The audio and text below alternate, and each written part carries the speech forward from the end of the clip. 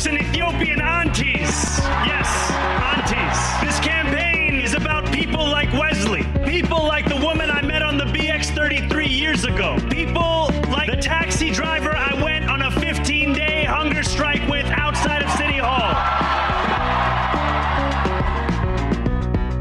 My brother, we are in City Hall now.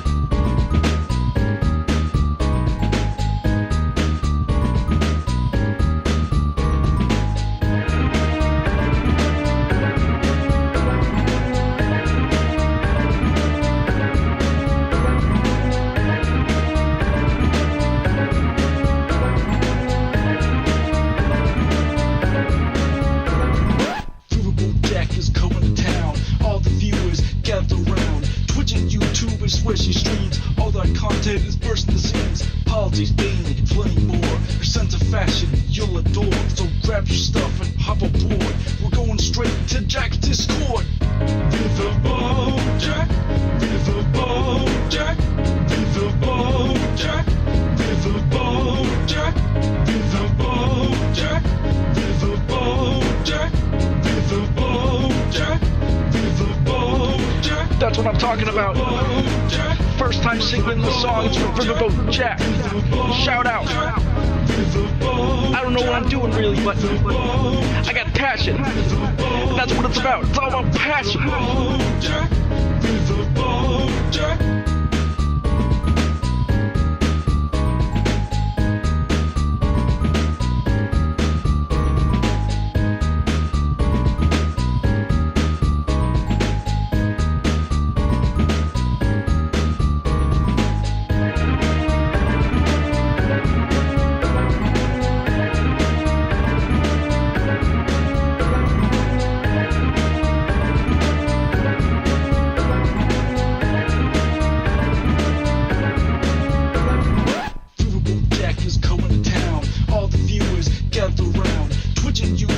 Where she streams, all that content is bursting the seams. Politics, gaming, and plenty more. Her sense of fashion, you'll adore. So grab your stuff and hop aboard. We're going straight to Jack's Discord. Riverboat Jack, Riverboat Jack, Riverboat Jack, Riverboat Jack, Riverboat Jack, Riverboat Jack, Riverboat Jack, Riverboat Jack, Riverboat Jack, Riverboat Jack, Riverboat Jack, Riverboat Jack.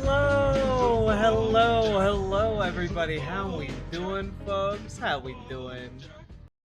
Hello, Superjet Guy. Hello, Rapper Adset. Hello, Abyssal Liz. Hello, Mr. Malachite. Hello, Sweet Blasphemy. Hello, Fighting Hobbit. Hello, Story the Bard. Hello, Small Frog.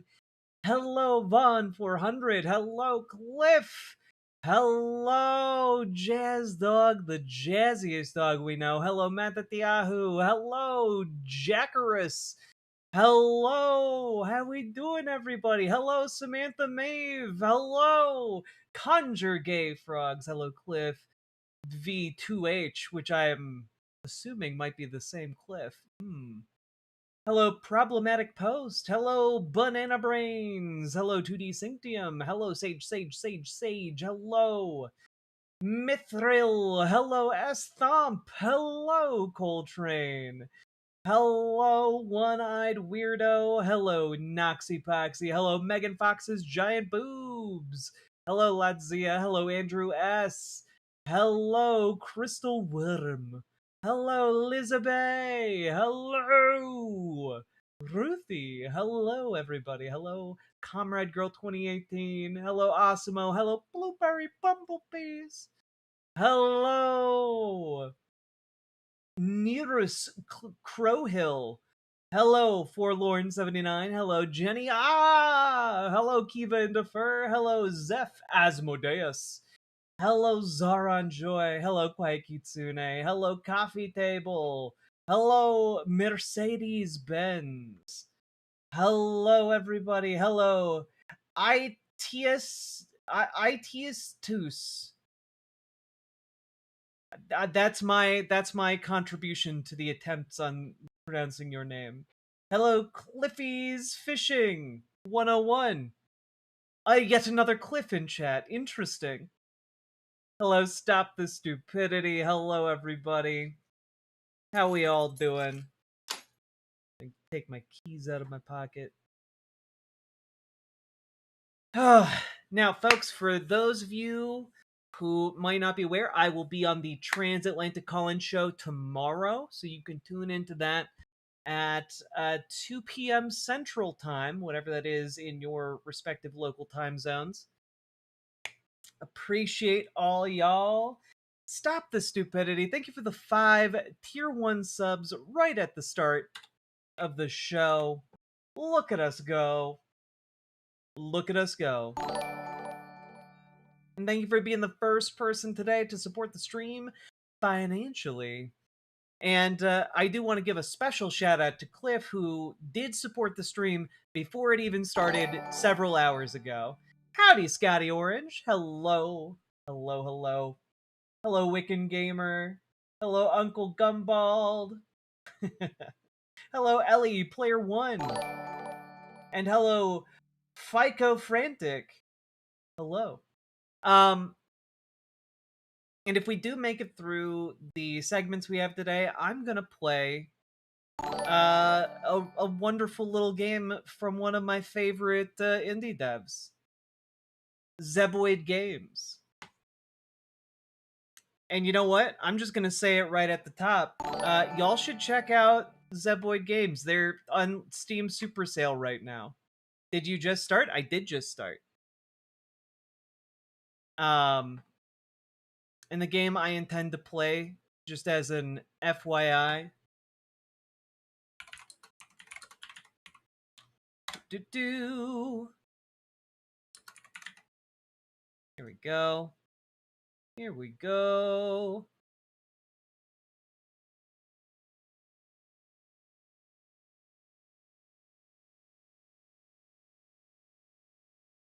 Yeah, sure, why not? We'll do this one.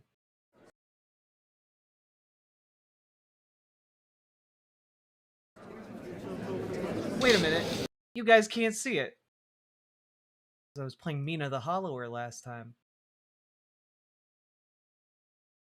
Silly me.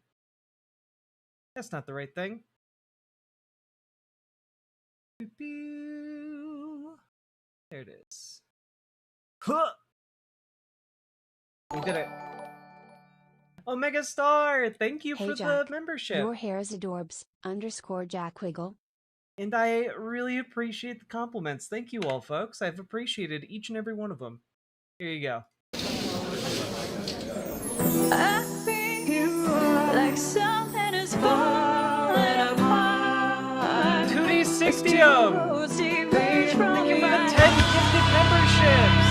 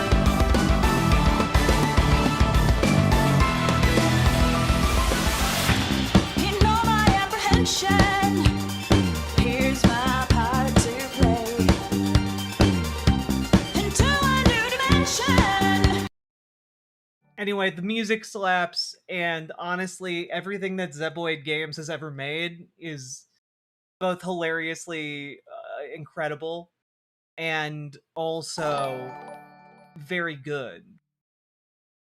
One of these days, I need to play Cosmic Star Heroine on stream, which is my other favorite game from them.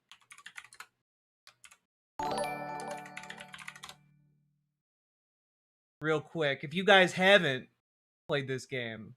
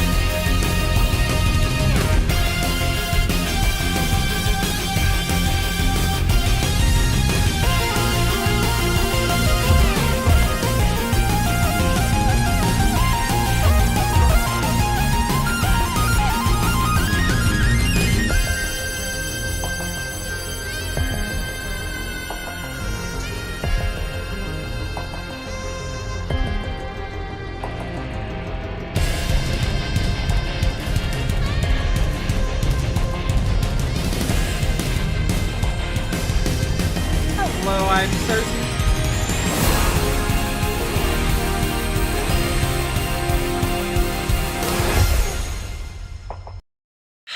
Anyway, both those games that I just showed you guys are literally on sale right now. You can buy both of them for less than $5. So, you should probably do that because they're both really fucking good.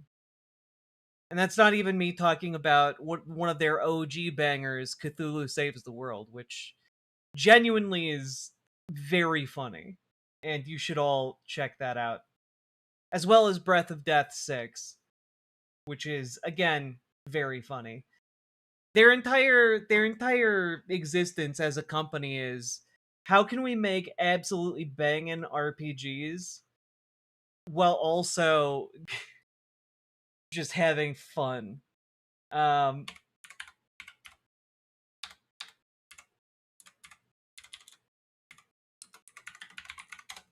Here.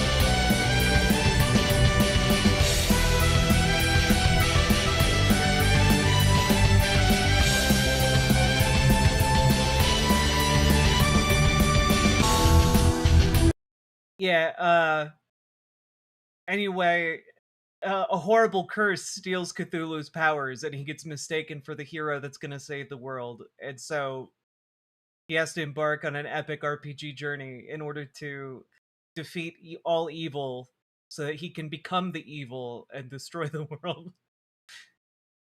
They also made a sequel to this.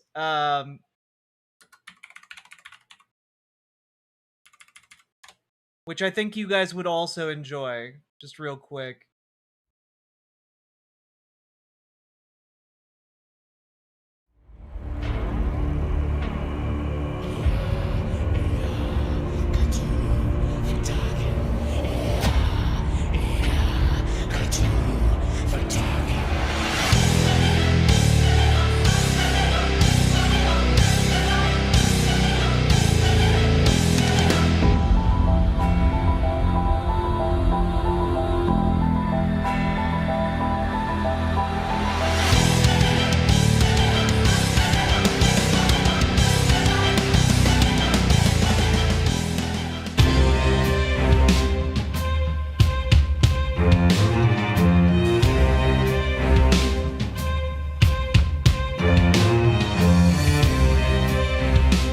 That's right. It's not just the world that needs Cthulhu. It's the spirit of Christmas itself. You have to save Santa Claus. He's been kidnapped. Anyway, this company is a goddamn delight. And yeah, I'm gonna play a little bit of that game if we not this game, but their Magical Girl meets Eldritch Horror video game that they put out. System, all of these are available on PC. Most of them are available on like, Xbox or PlayStation stores as well.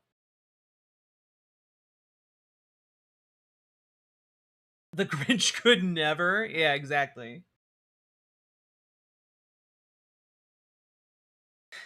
Speaking of soundtracks, folks, I'm pleased to be able to present to you, before we get into the rest of the show today, a preview of something that our very own Jazz Dog has been cooking up. A preview of a song featuring America's greatest newsman.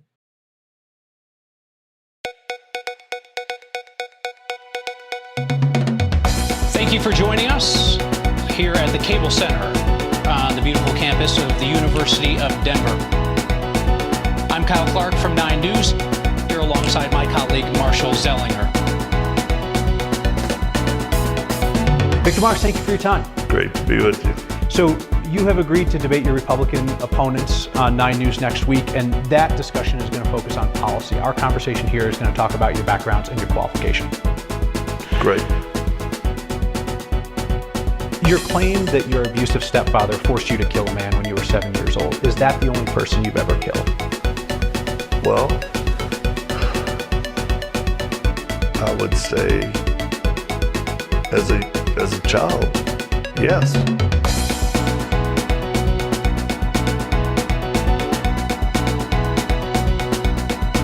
It's so beautiful.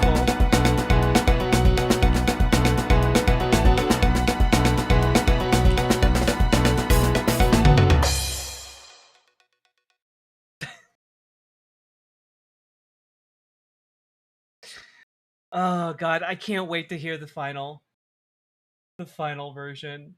What?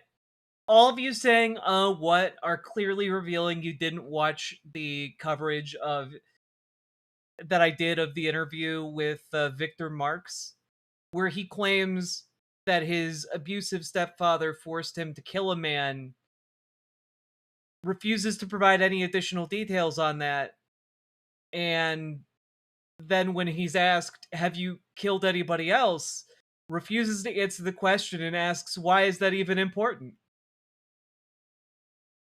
Why? He says some insane shit indeed. He practices Cajun karate, which is apparently a martial art his father made up. And also refuses to say whether or not he will exorcise demons if he is elected governor of Colorado. Oh boy.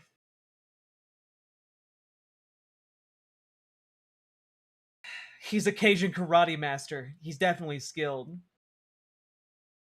Indeed. God. All right. Uh let's wait. I have one more thing before we get into the show today, which is uh I like spooky things, and I thought this was a fun little spooky trailer starring Willem Dafoe in a movie called Werewolf. Which, that you know you're in for a good time.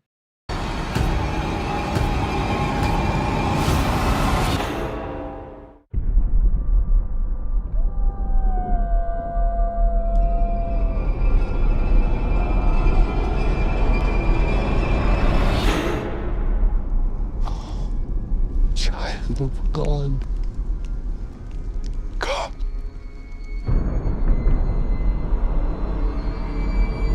Do not dread the darkness.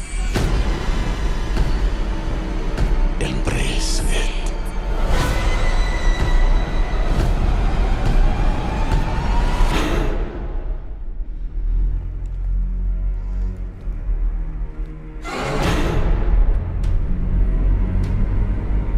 I heard of a raving beast that ravished this country. Keep my husband safe from his cursedness.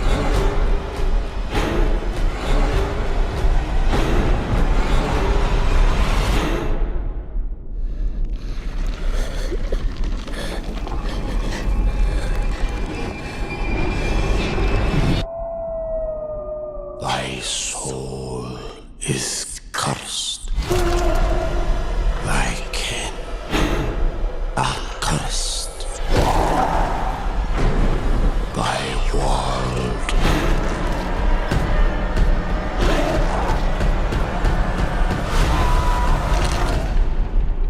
is cursed.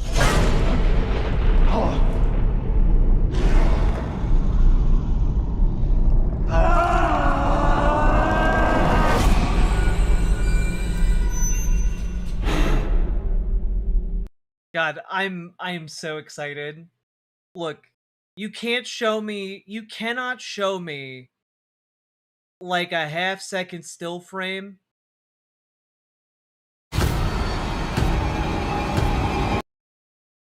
of Willem Dafoe looking at the camera like this. You can't do that. Because the second I see that, I know this is going to be an absolute fucking banger. Is this going to be an actually good werewolf movie? You look that man in the eye and tell him he's not making an absolute banger of a werewolf film. All right? That is a look of orgasmic pleasure from Willem Dafoe. One of the weirdest little guys ever to act on the screen. All right? If he's having that good of a time, then it's a damn fine movie.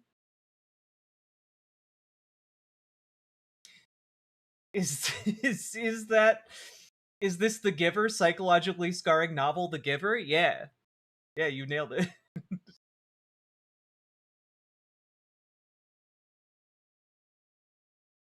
Did I watch the Van Gogh movie? No, not yet.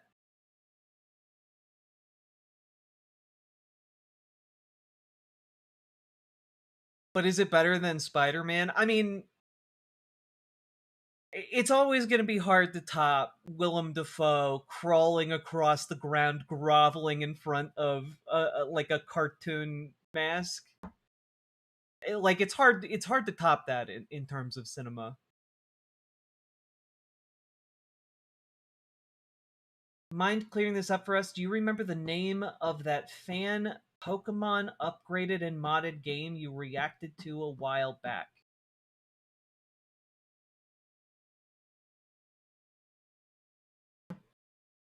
the most recent like Pokemon thing that I remember reacting to is the like campaign Pokemon homage for Manny in Colorado's campaign.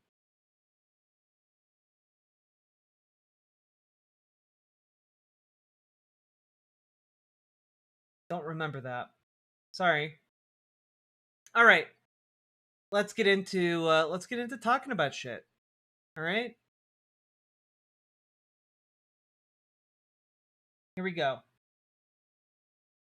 Also, before we get started, remember, hit that like button, folks. Hit that subscribe button, and do consider supporting the show because you guys make this show possible. And 2D Synctium, yet again, thank you for the 10 gifted memberships right up at the start of the stream. Appreciate you. Let's do this. So, folks, you know, I've been thinking a lot about mortality ever since I saw this article grace my feed earlier today. Paramedics responded to a cardiac arrest at Mitch McConnell's home on the day of his hospitalization. And his office hasn't disclosed why the former Senate Majority Leader was hospitalized. But, it got me thinking. People do be old. And that is something that will happen to all of us. And frankly, I saw a meme template going around and I just, for no reason whatsoever, I decided to make my contribution to the meme. And, no reason whatsoever for this image to be made. I just think it's funny. A classic Dilbo bit. That's the name of this strip, probably. I don't know who made Dilbo, but I think that I think that this really carries a lot of weight. Yeah, it was Dilbo Baggins. That's right, Dilbo Baggins, and I just think that this meme, totally unrelated to the news about Mitch McConnell, by the way, totally unrelated. All right, totally unrelated. But it did get me thinking about mortality, and very specifically, it had me thinking about Donald Trump. Donald Trump's getting up there in years. He's a little bit older. He's a little bit of an older guy, and obviously he's still at the top of his game. Obviously, he's still sharp as a tack. I mean, it's not like he has difficulty walking in a straight line. Like he's the president of the United States. He's strong as an ox. Like, you listen to his aides, and he's like the most intelligent, smartest boy who ever lived. And it's not like he would ever have problems.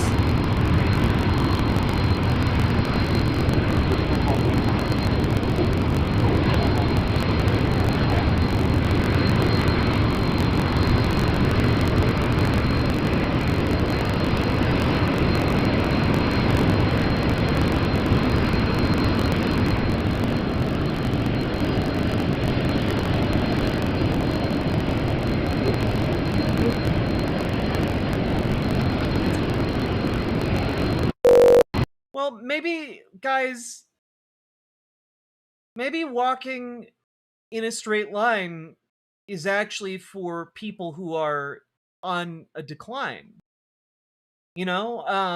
Maybe actually, if you bob and weave, you're actually honing your spider senses. He's doing that deliberately to avoid any other potential assassin bullets. He learned from the other times, so he's he's doing serpentine.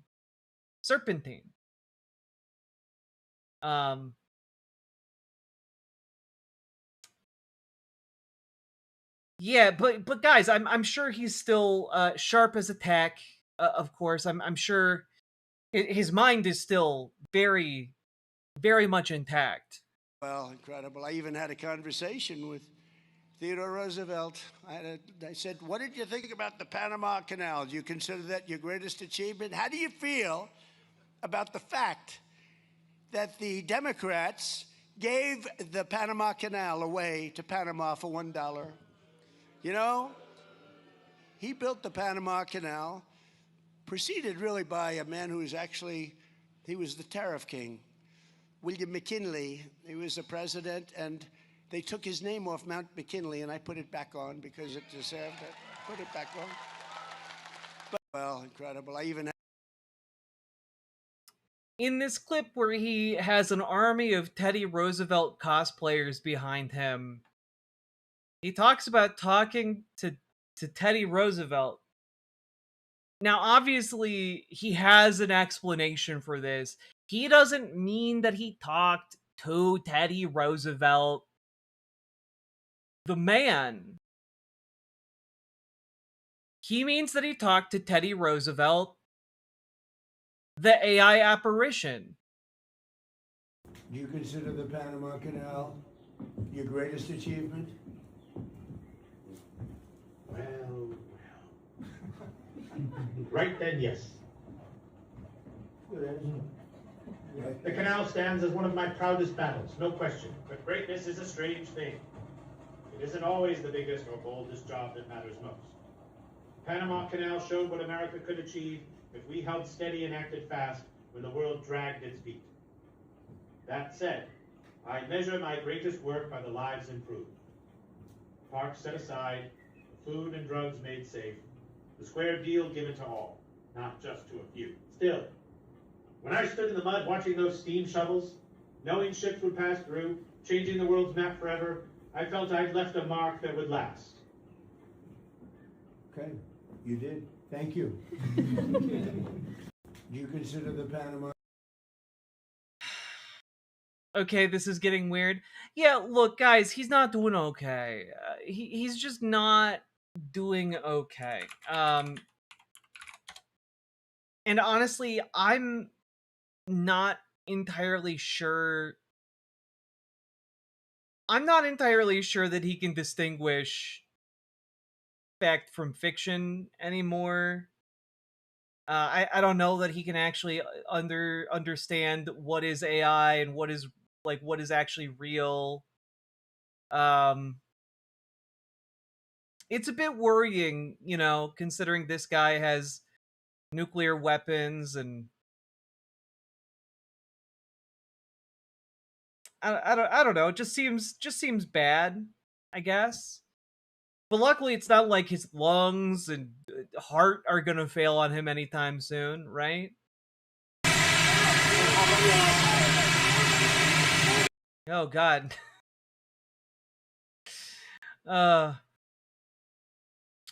Anyway, don't look up any recent clips of him trying to breathe. Don't look up any clips of him trying to breathe. Not gonna go well for you. Or for him. It's been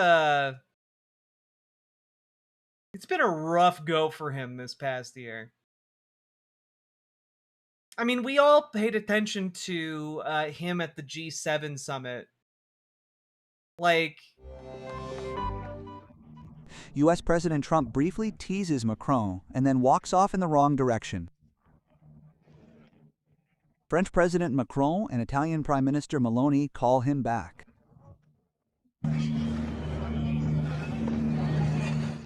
Trump appears somewhat disoriented.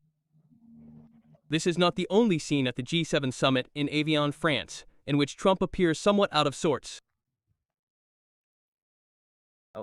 When all the heads of state and government turn towards the camera for another group photo, Trump looks absently to the side.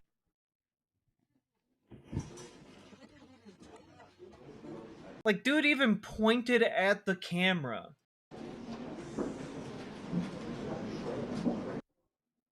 There has been repeated speculation about the 80-year-old's health in recent months, also due to numerous moments in which Trump has appeared to be in good health during press conferences. But then he had the fucking mouth droop. Look, all I'm saying, guys, I don't think he's doing good. Is this AI dubbed? It might be. I took one of the top results.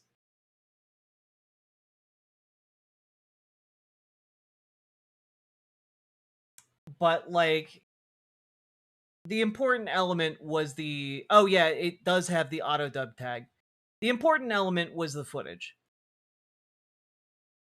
And, like, did our little tumor finally do it? It, you know, I feel like it's working on it.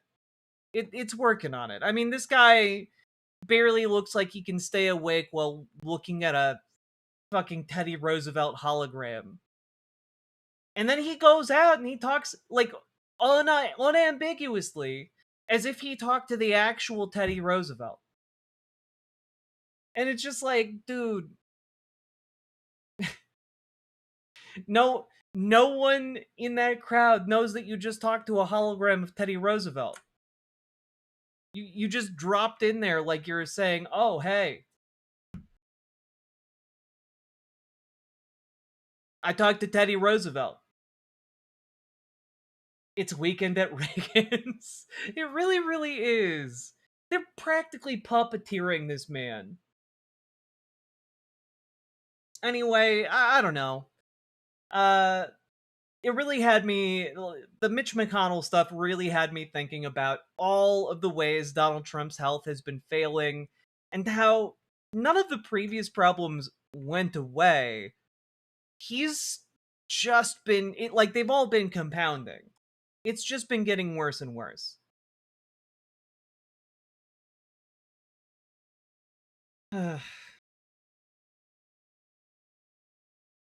Oh god, I did see this. This was also very funny. Now, as I see my two beautiful sons sitting there, I think I'm going to give one to myself, one to them, and we'll have a threesome, okay?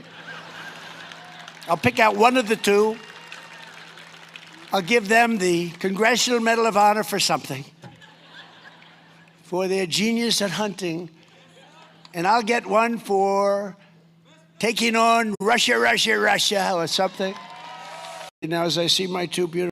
Like, guys, his brain is fucking cooked. He's talking about having a threesome with his sons. And then talking about giving himself a medal. While standing in front of a bunch of fucking Teddy Roosevelt cosplayers. It's weird. It's too much. Beautiful son sitting there. I think I'm going to give one to myself, one to them, and we'll have a threesome, okay? I'll pick out one of the two. I'll give them the... Like, the worst part is the crowd is reacting like he made a joke. He didn't make a fucking joke. Bad concentration, loses track of time, poor coordination, activity withdrawal, no longer playing golf. Symptoms sound familiar? Yeah. God. Which one of you forgot to cut your six-pack rings that got wrapped around McConnell's shell? Oh no. Oh no. Trump repealed the life-saving paper straws. Oh no. Donald Trump set him up to die. No, Mitch McConnell, no! Don't eat those plastic straws.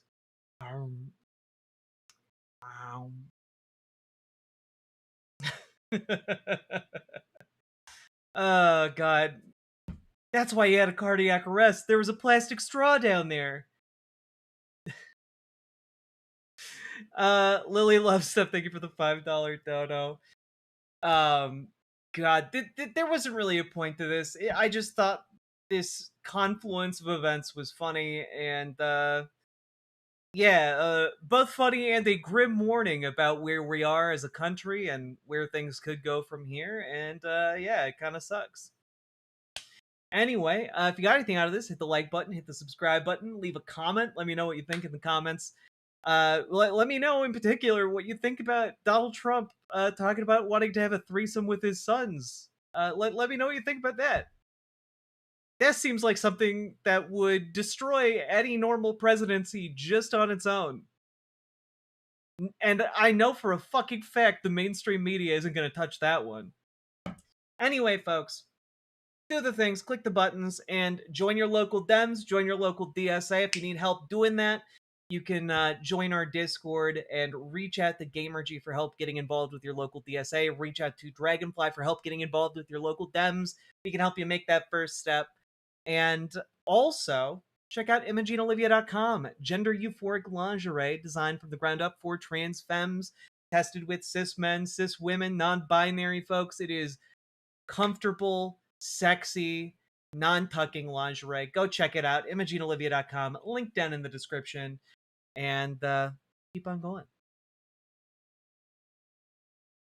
So Mitch McConnell is dead? No. I mean, not as far as we know. Right? You are talking to no one, 50 people, really? Well, make up your mind. Am I talking to no one or am I talking to 50 people? And also, just for your own edification, I'm talking right now as we speak to about 400 people, actually. This is what facing the Grim Reaper looks like.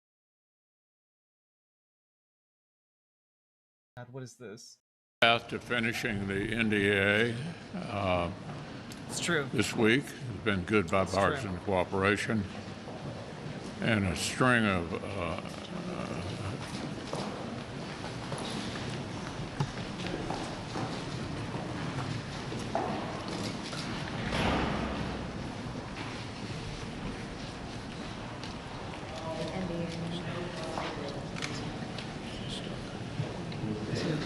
Wait a minute. Are you good, Mitch? Okay, Mitch. Anything else you want to say, or should we just go back to your office? Do you want to say anything else to the press? Let's go back. Go ahead, John. I'll take it back. Let's go back to you. Go ahead, John.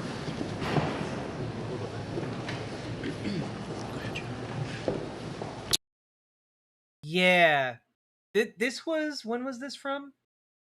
This is from 2 years ago. He's only gotten worse.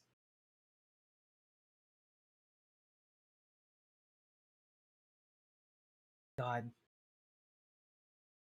Who is this guy? Mitch McConnell. He was the leader of the Republicans in Congress when Obama was president, and The he heat was the dome one who over stopped DC. anything Heat good from index happening. is at 120 this weekend.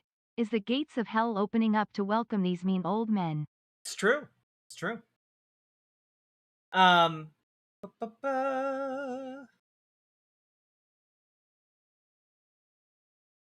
Lily Love Stuff, thank you for the $5 dono. All right. Well, that's the thing. On a fundamentally human level, I do feel bad for Mitch McConnell, but on like the level of recognizing the harm he has done to this nation, fuck him.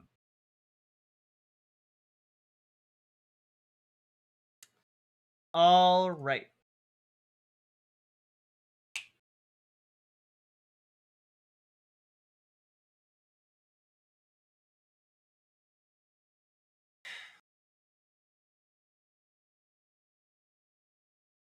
It's kind of like where I'm at with like that story about the congressman who left Congress Thanks for playing the months. Mitch clip.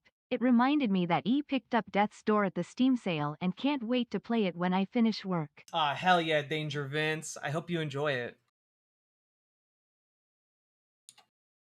And thank you for resubscribing.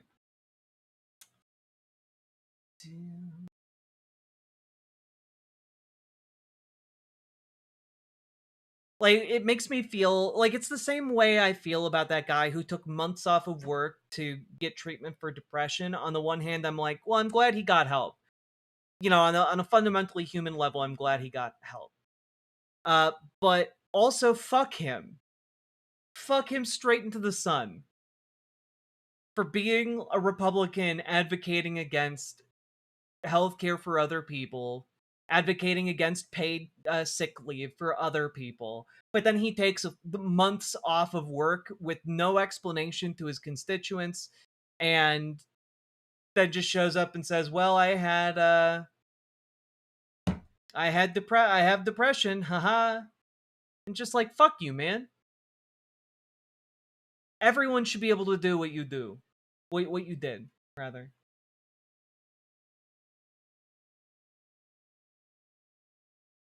What meds do they use to bring these guys back? I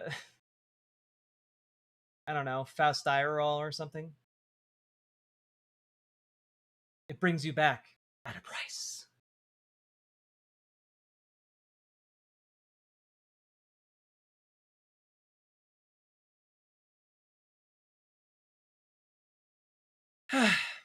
All right, you all ready to jump into our next story?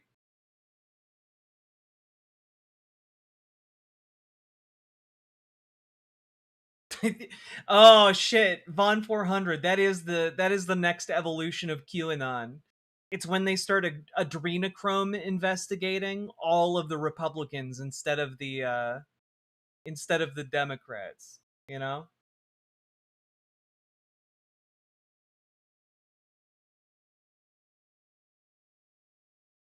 They just inject billionaire money straight into their veins. I mean, it's true, right?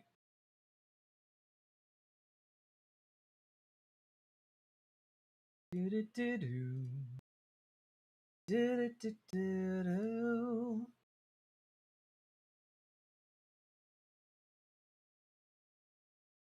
Please, Jack, may I have more horrors? Yes, I'll allow it. I'll allow you these horrors as a treat. A special recompense for your presence.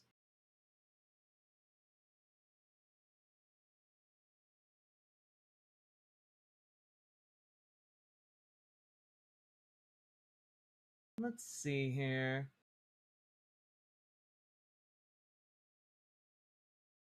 Yes, I do have a call-in show I'm going to be hosting tomorrow at 2 p.m. More? Central You Time. want more? If you guys want to call in and debate trans issues, talk about trans issues, etc., you can do that tomorrow.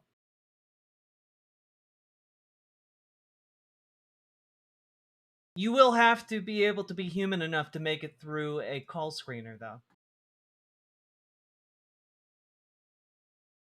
Boy Meets Minnie! Thank you for the raid. Welcome, raiders. And folks, go follow Boy Meets Minnie. A critical racing enthusiast. Excellent content creator.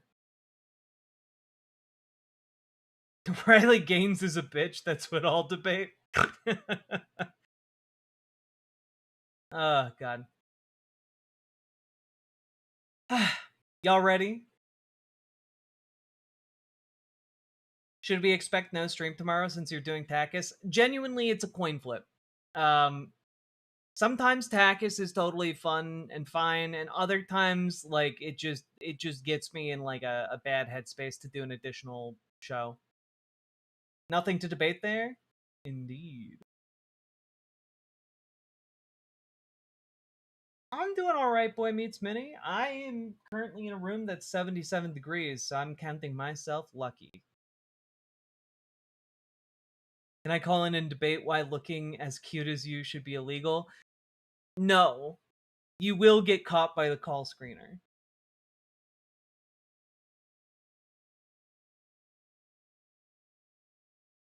My moose died from eating Nutella and I don't have the space to bury him.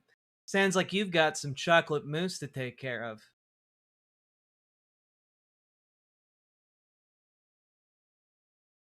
Alright. You could always just do a video game stream to blow off steam. I might do that. We'll see. Alright, here we go.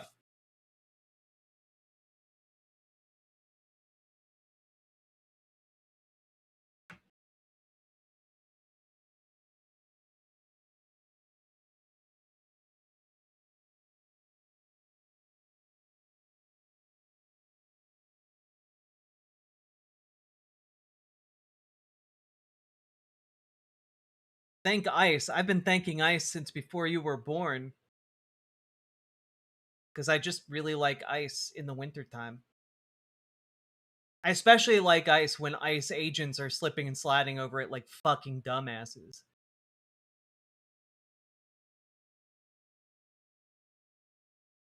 That was a good joke. Most people just say eat him. Alright.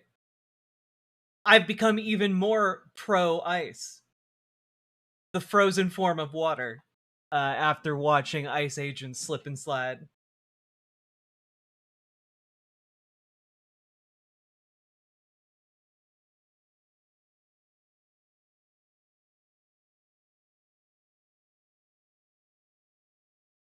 I'm queer. All I drink is iced coffee. I love ice. God. All right. Here we go. So, folks, we have to talk about ice. And not the fun slipping and sliding kind of ice, or the kind that cools down your beverages in the the warmer seasons. No, we have to talk about ice, the masked men who roll into town and round up people who just look black and brown, or who don't speak Merkin. And yeah, they're still a thing. I know the news coverage has been toned down more so recently, but it's heating back up. Mark Wayne Mullen got put in charge of the agency and DHS, and he's been trying to do what was being done previously, but in a more clandestine manner. However, this has targeted the DC metro area with a surge of ICE enforcement that's devastating. No ice, noise. Jazz Dog, thank you for the $5 dono. And there was a story in the New York Times today. Immigrant arrests surged to 10,000 in 5 days as ICE clamps down. The agency has doubled its daily arrest numbers without the fanfare of last year's large urban operations, sowing fear in immigrant communities. So, yeah, I mean, it's still doing what it's doing. It still needs to be abolished. It still needs to be dissolved as an agency.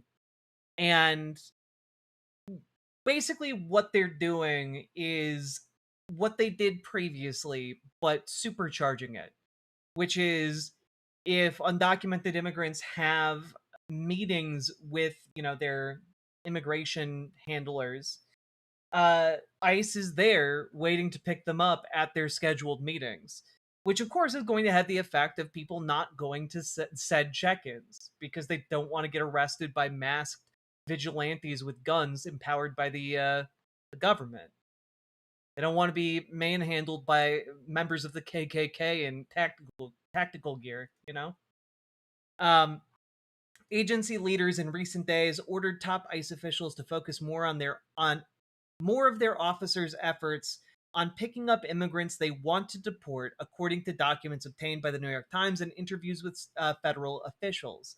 ICE officers have arrested people at check-ins with immigration authorities during traffic stops and on the street. The push has apparently yielded results, with recent arrest numbers roughly doubling from the 1,000 picked up each day earlier this year.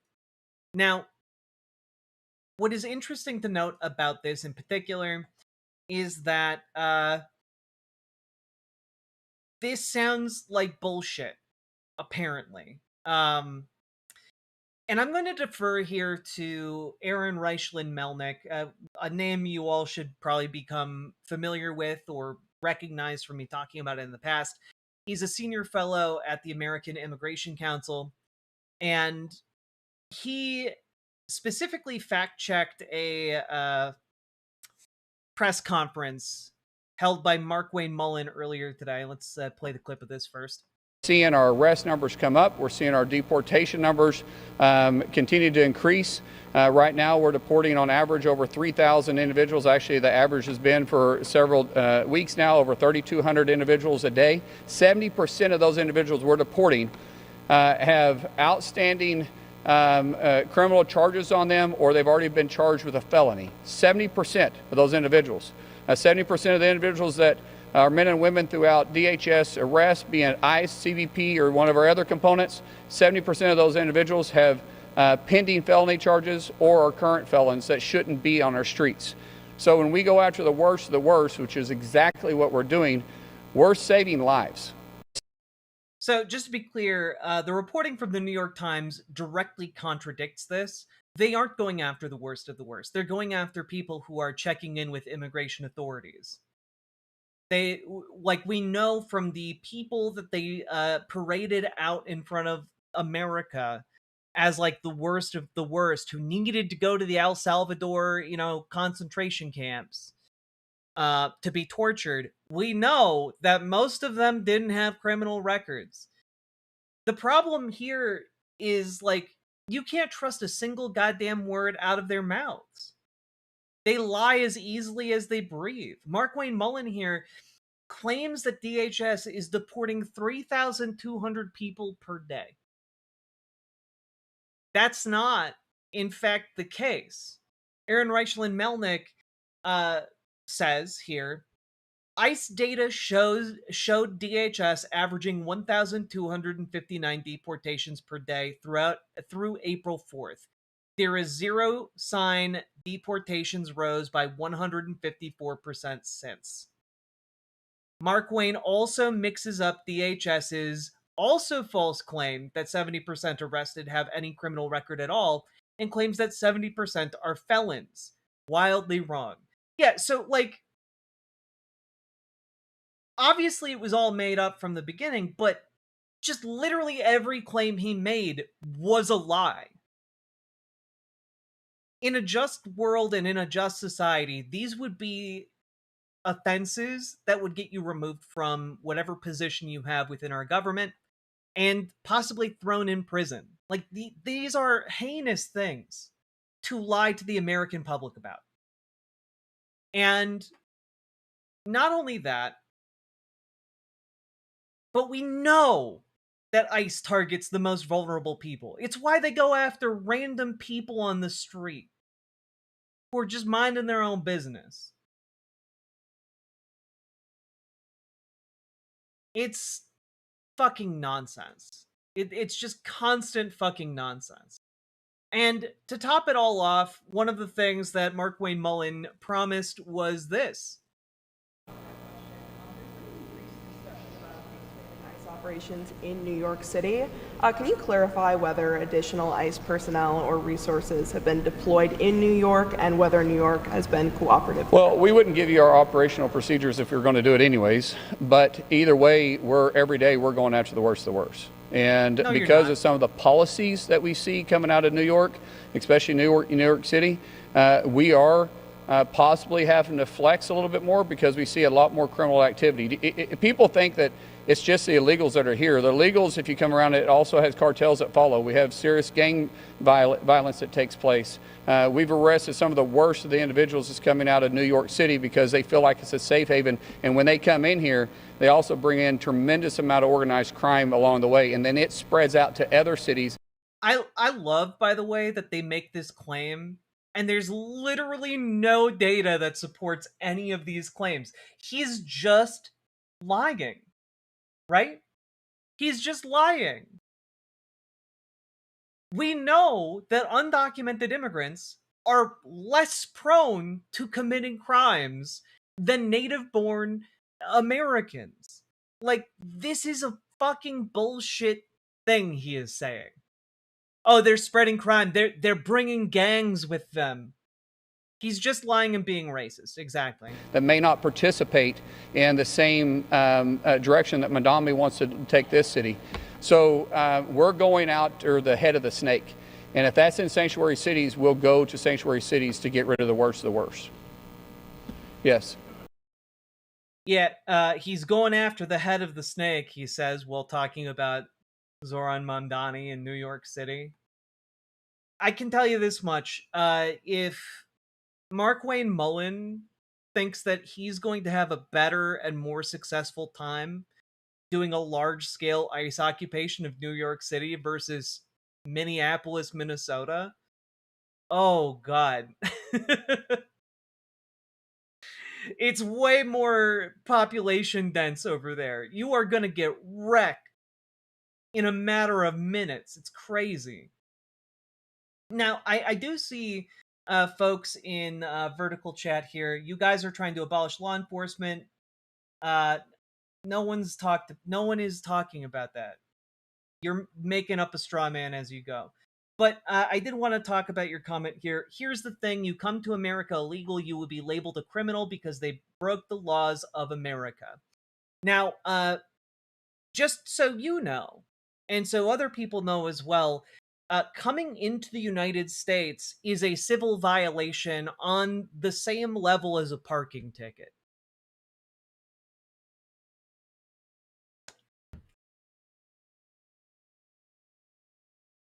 And like when you start saying stuff like you come into the United States illegal, you'll be labeled a criminal because you broke the laws of the United States of America. It's like in the scheme of actual law, what you're talking about and how you talk about it, it's like you're advocating that people who got parking tickets should have to go like to a very special court where if they are found guilty, they would then be stripped of all their worldly possessions and possibly have to go up against a firing squad. Like, it's ridiculous. It's clownish. It's buffoonery of the highest order. And honestly, it's a bad look. Like, it's just gutter racism that has been gussied up and then force fed into your information ecosystems. But the reality is, when you park illegally or park too close to a fire hydrant, you are committing the same level of infraction as an undocumented immigrant. And what happens to you in that case? Well, what happens is you get a ticket, and then you go online, you pay the fine, and voila. But also, somewhere in the government system, it says, oh, the fine has been paid. And that gets documented. Weird how it's so easy for you to be documented within the system.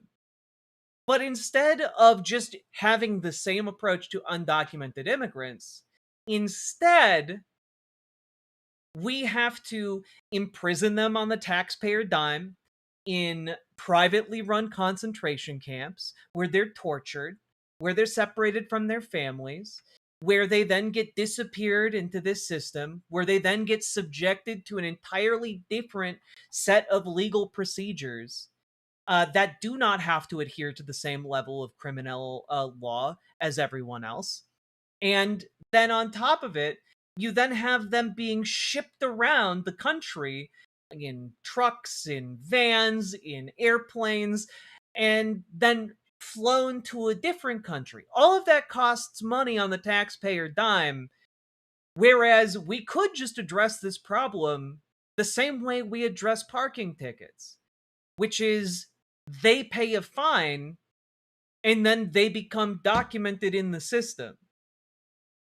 It doesn't have to be complicated. It doesn't have to be expensive, and it certainly doesn't have to involve concentration camps and torture. But y'all add that shit to it because you're weird assholes who get off on the idea of torturing black and brown people. It's grotesque. And, like, I don't know. I think that that's a weird solution to a pretty straightforward problem. And, like, maybe we should be taking straightforward solutions to a straightforward problem. In this case, you document undocumented people, and there you have it. Easy peasy, lemon squeezy. But, nah, y'all have to get weird about it. And speaking of course, this plan to surge ICE, all of that is happening as ICE is disappearing people. This is the Marshall Project. It's a nonprofit journalistic outlet that focuses on criminal justice. And essentially, they've been tracking different immigrants detained within these concentration camp systems across the United States. And essentially, what they've found is that ICE has now a system in place to periodically and seemingly randomly move immigrants from detention center to detention center in order to prevent their lawyers from being able to find them.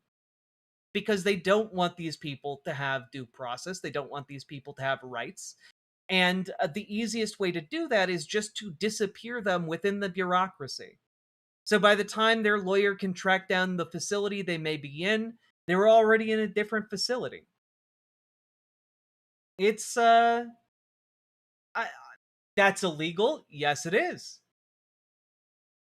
And honestly, this should be, again, when we talk about dismantling and abolishing ICE, when we talk about the need to prosecute ICE officers, it is because of the rampant illegal behavior being conducted by the government against the people who live in this country. And that's pretty fucked up.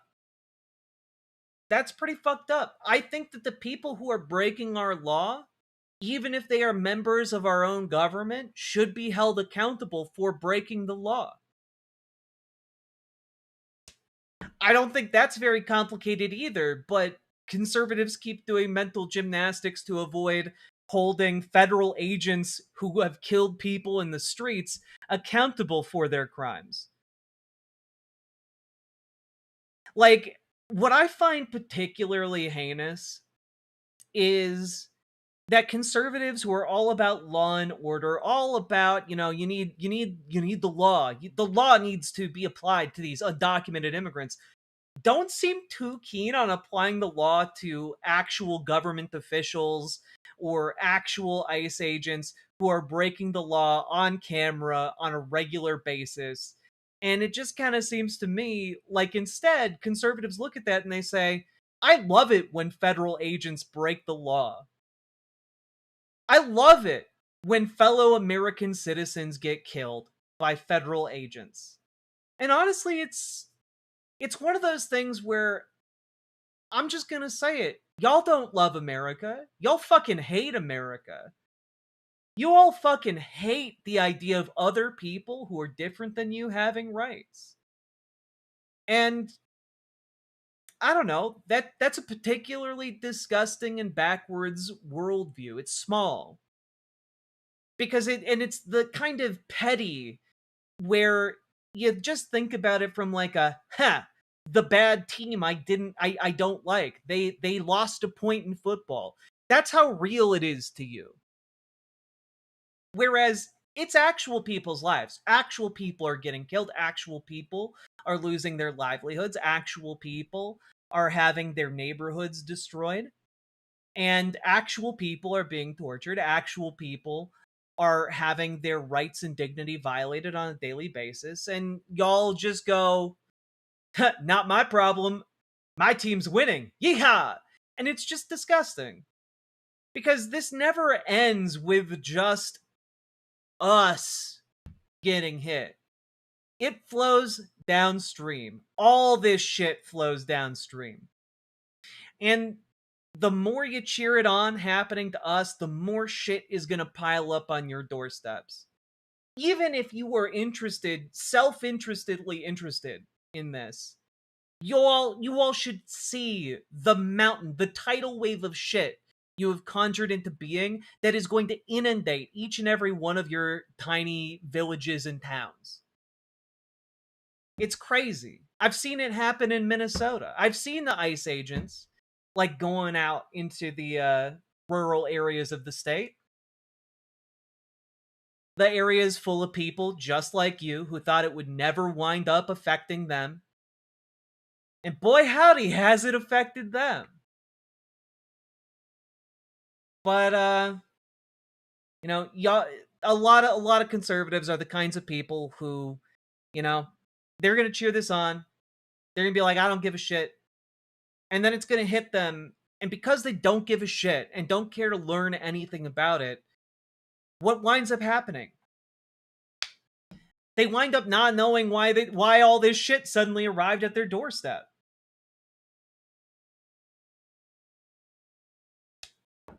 That's it. Right? Like they just look around and go, gee whiz, there's a lot of shit here. Must have been those immigrants shoveling it over here. It's just like, no, bitch, it was you. You made the shit come to you. God.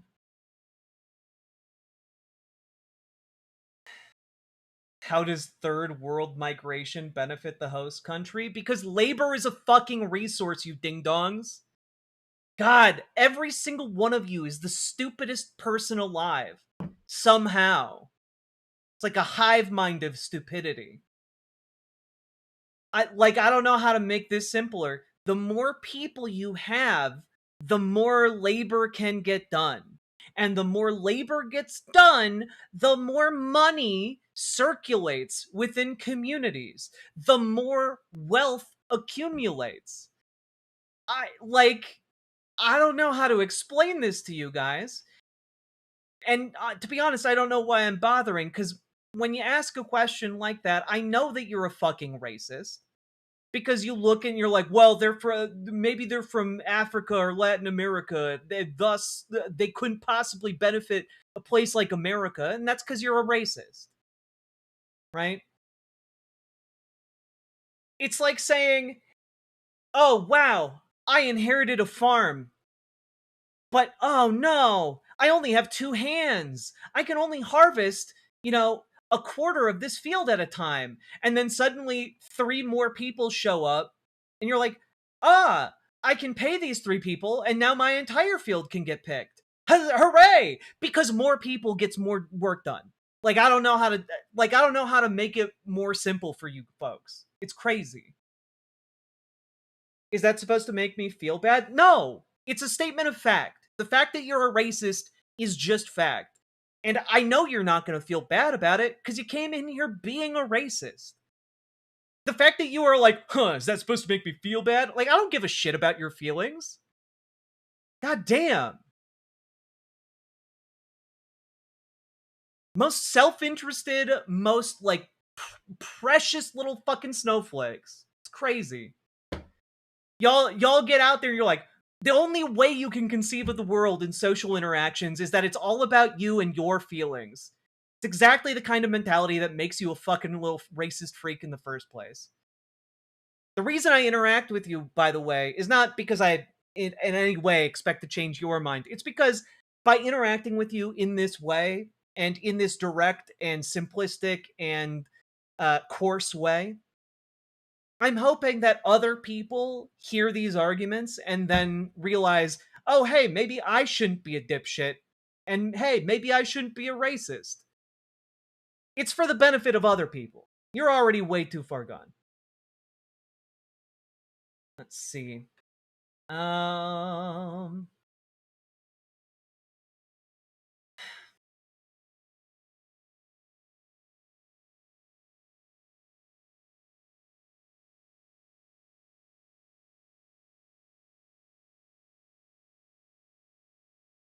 Anyway, folks, if you got anything out of this, hit that like button, hit that subscribe button, leave a comment, let me know what you think about all of these developments, all of these lies. I know that the lies aren't new. They've been lying the entire time, but it's truly just brazen at this point. The bubble of unreality is consuming our federal government, and when that happens, you just have an irrational and destructive government controlled by morons. And that's bad when you're talking about an imperial hegemon like America.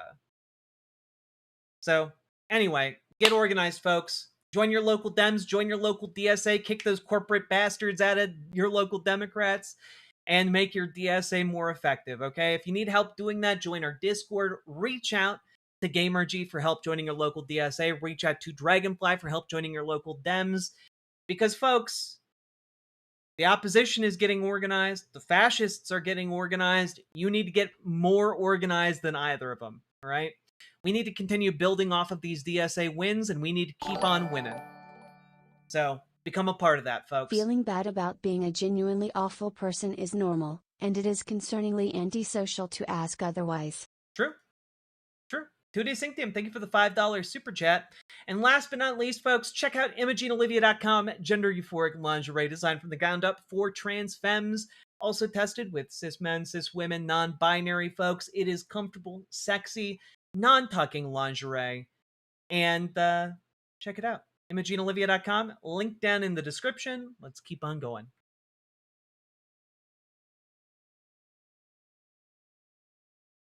Woo! We did it.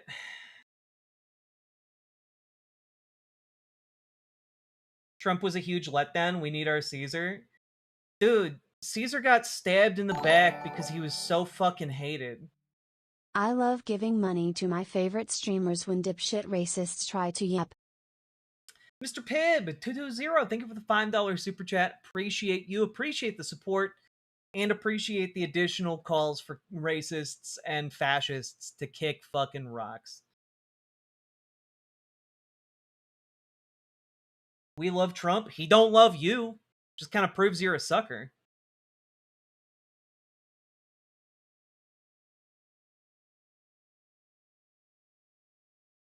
Who's going to be Brutus? John Thune, almost certainly.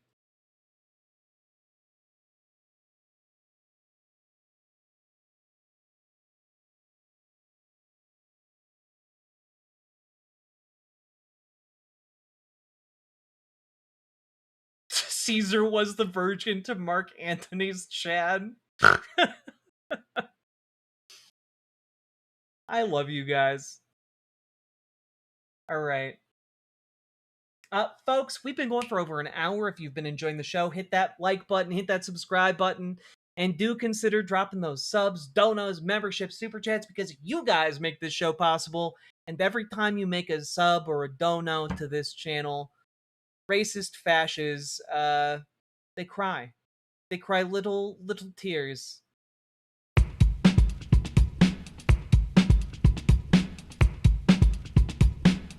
Go, go, go. Click the button, click the button, click the button, click the goddamn button, click the button, click the button, click the button, click the goddamn button, click the button, click the button, click the button, click the goddamn button, click the button, click the button, click the button, click the goddamn button, click the button, click the button, click the button, click the goddamn button, click the button, click the button, click the button, click the goddamn button, click the button, click the button, click the button, click the goddamn button, click the button, click the button, click the button, click the goddamn button, click button, click button, click button, click button, click button.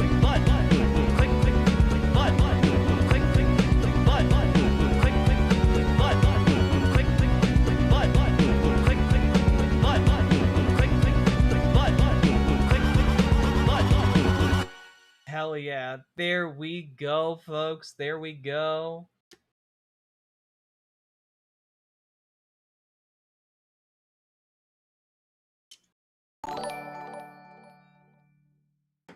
Someone should market bottled water as fascist tears. God, I think it's just too cringy. Wait a minute. Isn't like death water? Don't they liquid death? There we go. Doesn't liquid death do that?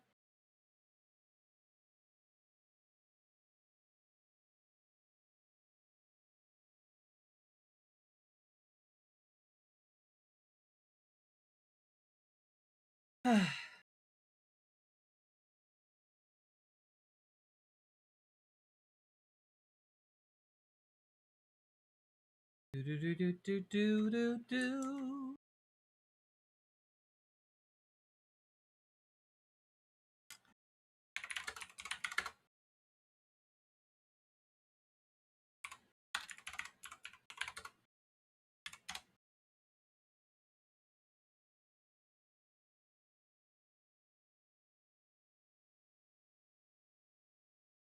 Here we go. I need this clip teed up for reasons. Cool. Nailed it. Awesome. You guys ready for our next segment? Leftist tears are delicious. Yeah, but typing in all caps is like a shit on top of whatever delicious thing you're eating. Why would you do that to yourself? Don't do it. Don't be like that. All right. Y'all ready? Aye, aye, Captain. That's what I like to hear. Okay. So, folks, obviously we are in the aftermath of the SCOTUS decision that bars, or rather allows states to bar trans athletes from participating in the, division that aligns with their gender identity. And that has had sweeping ramifications, of course. We talked about them the other day. Some new updates, though. We've got a rogue one in the Trump family. Here's Melania Trump coming forward today saying she fully supports the LGBTQIA plus community amid the Supreme Court banning trans athletes from women's sports. Now, this is, of course, interesting because no one is going to be happy with this. Obviously, the gays, you're Melania Trump. People who are gay fucking hate you. And on the other hand, conservatives, the only people to go see the Melania documentary, they're gonna feel betrayed by this. And also, most of the gays, even if they were inclined to be charitable to you, you lose a lot of them with your statement. Let's read it in full here. As many of you may know, I fully support the LGBTQIA plus community. But we must also ensure that our female athletes are protected and respected. The Supreme Court has now legally confirmed this opinion. Under Title IX and the Equal Protection Clause of the 14th Amendment, may schools maintain women's and girls' sports for biological females? The answer is yes. While the nation can support the rights of the LGBTQIA plus community, it should also protect opportunities for female athletes. Respect everyone and keep girls' sports fair. Both ideals are essential. Now, like, obviously trying to say, hey, you can support LGBTQ people. I got my DSA card in the mail the other day. Oh, hell yeah, My Corey membership Springer. lapsed a couple of years ago. Thanks for convincing me to get involved again. You're very welcome. I'm glad so many of you are hopping back on the horse or hopping on the horse for the first time. Don't forget to get into the talk to GamerG, get into the DSA signal chat. You guys can also organize in the Shimp Caucus within DSA. Would love to have you. But back to this. You're not going to make the gays happy, and saying, well, these two ideas can coexist, you're not going to make anyone really happy except for the people who hate trans people. But you're also saying to respect trans people. This literally makes nobody happy. This is gonna piss everybody off, and is clearly being done, as Amber Brains points out, because, like, one of her assistants is gay, or, like, her hairstylist is gay, or something like that. It's, like, very clearly she knows somebody who's gay or trans, and is just like, but don't be mean to that one. I like that one. Right? And, like, it's very... it's very interesting and funny. But I do have to say, some of the reactions from conservatives to the SCOTUS decision have been unintentionally hilarious. Here is, who's this again? This is a host on Newsmax. And here you have it, straight from Washington, D.C. Let's hear from him. Be seated in this next Congress. Congressman Stubbe, I'd like to talk a little bit about a Supreme Court ruling with transgender. I mean, it's interesting. The backdrop today is that President Trump and the Teddy Roosevelt Presidential Library, we know how tough Teddy Roosevelt was. Biological man, real man's man.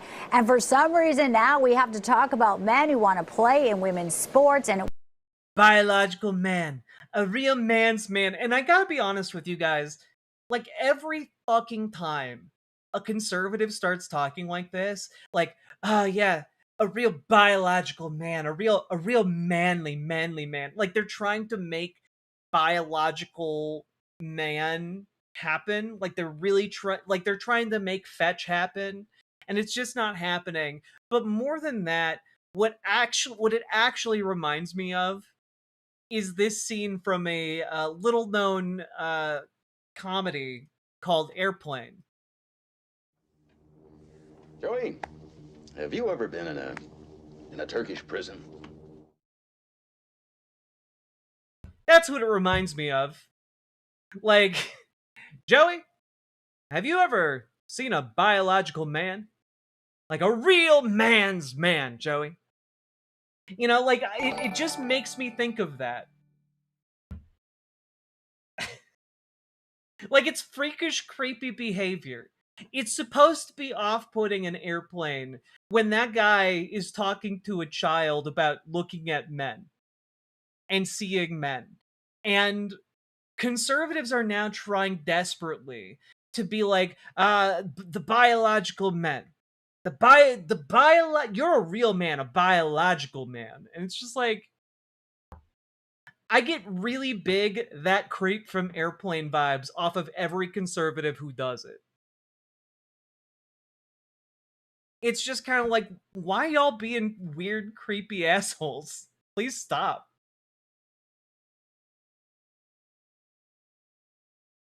And of course, then we have one of the biggest disappointments here. Here's Marie Glusenkamp Perez, who leaked to the press that she was cool for dealing drugs and going on nudist runs and, you know, going to kinky parties. And then she became this kind of person. One of the big issues was the Supreme Court holding up these bans on trans athletes participating in girls' sports. There's more than 24 states in America that have these either restrictions or bans. You're on the Congressional Equality Caucus. I wonder what your reaction is to this. Well, you know, I believe that these decisions really, you don't get good policy like from the feds. Like, these are nuanced issues. And I also think that the rush to moralize is not necessarily productive. You know, I got a lot of people angry at me when I voted against the bill that would have allowed for general inspection of student athletes.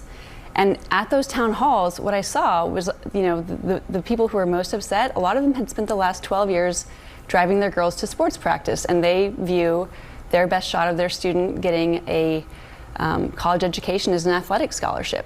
And so when we rush to moralize and be like, this is all about love versus hate, I think we miss some of the nuance that people are seeing in this. And I think we can put up walls where there don't necessarily need to be them. But I think that, you know, local communities are the best position to make these decisions. Did it make you rethink your position on it after hearing that? Like, let's just be clear what's happening here, right? She's like, well, I made people angry with me because I voted against genital inspections for children. And it's like, that, okay, great that you voted against that.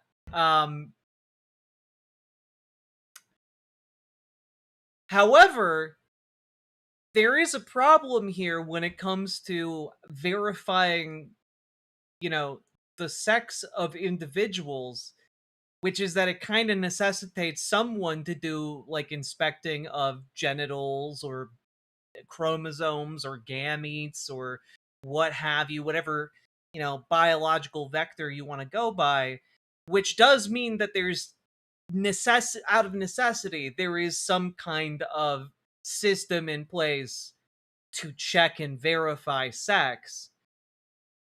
So it doesn't really matter if you vote against one particular invasive method of sex verification when your position is specifically in favor of sex verification as a policy.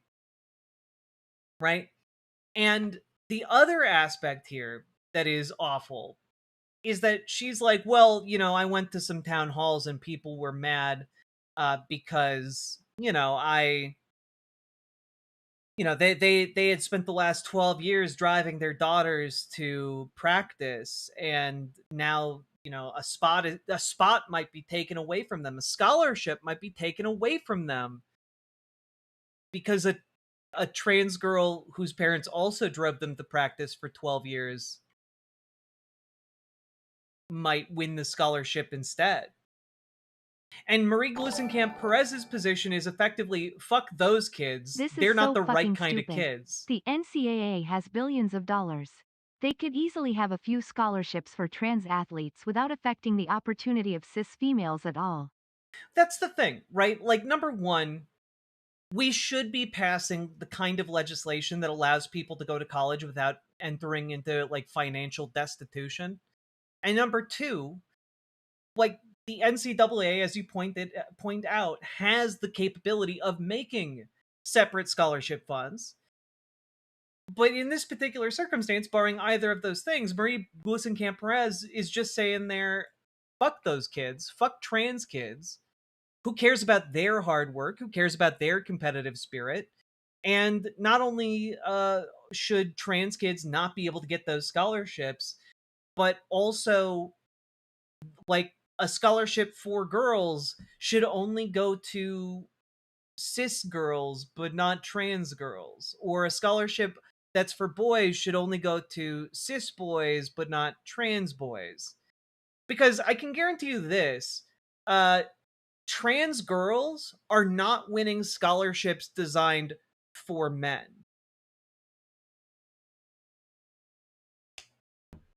Like, this isn't something where, oh, well, you know, trans girls have cracked the code and now they're gonna get like the boy scholarships and the girl scholarships. Like, you're just saying, no, you aren't actually a boy or a girl. You can't have either. It's crazy. It's some genuine, like, catch-22 bullshit. And I know that this might come as a shock to people in the government, but you don't actually have to set up catch-22s. You don't actually have to do that. Why not make a trans division where you play each other? Because each state has, like, one trans kid. Like, people truly do not understand that when we're talking about trans kids, the number of kids that are under that umbrella who are in competitive sport are minuscule, right? On top of the fact that, one, none of the data we have supports like any kind of scientific basis for forming like a separate but equal league. That league would consist of approximately like maybe 2 baseball teams worth of players. And it's just kind of like, that's, you're effectively saying they can't participate in sports. Shouldn't that be kind of a hint, though? A hint to what? Like, the issue here is that there has been created a fear-mongering maelstrom in which these children have to decide whether or not they want to compete in high school sports. And the fury of the federal government and the fury of millions of people has been directed towards them. And it's not an organic rage. You can literally track like the prevalence of these bills starting in 2020. And it's entirely manufactured. It's entirely manufactured by conservative media, fear-mongering about it, and it's been laundered through liberal media like the New York Times to make it seem reasonable to centrist Democrats. And the only people pushing this narrative, they're not scientists. And they're not knowledgeable on these topics. They're just people who are like, trans girls make me feel icky. So they shouldn't be allowed in the sport. And it's really the level of racism that had people saying, well, it's the level of bigotry, rather, that had people saying, well, black people need a separate league because, watching white and black players play sports together makes me uncomfortable. And it's like, I'm sorry, I don't think we should cater our policies to bigots.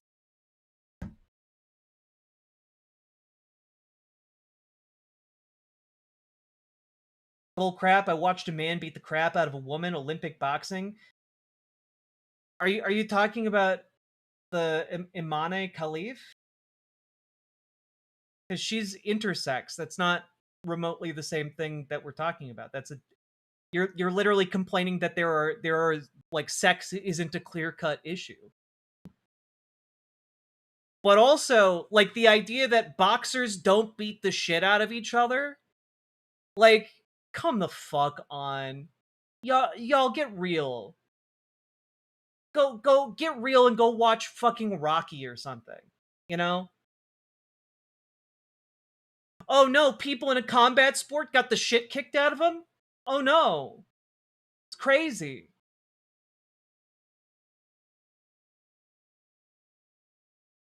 You want to tell us how to behave? Yeah, I do.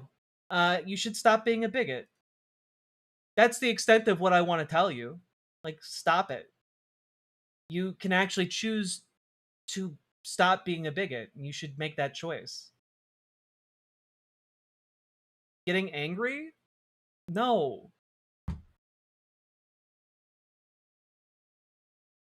Like, oh, you're so mad, aren't you? Literally, no. I live for this shit.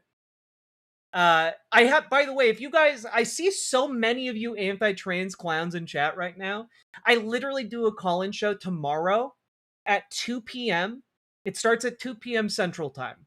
I do a call-in show. It's called the Transatlantic Call-in Show, where people like you guys are perfect. You guys are perfect. Please call in. Boxing, the sport where the goal is to give your opponent a concussion.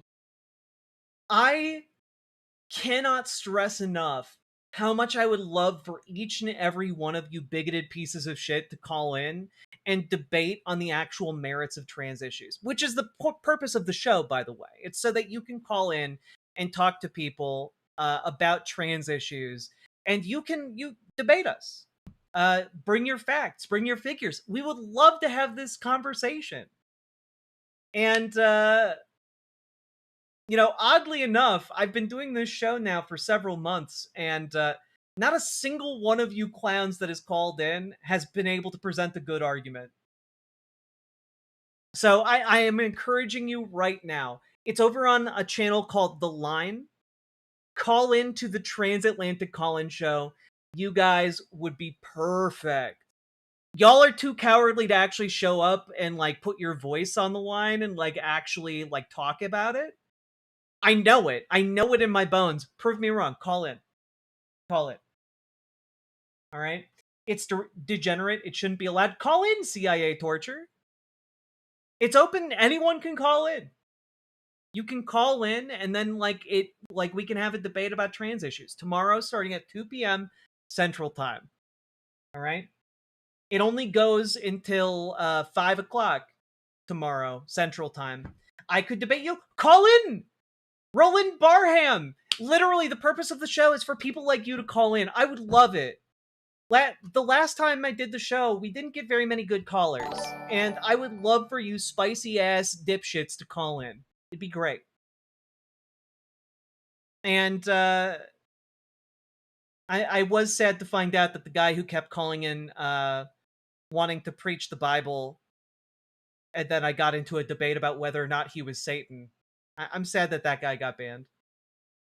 Are you going to be fair? Yeah.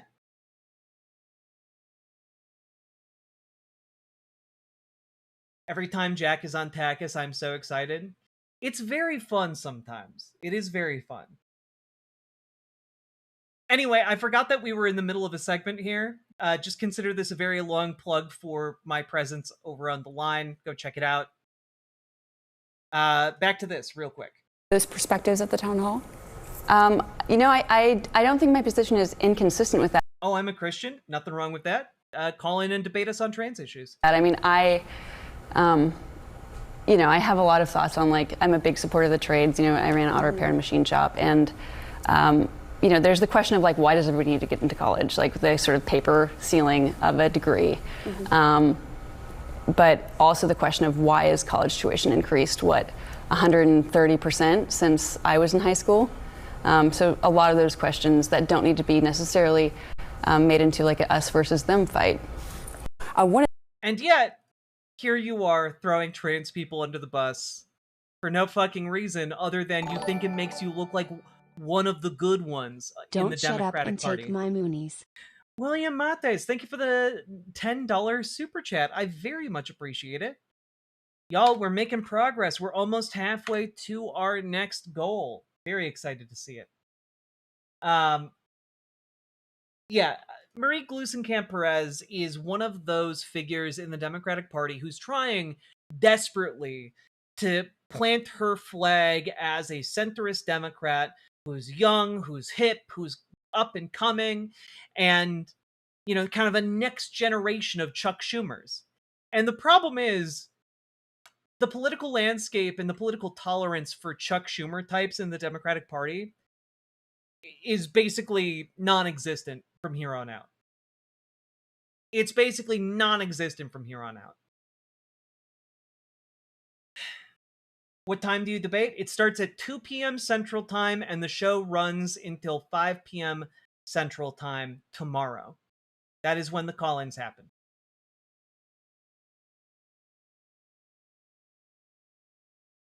And all that being said, folks, there's a change in the wind. And these types of Democrats that are willing to throw people under the bus, their time is coming to an end. All right? What is very clear is that there is a rising number of progressives, a rising number of people coming out of DSA, rising number of folks being endorsed by Democratic and progressive orgs that are going to fight for the working class. And this tide of politicians is going to ride the victory and the dashed political careers of people like Marie Gluesenkamp-Perez are going to litter their wake. And so I, for one, look forward to seeing the absolute steamroll in the coming years of these establishment Democrats who have utterly and completely betrayed working people in this country. And if you want to be part of that, folks, join your local Dems, join your local DSA, and kick those corporate assholes out of the Democratic Party. All right? You can do that when you get started on the local level. You can actually have a lot of influence deciding who the next up-and-coming political figures are in your area. So join your local Dems, join your local DSA. If you need help doing that, you can join our Discord, reach out to GamerG for help joining DSA, reach out to Dragonfly for help joining your local Dems. Both have been organizers for years, and they can help you organize within the party. All right? All that being said, hit the like button, hit the subscribe button, leave a comment if you haven't yet, and do consider checking out ImogeneOlivia.com, gender euphoric lingerie designed from the ground up for trans femmes, also tested with cis men, cis women, non-binary folks. It is comfortable, sexy lingerie that's non-tucking. Check it out, ImogeneOlivia.com, link down in the doobly-doo. Let's keep on going.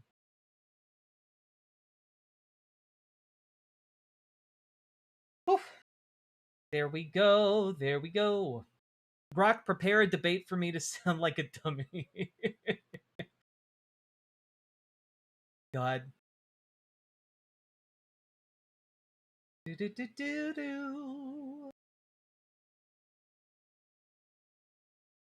Jack, I find it interesting that the Lutheran Church is actually making progress towards trans acceptance, like the Unitarians. I mean, certain Lutheran churches, yeah, not all of them, but some of them.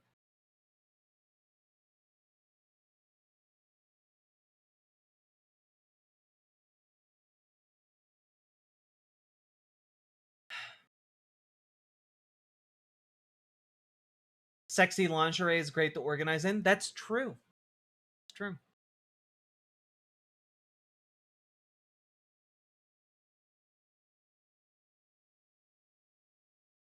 Also, I saw a comparison between me and Amy Schumer, and like I think I look better than Amy Schumer.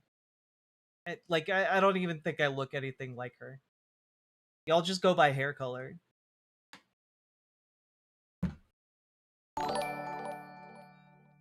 It's pronounced Mattis. BTW. It's pronounced like Mattis, with a soft I sound.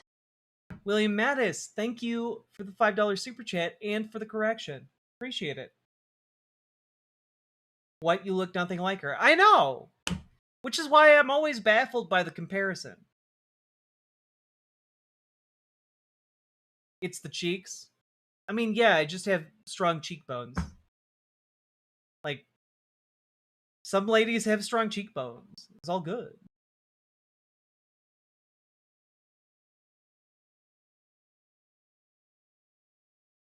Is Amy Schumer even still active? Nah.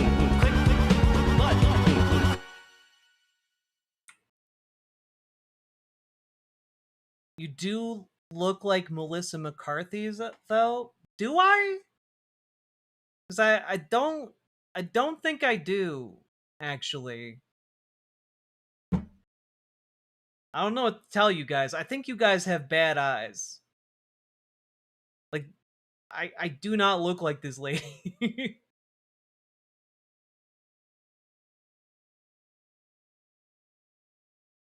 A little bit? No, like not even a little bit. Although, you know what? Y'all might just be seeing white people all the same. You know, there is an element of like white blindness that some people experience where like all white people look the same. I think that I think you guys might just be seeing white lady and just seeing all white women. I think that is what's happening.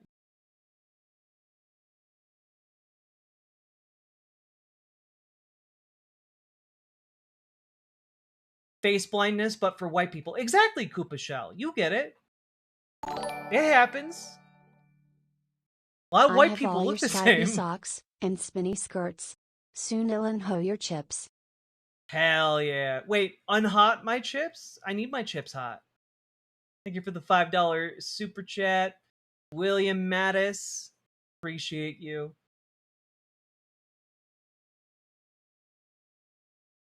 Who paid that communist money after he ran out of money? The communist already ran out of money some time ago. Why do we play with socialism like this?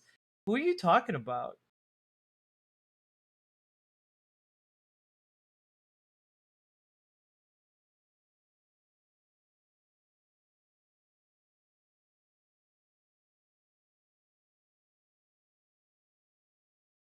Oh, God.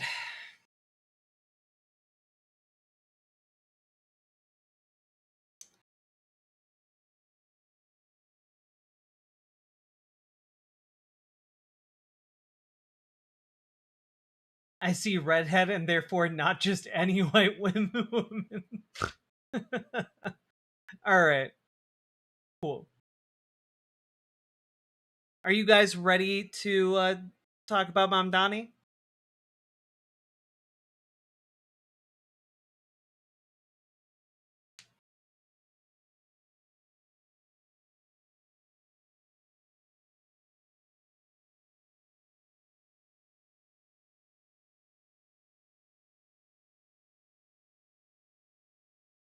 Ready? Hell yeah, let's do this. All right.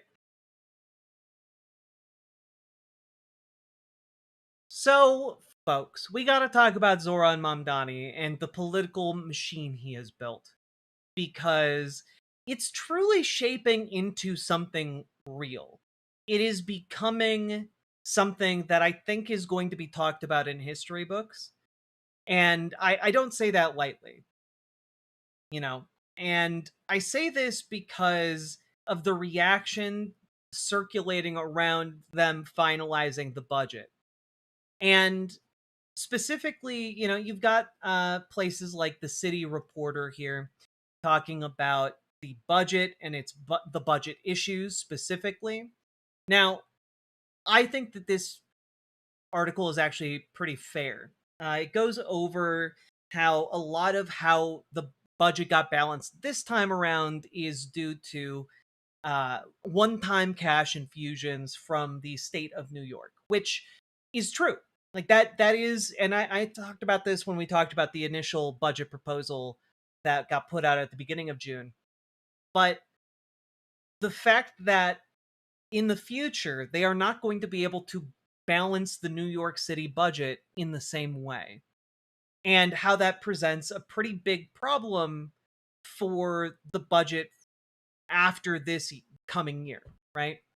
And when we talk about a political machine, it is dependent upon the performance of the people who make it. So in this particular case, Zoran Mamdani needed to have a balanced budget specifically for this upcoming year. The first budget he has access to making priorities with, he needs to be able to succeed with. And that's why I thought these one-time cash infusions would be helpful. And I also read this article from City and State New York, which really comes up with a great phrase: the rise of Mamdani Hall. Which is impossible to say, but it is meant to be reminiscent of the rise of Tammany Hall.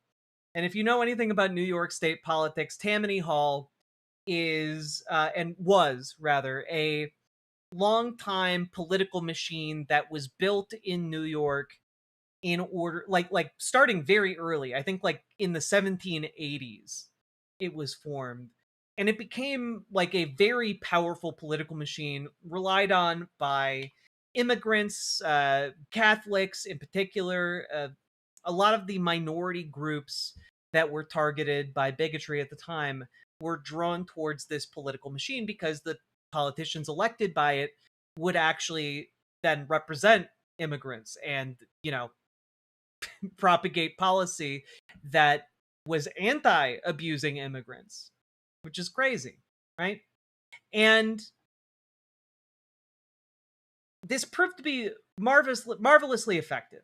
Now, the reason it became maligned in America to talk about Tammany Hall is because eventually it turned into a political corruption machine. Like the machine was corrupted and it began dealing in grotesque amounts of graft and self-dealing, and it became practically a crime family. And what we have here, I think, is Zoran Mamdani and the rise of his political machine in New York that has now proven that it can send people not just to the state assembly, but it can send people to Congress. That is a really, really strong argument that this political machine is effective and working. And all of this to say, I'm actually going to link this both in the description of the segment and also just in chat right now so you guys can check it out for yourselves. It's a lengthy read. I think it's worth reading because I think that there is a lot. I think there is a lot of benefits and upsides to this. All right. Isn't DSA the machine though? No. DSA is part of the machine, but the machine extends beyond DSA, right? Like when we talk about the political machine, it's more than just the one group. It's also the people who are getting elected, even if they're not part of DSA, right? Like Brad Lander got elected by this political machine, and Brad Lander, I don't believe is a DSA member. Like he's not a socialist. But, and that's worth noting. And a lot of these people are going to, it's more the DSA. No, it's not, guys. It's not. DSA is part of that, but it's not the entirety of the machine. It's one part of it. Because the other part is being built by Zoran Mamdani himself and his comms team. And that isn't necessarily owned and operated entirely by DSA. It is contingent on him as a person, right? A lot of these things are bigger than just any one political org. It goes beyond that. And that's why one of the reasons I'm excited about it, because it is not just building a political machine that works for in-house solutions. It is a broad, wide-ranging machine, right? And when you're looking at New York in particular, like there's the Working Families Party. There are other political orgs out there working in tandem. There are like internal mechanisms within the New York City Council and like the Assembly. Like there's a lot of different stuff happening here that takes coordination from people outside DSA as well. And so when I'm trying to talk about this and why I think it's important is because that this is a machine that for the first time ever is really independent of the Democratic Party's direct control and oversight. And that's one of the reasons why people are reacting so negatively against Zoran Mamdani and against these DSA upstarts who are being sent to Congress, right? And I wanted to play here a clip. Thank you so much, Mr. Mayor. God, I wanted to play a clip here of the announcement of this budget because I think that this is also what scares them. This is also what scares establishment Democrats. What you see right here in this moment is Zoran Mamdani shaking the hand of New York City Council leader Julie Menin. Now, I've talked about Julie Menin in the past because she's a centrist Democrat, guys. But Zoran Mamdani's political machine is strong enough to get her to bend the knee, which is what she's doing by shaking his hand and agreeing on this budget. Right? His political machine is outmaneuvering and outpowering the DNC machine. And that's terrifying because there really hasn't been a meaningful political backlash from the left to the establishment Democrats' neoliberalism, in my entire lifetime. Not a meaningful one. And I just want you to keep paying attention to this because Zoran Mamdani here is like she's not capitulating. She's not shaking Zoran Mamdani's hand on this because of DSA. She's doing it because of all of the additional work that has gone in beyond DSA to create a support structure for Zoran Mamdani.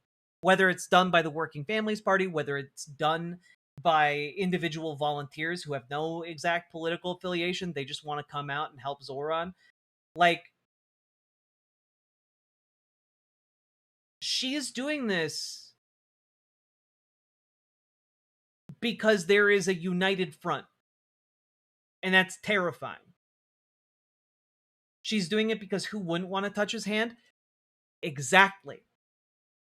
She's doing it because, one, her proximity to him makes her look good, which I think is maybe one of the most powerful forces in modern politics.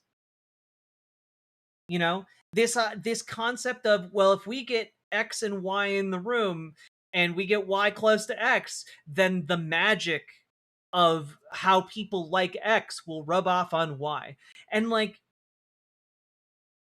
I know it sounds really simplistic, but that's what's happening here. And the fact that Mamdani has managed to create and foster this gravity well in which people are coming to him, that is, in and of itself, it kind of is like a self-perpetuating power, It can keep pulling people in and strengthening that machine. It can snowball, is what I'm trying to say. But let's take a look at this.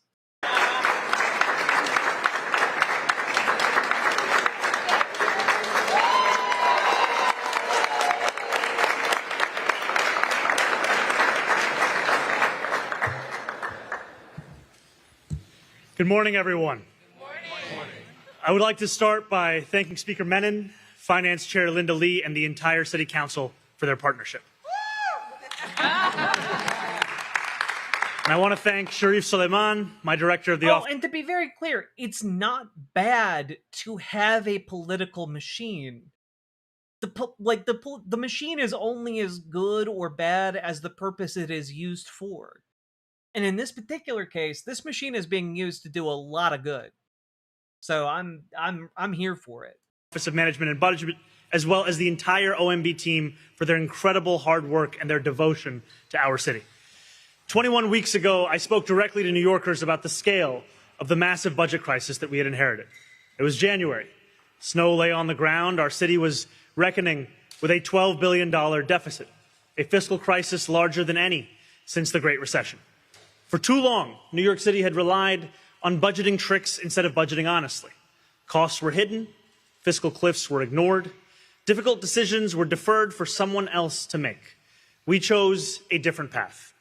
14 weeks later, after long nights and painstaking work, we presented an executive budget that brought that $12 billion gap down to zero. We balanced the budget without asking working New Yorkers to shoulder the burden once again. We balanced the budget without slashing the services that New Yorkers rely on, the cultural institutions and public transportation that connect people to the city and to one another. And we balanced the budget by governing with a fiscal responsibility that has been absent for far too long from City Hall. We scoured for savings, we found efficiencies and streamlined city government, we refused to repeat the mistakes that created the crisis in the first place. We budgeted honestly. We accounted for the real costs facing our city. And we began building a government that plans for tomorrow instead of pretending that it will never come. We worked closely with Governor Hochul and our partners. Keep up the good work and being a bright light in these dark times. Much love to everyone. Thank you so much, Crystal Hazer. Hope things are going well for you, and thank you for subscribing with Prime. In both Albany and here at the City Council. And we raised taxes on the wealthiest New Yorkers instead of taking more from those with the least. Throughout this process, I've been reminded of the words of the Austrian economist Friedrich Hayek. If socialists understood economics, they wouldn't be socialists.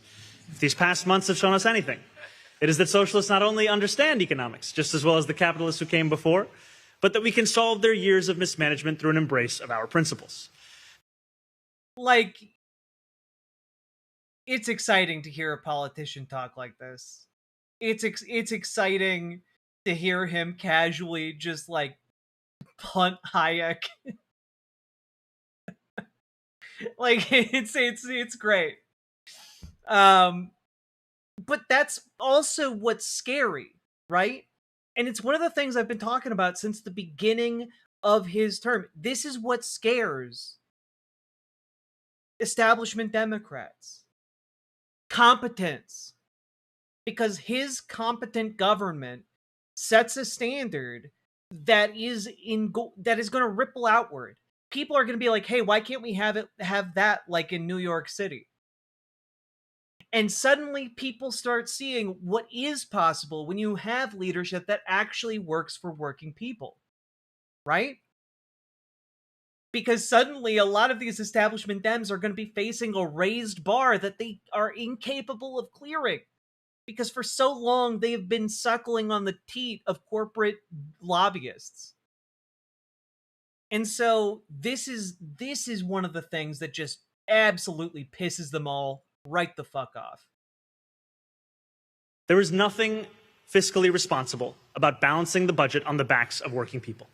Today, 6 weeks after presenting our executive budget, I am proud to stand alongside Speaker Menon and the City Council to announce that we have successfully negotiated an agreement on a final adopted budget.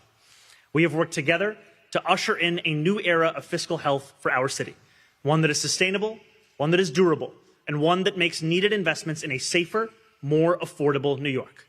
I've spoken at great length about building a new culture of government excellence. I am proud that this budget reflects that very commitment. Would a clone of Zoran Mamdani be a natural-born citizen? Oh, Thoughtful damn. face emoji. Oh, damn. Megan Fox's giant boobs cooking over there. $125.8 billion budget for fiscal year 2027. It makes historic investments in affordable housing by expanding rental assistance and creating a new $175 million housing voucher program for New Yorkers in need. We are not just helping tenants. We are helping homeowners as well, as we expand the homeowner help desk, and we're supporting those who have endured domestic violence as we fund housing stability microgrants. We are looking out for our students, including students with disabilities who have too often been left behind. And we're supporting our CUNY students both in school and beyond, with investments like CUNY's Reconnect, which helps adult New Yorkers return to school and get their degrees, as well as disability services, academic support, and so much more. And we are making public transit more affordable for low-income New Yorkers by increasing the baseline for fare fares by $54 million. This budget makes meaningful investments in the health and safety of New Yorkers. As we prepare to mark 25 years since the horrific September 11th terror attacks, we are committing more than $34 million to create a public portal that will finally release documents from across city government related to post-9/11 air quality and health risks. Oh, hell yeah. Like, that's, like, these are all things, like, this is what I mean, right? I saw someone in chat, there it is, DJ Disc Machine. Funny how this is portrayed like socialism in USA. He's not even seizing the means of production, lol. Exactly. But I do think that there is going to come a time where you start to see a shift, specifically in how we get workers in control over the means of production in New York City. I do think that there is going to be something that is coming down the pipeline here that does start pushing that. Because what he's doing right now, in my mind, is building. He's building out this great political machine. And he is building it specifically through being competent, by building his credibility with his constituents, by forging political alliances, by being charismatic as fuck, and by getting in front of a camera at every available opportunity to clearly and concisely talk about what he and his government are doing for average, everyday working people. Because it is going to take frankly, a spirit bomb sized amount of political capital in order to get something through in New York City that will begin a process of workers becoming the owners of their own workplaces, right?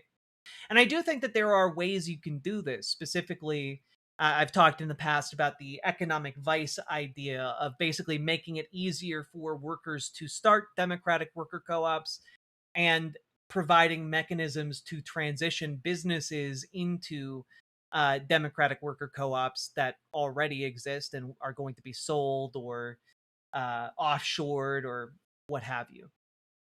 And so I do think that what is happening right now is all in service of showing what socialism in government and in your local economy would actually look like. And that alternative is actually better than what we have in broader America. And so I do think that this is ultimately where he's going. I at least I hope so. While that 2 years ago, basically nobody knew who Mamdani was. I mean, he's literally come out of nowhere. And I do think that there is a pathway for people who are coming out of nowhere to run for public office in like 2028. You know? It's a little bit too late for 2026 now, but yeah. Except that we pay for them and us.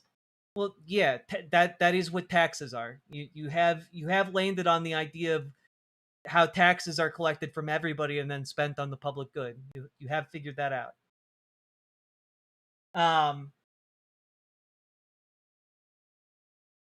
Strengthening union power would be a good first step. I do think so, but I got to be honest, when it comes to workers owning the means of production, unions are a band-aid. Unions are a band-aid solution to a systemic problem. I would much prefer seeing like this. I would much prefer the government creating advantages for unions to make use of, but I would prefer systems put in place to transition to direct democratic worker co-op ownership, because ultimately that's the best of both worlds. The union just directly controls the company essentially.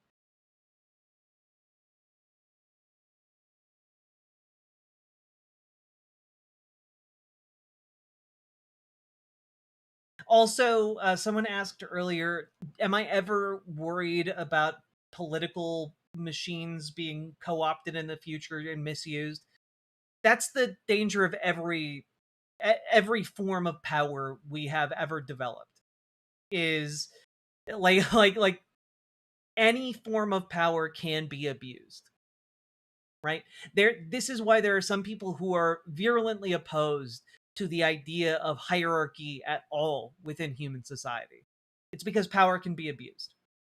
And I am just firmly of the belief that in a democracy, it takes all of us being on our toes and vigilant at all times in order to avoid that outcome. And I do think that one of the things that is very important and incumbent upon each and every one of us is to pass along that vigilance to the next generation. Because what happened after the passage of the New Deal was essentially union organizers, socialist organizers, they all went to sleep. Or most of them went to sleep anyway. And for like the next 60 years, 80 years, the movement on the national scale was basically dead. And it's because a lot of people, they thought the New Deal was good enough, and they thought government institutions were going to keep them safe. They thought that the courts were going to go towards the left forever and ever. And in the meantime, a lot of Democrats rested on their laurels. A lot of leftists, not leftists, a lot of, the left broadly in government just got real cozy and even started, buying and selling favors. And that's how you get neoliberalism within the Democratic Party in the form of, the Clintons. And, all the Democrats onward from them. And what you wind up seeing is a lot of laziness, a lot of complicity, and a lot of thinking that just like, oh, it's impossible for things to get worse from here. We cannot afford our future, generations to make that same mistake. Even if we manage to see, incalculable number of successes within our lifetime, we need to make sure that the people who carry that torch forward, that torch of liberty, that they remain vigilant and that they remain holding the powerful to account and that they remain speaking truth to power. For too long, New Yorkers who have become sick have had to fight for information that should have been theirs from the very beginning. We will provide the transparency that New Yorkers living with post-9/11 health concerns deserve. We are strengthening mental health services across our city. No, it's good. Working with the Progressive Caucus, we are making sweeping investments in mobile mental health treatment and crisis-to-care programs, including crisis respite centers. And in a time where too many of our fellow New Yorkers are reckoning with discrimination, we will increase the budget of the New York City Commission on Human Rights, as well as support our immigrant communities by growing the Mayor's Office of Immigrant Affairs Legal Support Hotline. And we are committing to the public institutions that make New York City the greatest city in the world. We will invest $10 million in each of the next 3 fiscal years to create a cultural stability fund to help arts organizations weather financial emergencies. And we are baselining funding for the Parks Department that had previously been added 1 year at a time, funding more than 100 new staff and allowing us to invest in our community gardens and tree stump removal. Like, this is what I mean, right? It might seem small and it might seem insignificant, but to the working people of New York City, they have to walk by that stump that's been like, moldering for years. It's been a blight in their ecosystem that they've lived with. And when the local government actually steps up in response to Mamdani being in charge, that's something tangible that people can see, that people can then enjoy the benefits of having been fixed. And this is genuinely very important when it comes to government, because 99.9% of people have no idea what their local government does for them. And 99.9% of people do not see a lot of the government work being done. Like, they don't see it being done unless they are sitting in like a traffic at a standstill and they're just frustrated they can't get to work. And that doesn't really seem like something that's making people's lives better. It makes them frustrated. But something like tree stumps, something like beautifying public parks, that's something you can see, that's something you can experience, and that's something that genuinely made your day better. And it's important. It performs a role here, while also providing good paying jobs. In addition, we are creating a new parks pilot program called Renew Crew to fix up playgrounds, basketball courts, and the fields where New Yorkers spend their summers. See? Oh man, government never does anything for me. Mamdani shows up the next day, fixes your fucking playground. Like, every parent, especially working class parents, whose neighborhoods often get overlooked when it comes to beautification efforts or repairs to playground equipment, making sure it's safe for their kids. Like, this matters. It matters so much if you can bring your kid to a park or not, you know? Finally, we are adding $350 million to the city's general reserve, proof positive of our commitment to governing with fiscal responsibility. Above all else, this budget offers a roadmap for the years to come. This is only the first budget of our administration.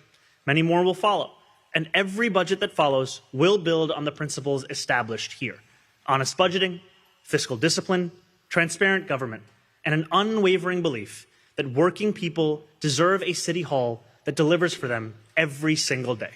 We will return to this budget as a reminder of how much more is made possible when we shake off the shackles of the status quo and pursue the transformative change that New Yorkers deserve.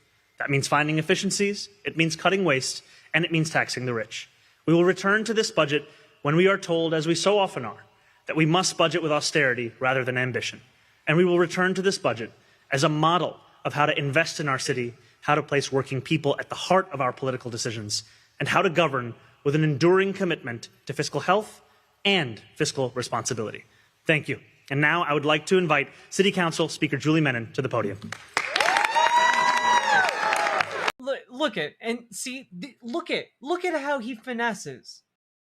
Now she gets to talk about all of her victories in this bill, and it's great. But he ends his entire speech by pointing out, we're going to balance this budget next year with the same principles. We're going to tax the rich. And it's what I've been telling you guys, right? By having a success this year, he sets himself up to win an easier battle next year when it comes to taxing the wealthy on something else absurd that they have going on, like houses. Yeah, hey, maybe we tax you extra on your third house in New York City worth over $5 million. There are additional ways to tax the wealthy. And the fact that he has the rather conservative Democrat from the city council on his side now, owing him a favor now, and the fact that he just sent 6 new members to the New York Assembly and is on good terms with Kathy Hochul, y'all, he's gonna get some taxes on the rich passed. The rich are going to be paying their fair share in New York City. Well, Jack, how will I afford my 6th mega yacht? Well, maybe you'll have to downsize from, the 5th mega yacht that has a smaller yacht inside to just like a normal mega yacht without the smaller yacht inside.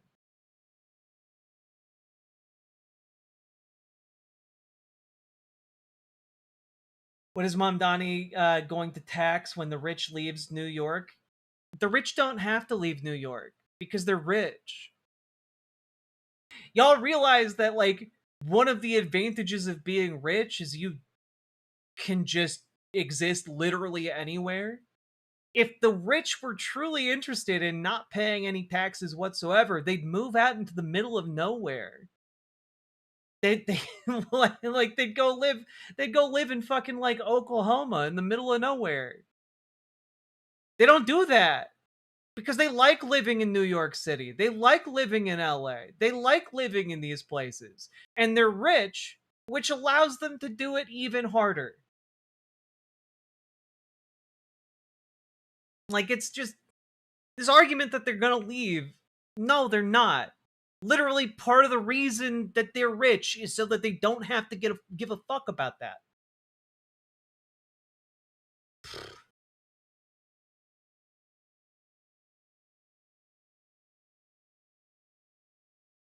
Not too much on Oklahoma. Look, I've nothing against Oklahoma, but like, it ain't New York City, you know?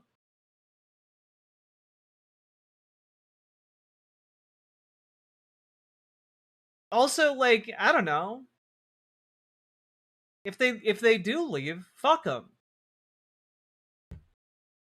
Fuck those clowns. Fuck those unpatriotic people. They did not deserve New York City if they did not want to contribute to the well-being of people there.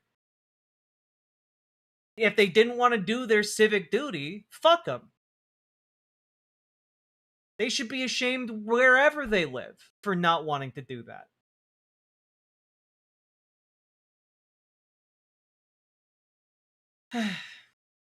Anyway, I just thought all of this was very interesting, and all of it is, again, becoming incredibly clear here that this is really going to be the undoing of centrist and establishment Democrats. Chuck Schumer hits his limit. The Democratic leader has frustrated some in his party over how he's engaged in this year's primaries. Everything was ready for Dan Kleben to launch his candidacy for Senate in Maine. He had informed top Democrats about his decision, hired staff to run his campaign, and picked an early summer day in 2025 to make the public announcement. And then came in the call from Washington. It was a warning from Democratic Senatorial Campaign Committee. They were basically like, "Don't launch," said one person with direct knowledge of the situation. "We're telling you, don't launch." Because, guys, Chuck Schumer, all of the candidates he's been raising up have had their ass beat. Have just had their asses beat in these primaries by progressive challengers. And that's a really big problem, because every time Chuck Schumer's, prized pick doesn't win, his stock goes down, his influence goes down. And as far as being a kingmaker, people are talking about Zoran Mamdani, the mayor of New York City, as if he's a bigger and more influential player in Democratic politics than one of the highest ranking members of the Democratic Party. And that's really bizarre when you stop to think about it. That's strange. That's weird. And all of this is continuing to snowball. It's snowballing over and over and over again. And, Ken Klippenstein tells it like it is here. Dinosaur Democrats meet asteroid. And, obviously Malat Kiros here, looking absolutely adorable after her win. But, the asteroid comparison is apt, because these people are not acting like there is a crisis. These people are not acting as if there is an existential crisis on the courts, an existential crisis in the White House, an existential crisis in the formulation of Congress itself. There are so many fires going on, and Hakeem Jeffries, Chuck Schumer, they just sitting in their kitchen, sipping their coffee, saying this is fine.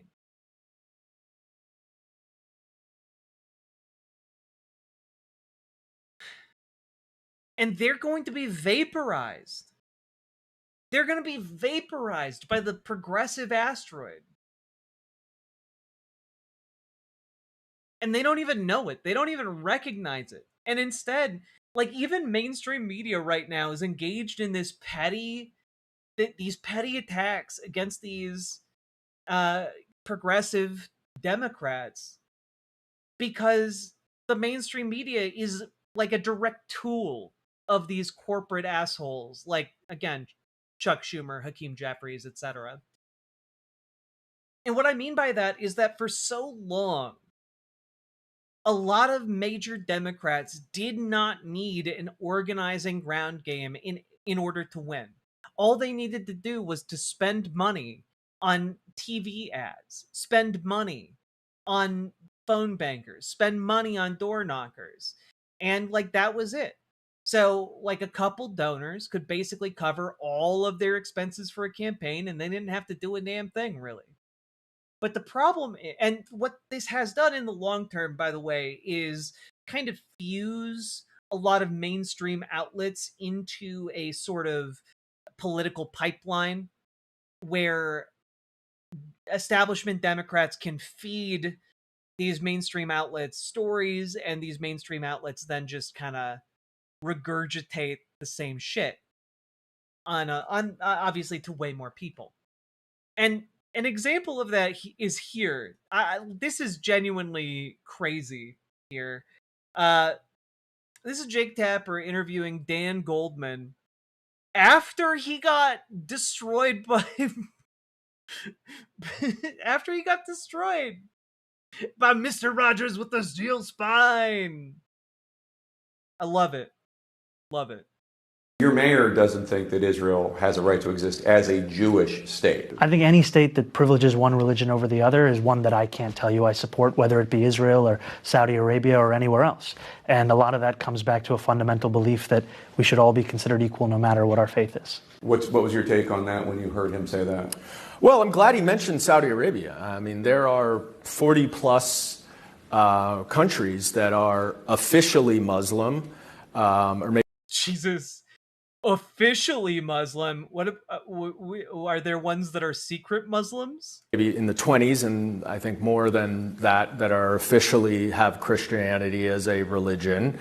Many of those countries do not abide by international human rights. I mean, even Uganda, as an example, which is where the mayor is from, puts people in prison for life for consensual homosexual relationships. But so if that is actually going to be the standard, then I would urge him to speak out against other countries that do not follow human rights, in his view, and that are fundamentally one religion. Your mayor doesn't think that Israel... Oh, God. Like...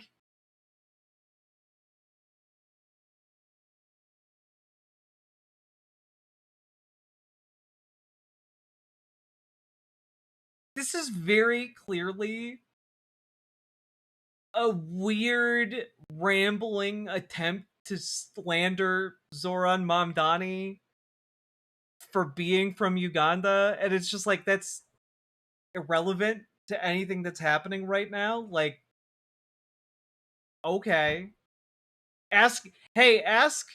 Ask Zoran Mamdani about the anti-LGBTQ bigotry in Uganda. See, like I'm pretty sure he'll just slam dunk answer that and be like, yeah, that sucks.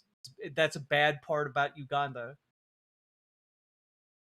But like this is the kind of thing that I mean. This story only comes out because there are some people in positions of power that feel very threatened by what Zoran Mamdani is building with his, marvelous political machine, right? And not only that, like, God, some of the things being leaked right now are crazy. House Dems rocked by another socialist upset. Wake up call. And like, I read through this earlier. It's not a wake up call. It's not surprising that districts with a lot of working class people vote for a candidate who's pro working class policy. That's not shocking. That's not an upset. That's not a wake up call. You know what is popular. And that's the thing, right? Establishment Democrats know what is popular. They know what working class people, the majority of people within all of their districts, they understand what is popular. They refuse to actually enact policy that is popular, but they do it because they are paid by corporations, special interests, by billionaire contributions, specifically in order not to pass those popular initiatives. Full stop. That's what's happening. Our entire political system has been compromised by billionaire cash. Right?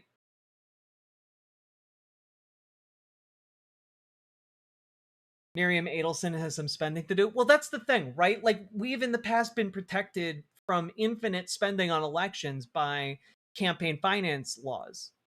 But the Supreme Court yesterday overturned any sort of check on limiting contributions to political candidates, essentially saying, well, that whilst, a super PAC cannot coordinate with a political campaign, but you can give infinite money to a super PAC, they're now saying you can give infinite money to a political party, and then the political party can coordinate with the political campaign.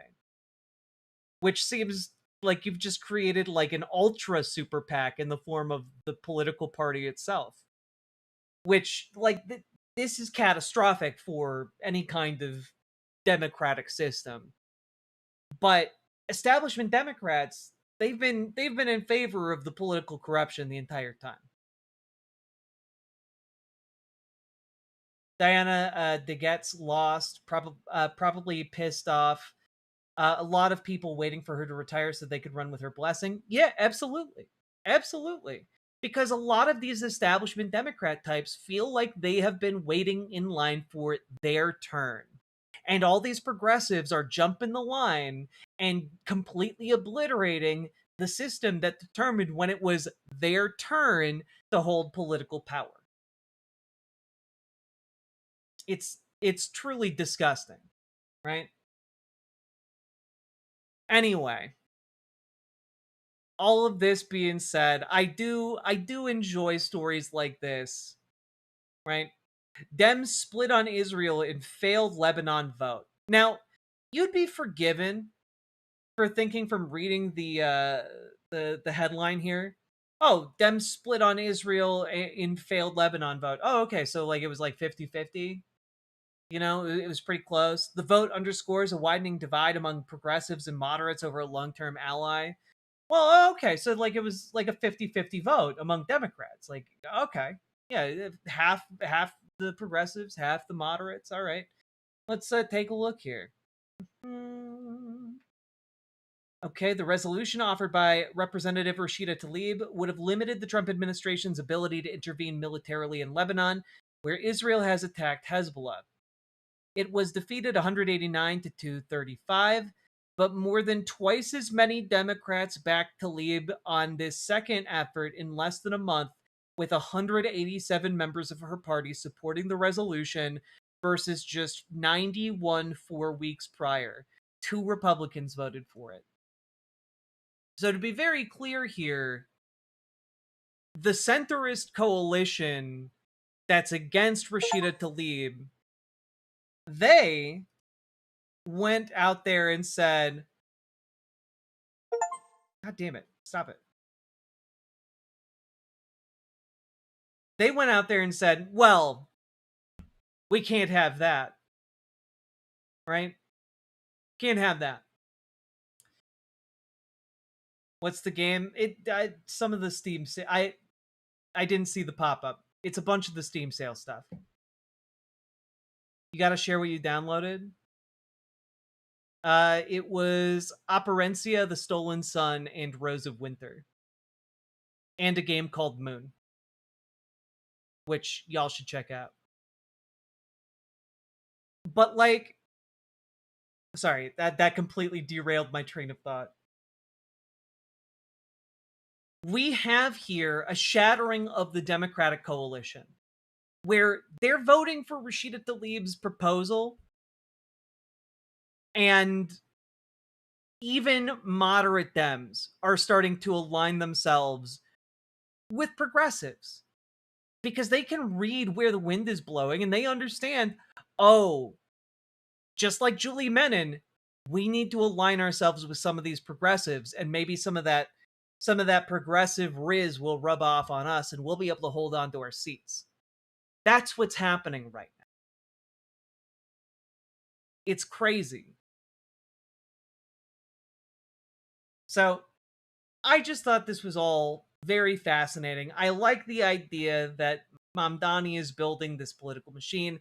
I like the parallel being explicitly drawn between, old school Tammany Hall, pre-graft scandals, and what Zoran Mamdani is building here with Tamdani Hall. I like that one better. I like that better. And I like the fact that we're continuing to see this ripple out and completely disrupt the Democrat status quo that for too long has not worked to serve working people.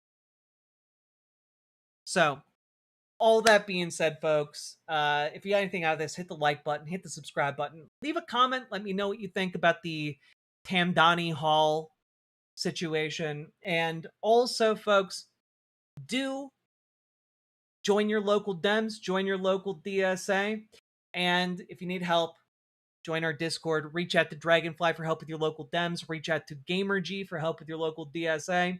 And folks, last but not least, check out ImogeneOlivia.com. Gender euphoric lingerie designed from the ground up for trans femmes.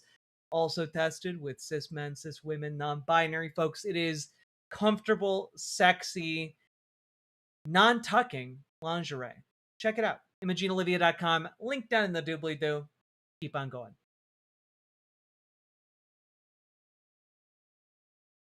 Do you moon people in the game? No.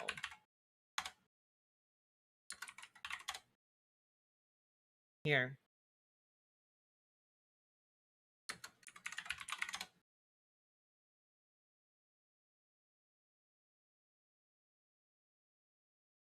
I think this is it.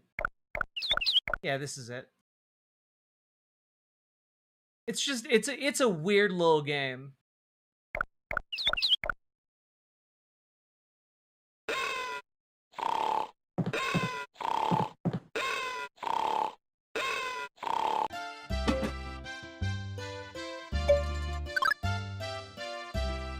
It doesn't explain any of its mechanics to you. Property of the good mentality is relevant.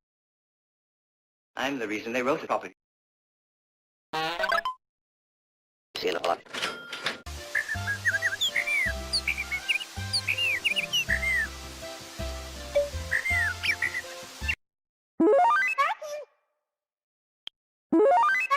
It's just very weird.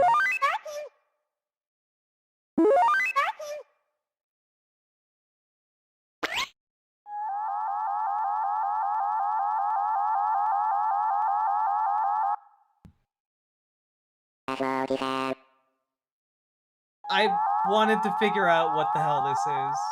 It was recommended to me because I like weird shit.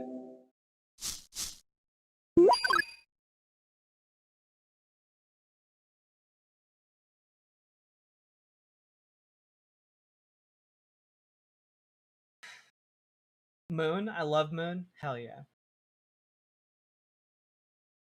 Didn't Toby Fox say this game was an inspiration for Undertale? Yes! Toby Fox did say that. Alright, folks, I am going to play a little bit of This Way Lies Madness. So stick around if you want to enjoy some magical girl RPG silliness. But do hit that like button, hit that subscribe button, do the things. Click the goddamn button. And do support the show if you feel so inclined. Go, go, go. Click a button, click a button, click a button. You're a magical girl. I am. Click a button. Did you see my outfit yesterday? It was so good. Click a button, click a button, click a button, click the goddamn button, click a button, click a button, click a button, click the goddamn button, click a button, click a button. Click a button, click the goddamn button, click a button, click a button, click a button, click the goddamn button, click a button, click a button, click a button, click the goddamn button, click a button, click a button, click a button, click the goddamn button, click button, sage, click there we go. Button, click button, click button, click button, click button.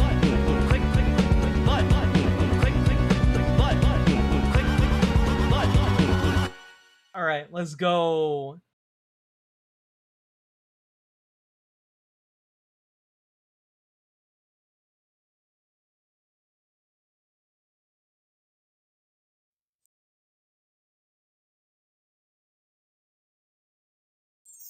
I feel like something is falling apart. God, I'm so excited. It's two roads diverge from my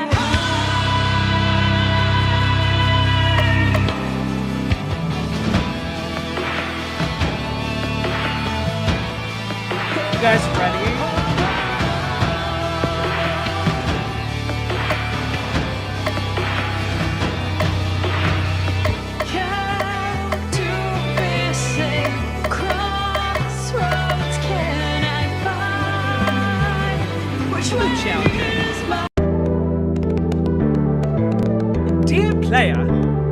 Welcome to my game. This way, madness lies.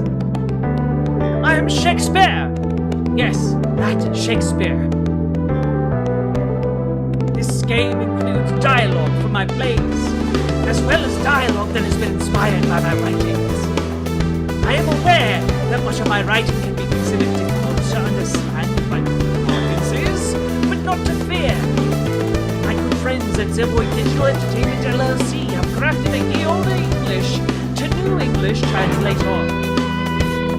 Should a bit of dialogue prove too difficult to read, merely press right on your control setup to auto-translate words to New English. You can also press left to go back to the original older English text now that you know what it means. Bear in mind that you can only translate appropriate dialogue, but a dialogue needs no such translation. Allow me to illustrate. Hey, all that blisters is not blue. Any questions? No? Then let us begin our tale in the quiet city of Verona, Italy, a town for lovers and giant mutant flower attacks.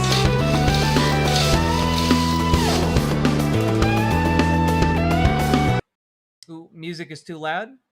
Here. I'll protect your delicate ears, chat. I'll do it. I'll do it for you. There you go. That's still pretty loud.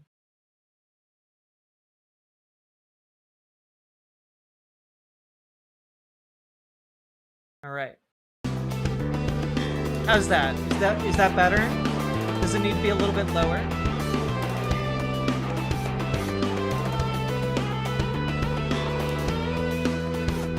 Is this good in relation to my voice, or should I lower it a little bit more? This feels good. A tiny bit more would be comfy. All right, I can do a tiny bit more.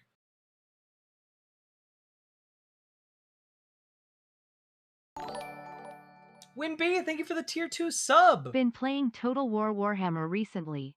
Wondering what kind of bigotry the creator of Warhammer Fantasy was on with the BDSM faction, one of the 4 demon factions.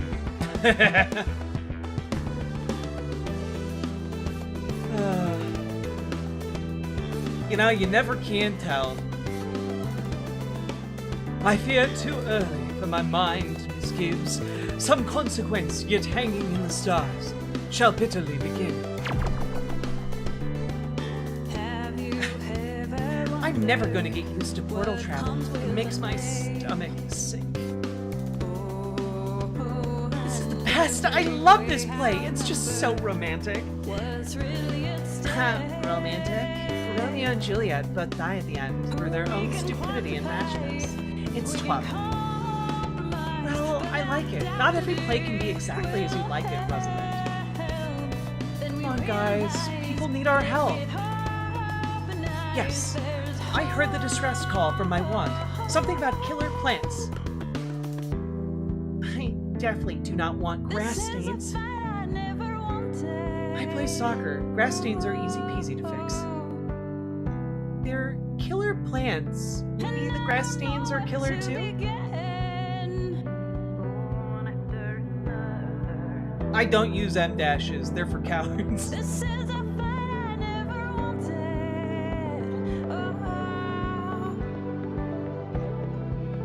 That would just make it more fun.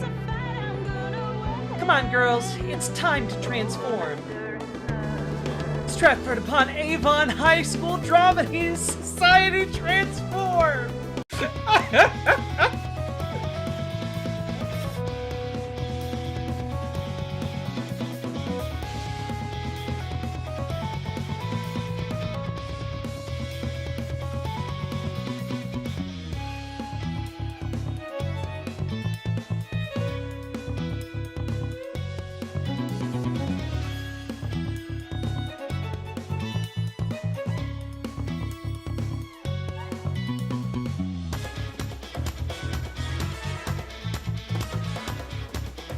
I'll be workshopping these voices, just as an FYI.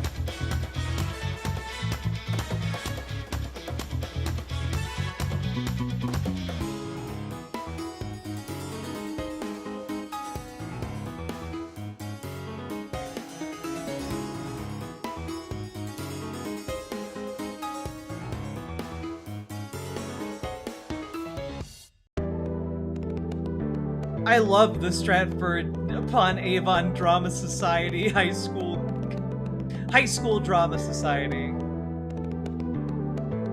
Can I go in this house? No.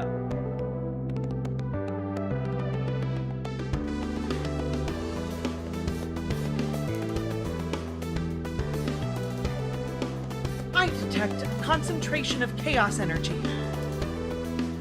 Does everyone remember what to do? Huh. Let's hit a home run. If you're hurt, ask me for help. Basic Tutorial 1, Recharge, Items, Hyper.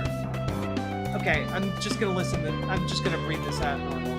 Hey, listen up, player. We're counting on you to understand this stuff. Most character abilities can be used once, and then they're disabled. Use a defend command like rest to recharge your character abilities. Items are shared by the party. They're recharged at the start of battle, but cannot be recharged mid-battle. Characters gain a hyper point each turn. When a character reaches their max hyper amount, they go into hyper mode. In hyper mode, abilities are enhanced. They may deal more damage, have more targets, or other bonuses. Plan ahead, make sure you have a powerful ability ready to take advantage of hyper mode.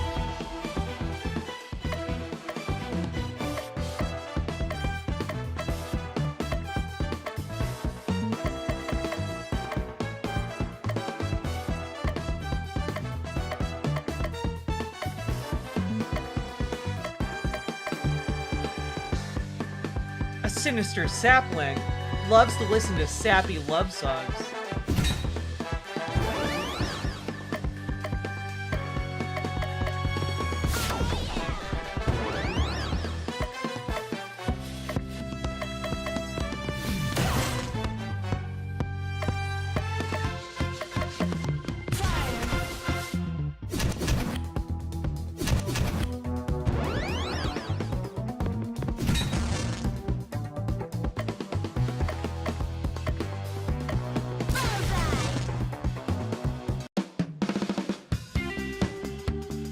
This game is so fucking cute.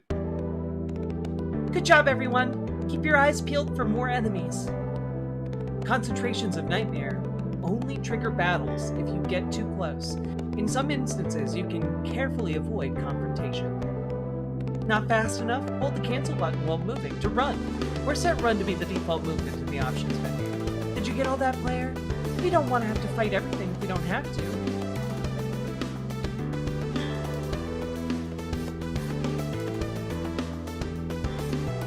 Wait, so what's back this way?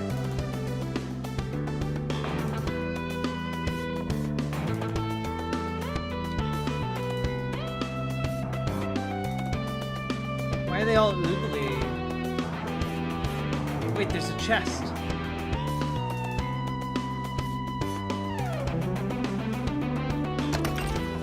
Poison Mist! This item inflicts poison on an enemy. Don't forget, wait.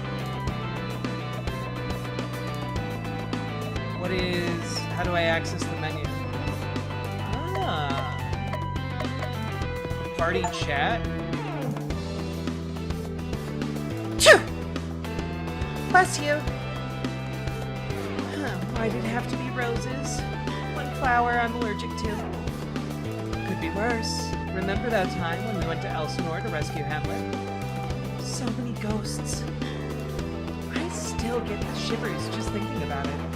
Breath was so cold.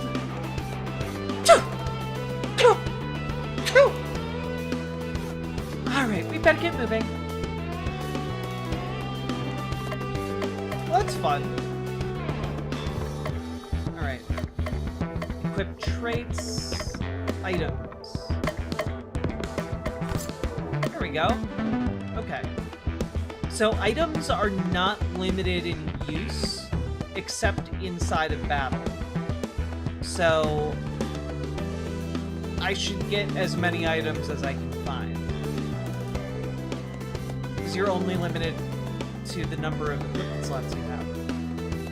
Have I played Octopath Traveler? Yes. Here, I just realized. Change this over to this way, and this lies.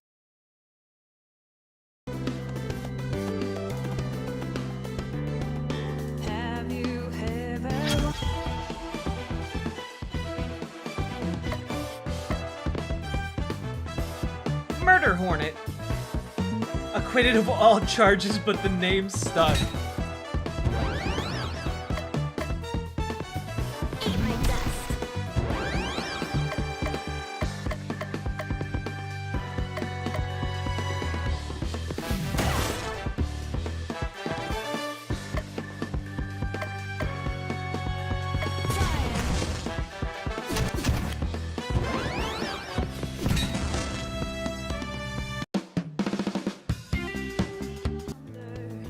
Word comes with a name. Oh, and every way outnumbered. Romeo, Romeo, wherefore art thou, Romeo? Deny thy father and refuse thy name. Or, if thou wilt not, be but sworn my love, and I'll no longer be a Capulet. Shall I hear more? Shall I speak of this? 'Tis but thy name that is my enemy. Forget my name, this plant is truer foe than mere words! Helpest thou me! Romeo! Look out!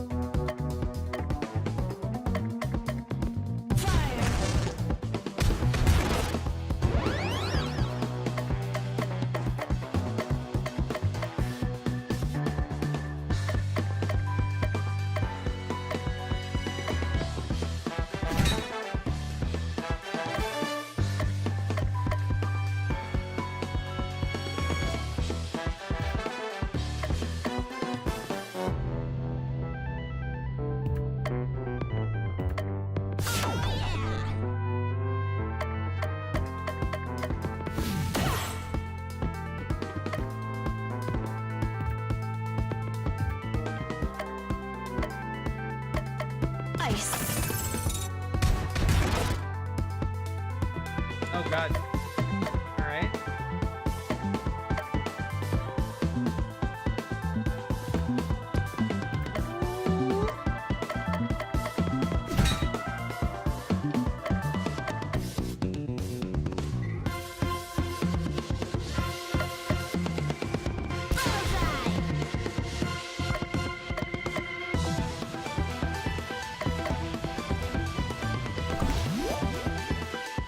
Go.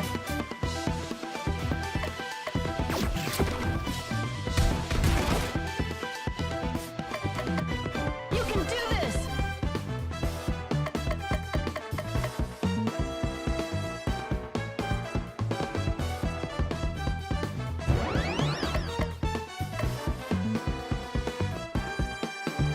Don't stop now.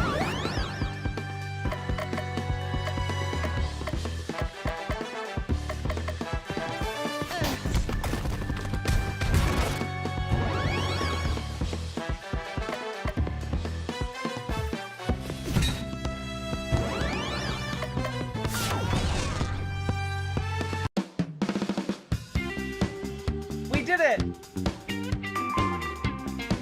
The Stratford upon Avon High Drama Society is now level 6.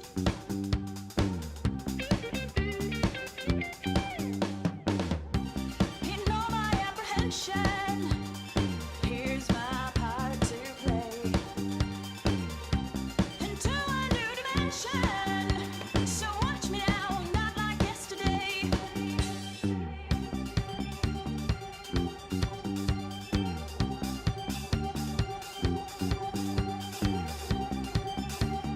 Oh, I fucking love Romeo plus Juliet. I think it's so much fun. What's this game called? This Way Madness Lies. red vine has been defeated. Smaller red vines around the region have disappeared, allowing access to more areas. What light from yonder window breaks? Could it be the saviors of my dear Romeo? I beseech thee, brave women, defeat the monster before it defeats my love. Leave a dots, girl. We'll have your lover boy back before you know it. Saving the truest love in history, every theater performer's dream. As you gain levels, your characters will learn new abilities and traits. Each character can equip up to 7 abilities at once. Pick and choose a winning combination. Traits boost your stats and give additional benefits. Each character can equip 3 at a time. You can adjust which traits and abilities are equipped on each character from the main menu. Let's see.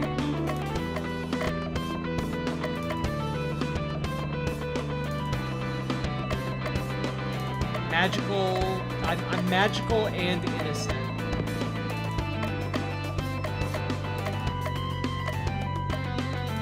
Begin battle with hyper. Oh, fuck yeah. And the main character of this game is named Imogene. If there's another character named Olivia, I'm gonna lose it.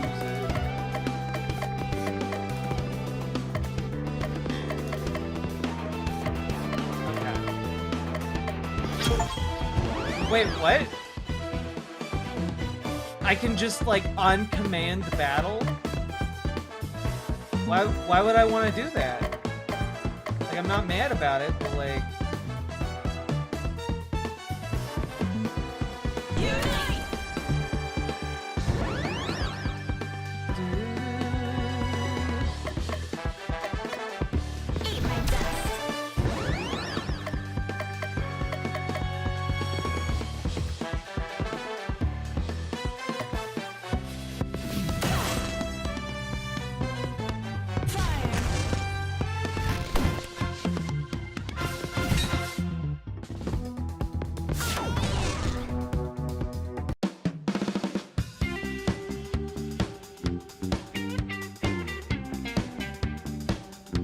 Say what the name of this game is? This Way Madness Lives.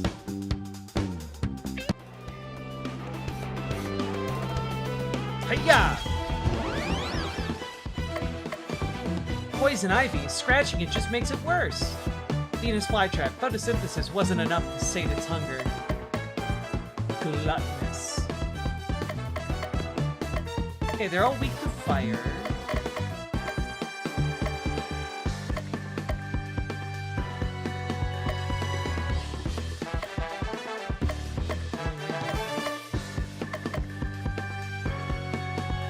I can give all the party a power-up. Let's go, girls! Eat my dust.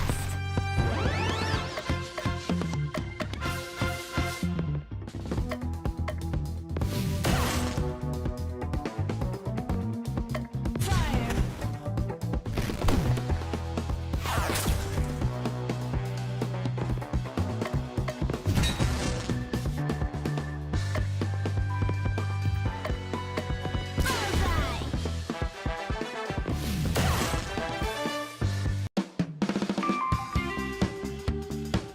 Imogene learned a new ability.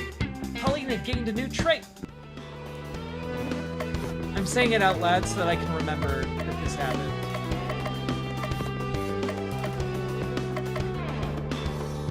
Warm hug duration double.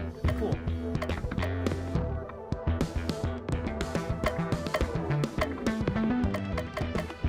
So I just have to remember to actually... Like, I have to remember to actually equip these.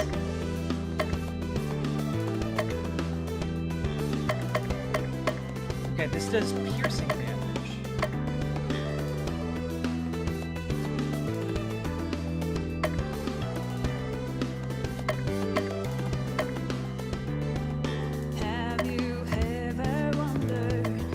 Oh, I can see what the hyper mode of each of these abilities is.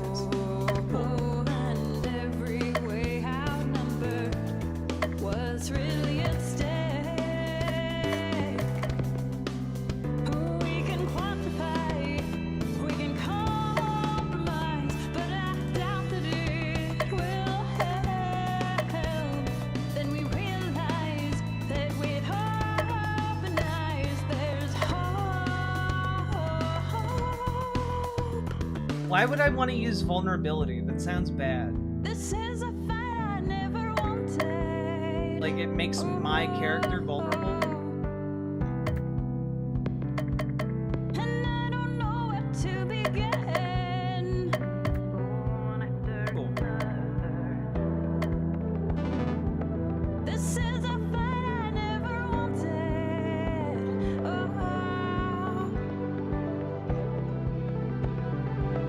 But it's a fight I'm gonna win. One after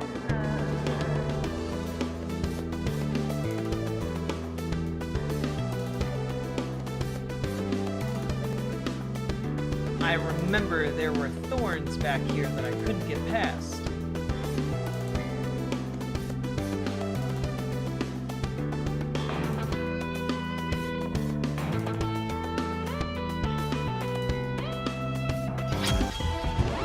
That's right.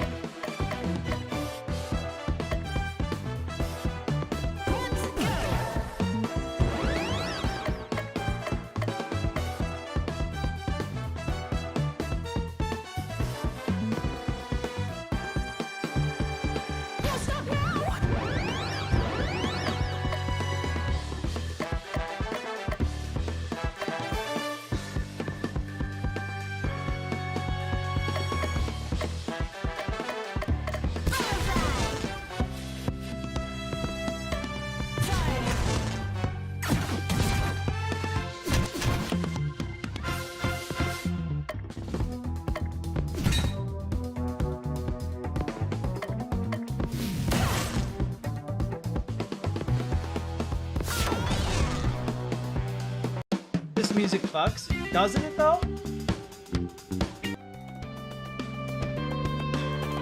Okay, can't get through over here.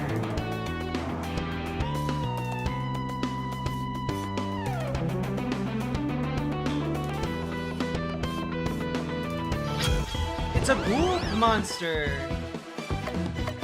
What is this thing? An enraged elm, destructively deciduous. Nice.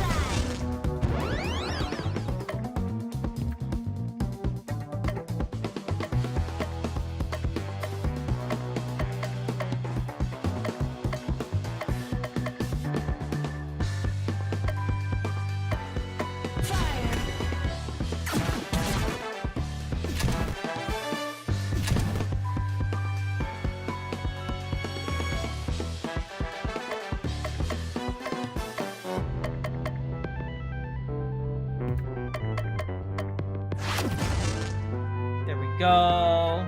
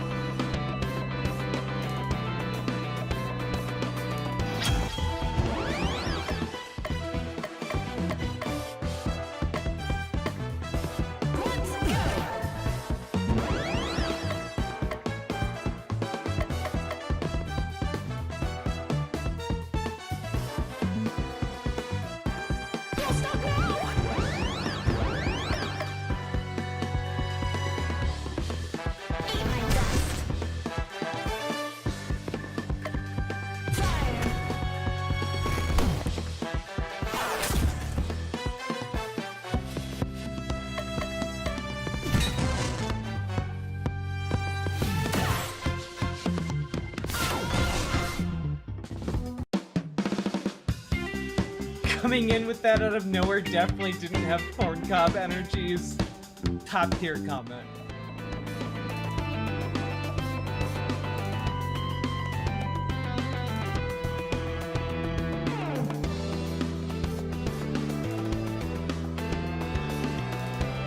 As characters gain XP and level up, they learn new abilities. Only a certain number of abilities can be equipped at a time. Okay. Okay. Alright. You gotta defeat those green thorns.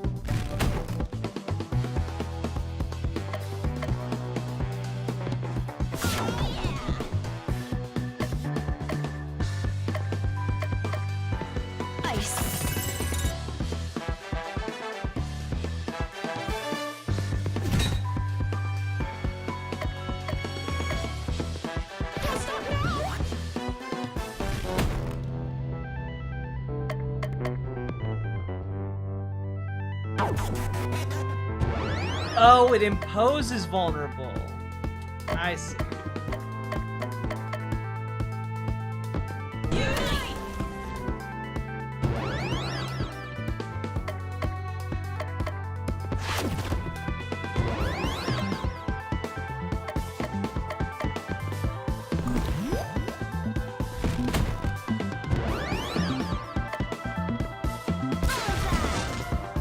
There we go, baby!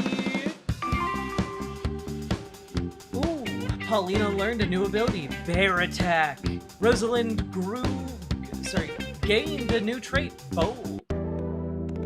Green Vine has been defeated. Look, the green vines are now gone. Time to see what new paths are open.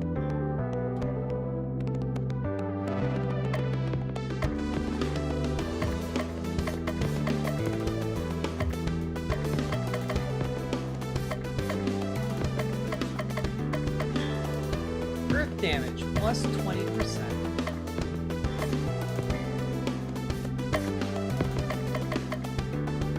Bear Attack. Damage up with use. Let's go!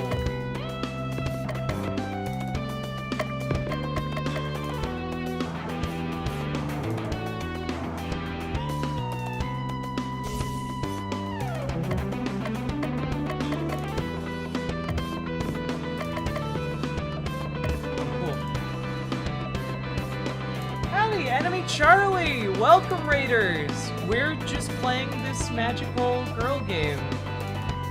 About a high school drama club. Which is fun as hell. You missed the politics section. Now I'm just grilling and chilling over here. Hope you guys are down for a good time.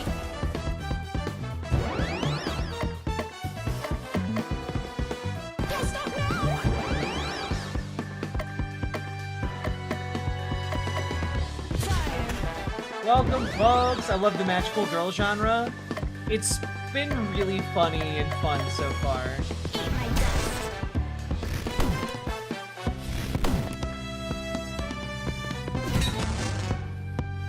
It's called This Way Madness Comes.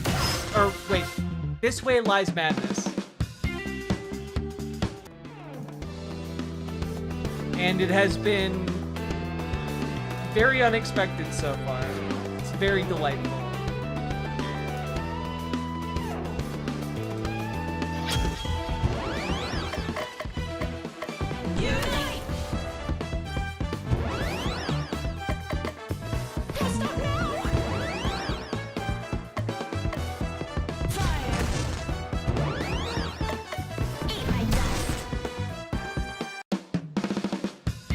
does everyone here agree Samus is a magical girl? Of course.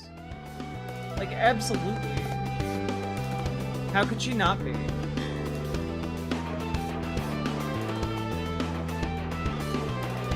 She's got like a suit, transformation, everything. This is a very large tutorial area. That's the only part I'll say.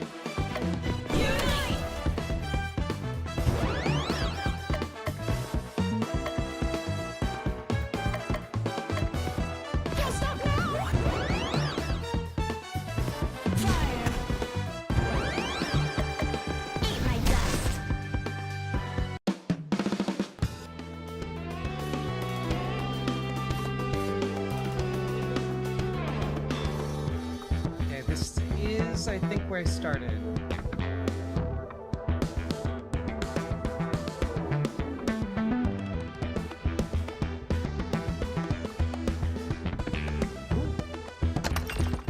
You got a bomb! Hell yeah.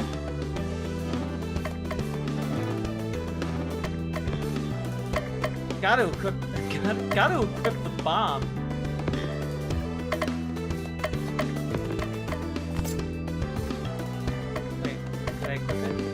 Yes.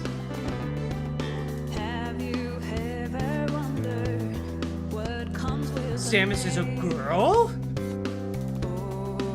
I love you guys. every way outnumbered? What's really at stake?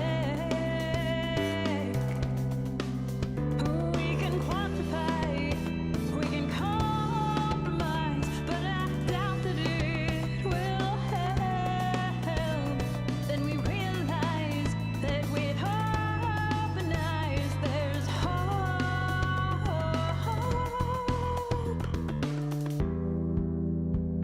I think I have to go This over is here. a fight I never wanted.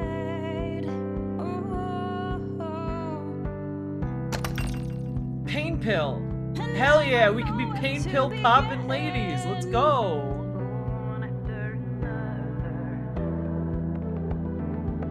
This is a fight I never wanted.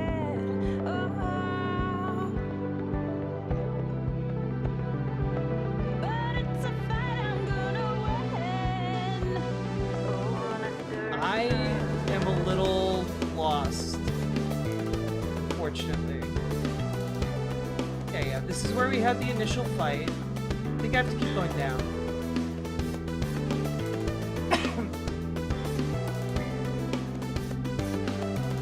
There we go. We're on the right track.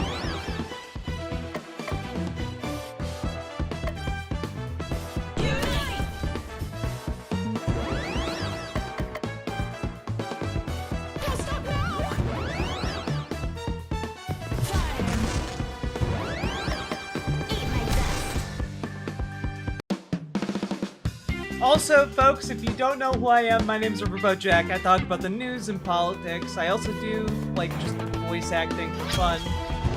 And, yeah. Trans lady, she, her pronouns. Socialist. I don't know, if any of that vibes with you, hit that follow button, hit that subscribe button, do the things.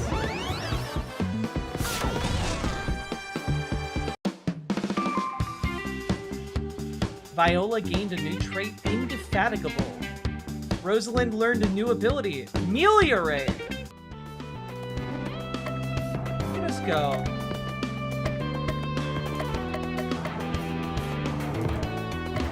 Love this.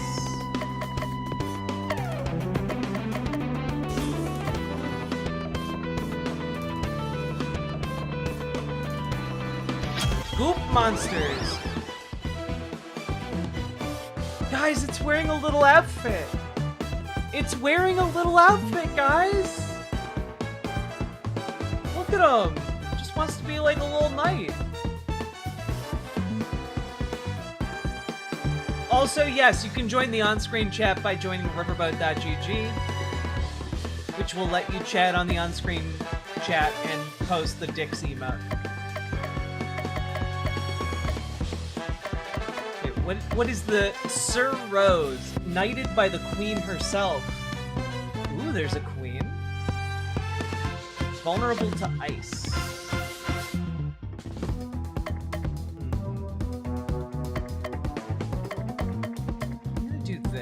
I'm gonna empower the party instead. And since we're starting in hyper,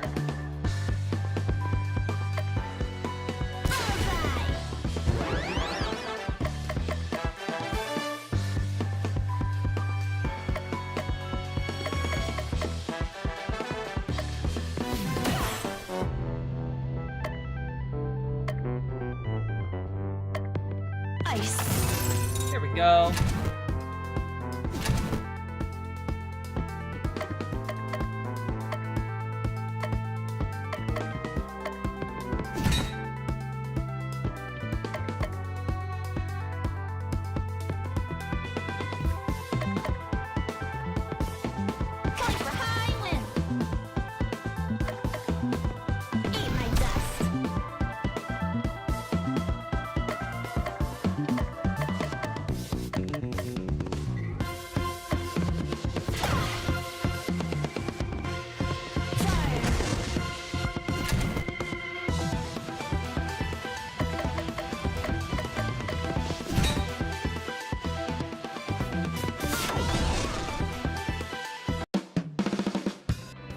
Hell yeah.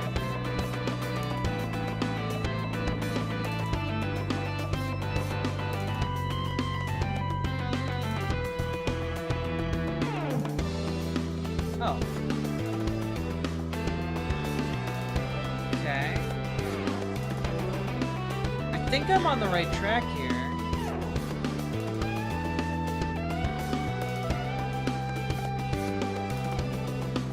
This just brought me back over here.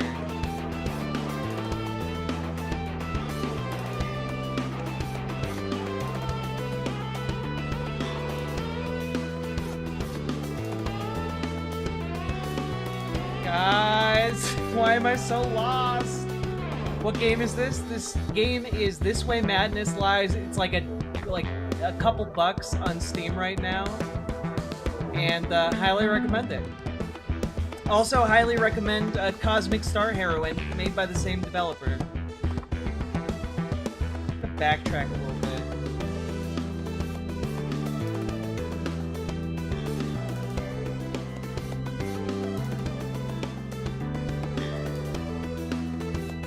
There we go. This enemy looks tough. Are we strong enough? We are if we work together. Unite abilities are powerful moves that can only be used once per battle and cannot be recharged. Oh, the longer the battle progresses, the more powerful they become. Cool.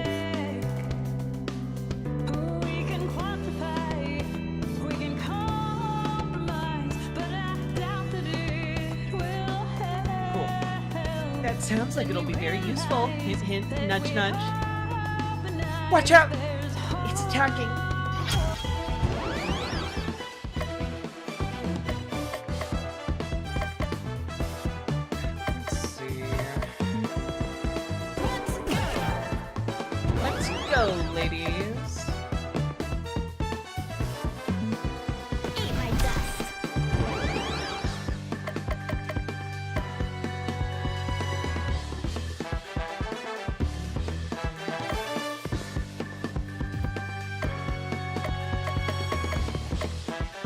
Blue Vine is very blasted. Fuck off.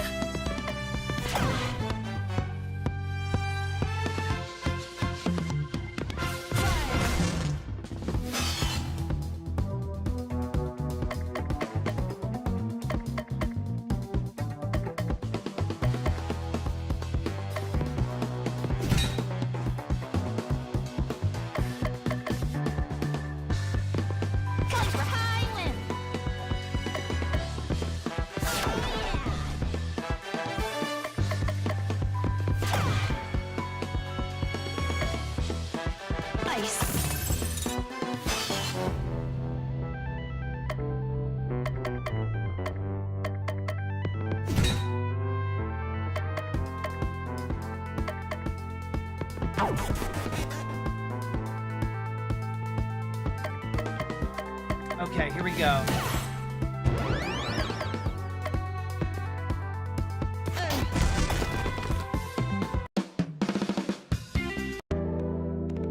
vine has been defeated. Smaller blue vines around the region have disappeared, allowing access to more areas. Look, that spiky vine is gone. Yay! Let's take it to the end zone. God, I'm struggling differentiating their names. Not their names, their vibes. Vocally.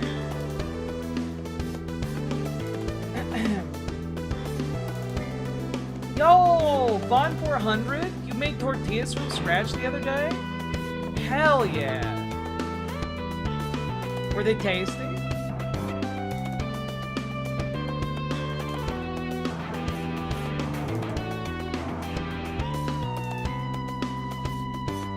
Bird is a ghost town as soon as Jack started gaming. It's true. But that's the secret, Vaughn. All the chats become ghost towns the second I start gaming.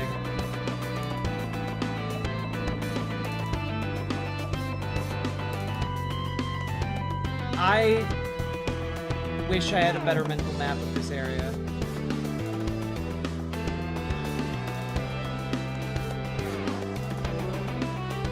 Okay. Nothing up here.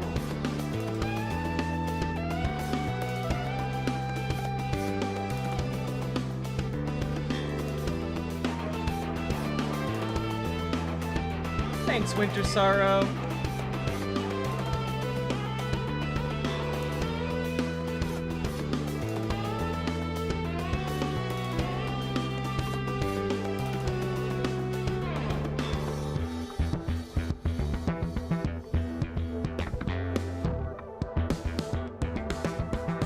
Aha!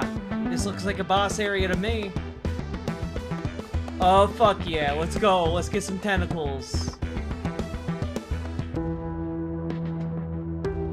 Hey, guys. He's alive! Ay me. Bound more than a madman is. Shut up in prison. Kept without my food. Whipped and tormented. Sad hours seem long. Feedeth me, Montague, but heed, it must be the sanguine tincture that floweth through thy veins. Feedeth me, Montague, from the time that heavenly orb drowseth till it awakens once more. For it is in the feeding that my vines shall take strength and flourish unto full measure. Romeo shall not be eaten by a giant plant monster. Not on our watch, mister. Yeah, I'd bite my thumb at you, plant monster. Huh? It's an Italian insult. Okay.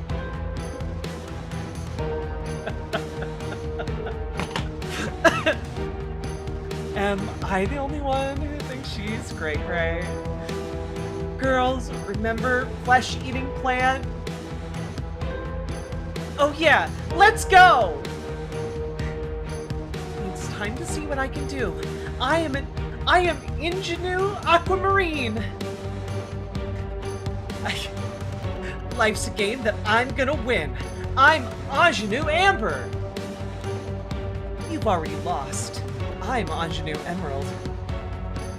I am Ingenue Garnet, and we are the Stratford-upon-Avon High Drama Society. It's time for you to take your final bow. When you're targeting a single enemy, you can press down to see more detailed information. This includes power. Yeah.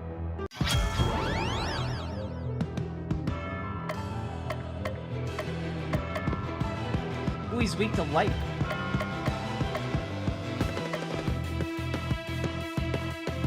Rosebud defies analysis.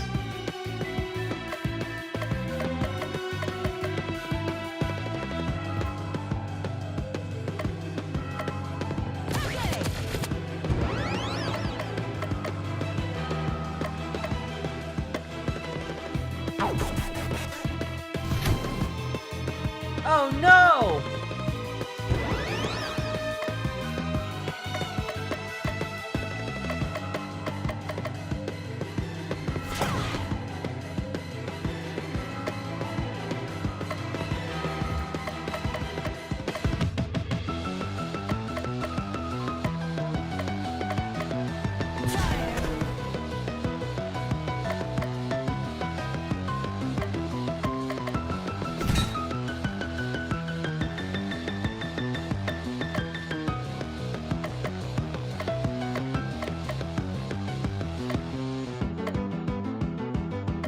Oh god. Fuck yeah, this is a bop.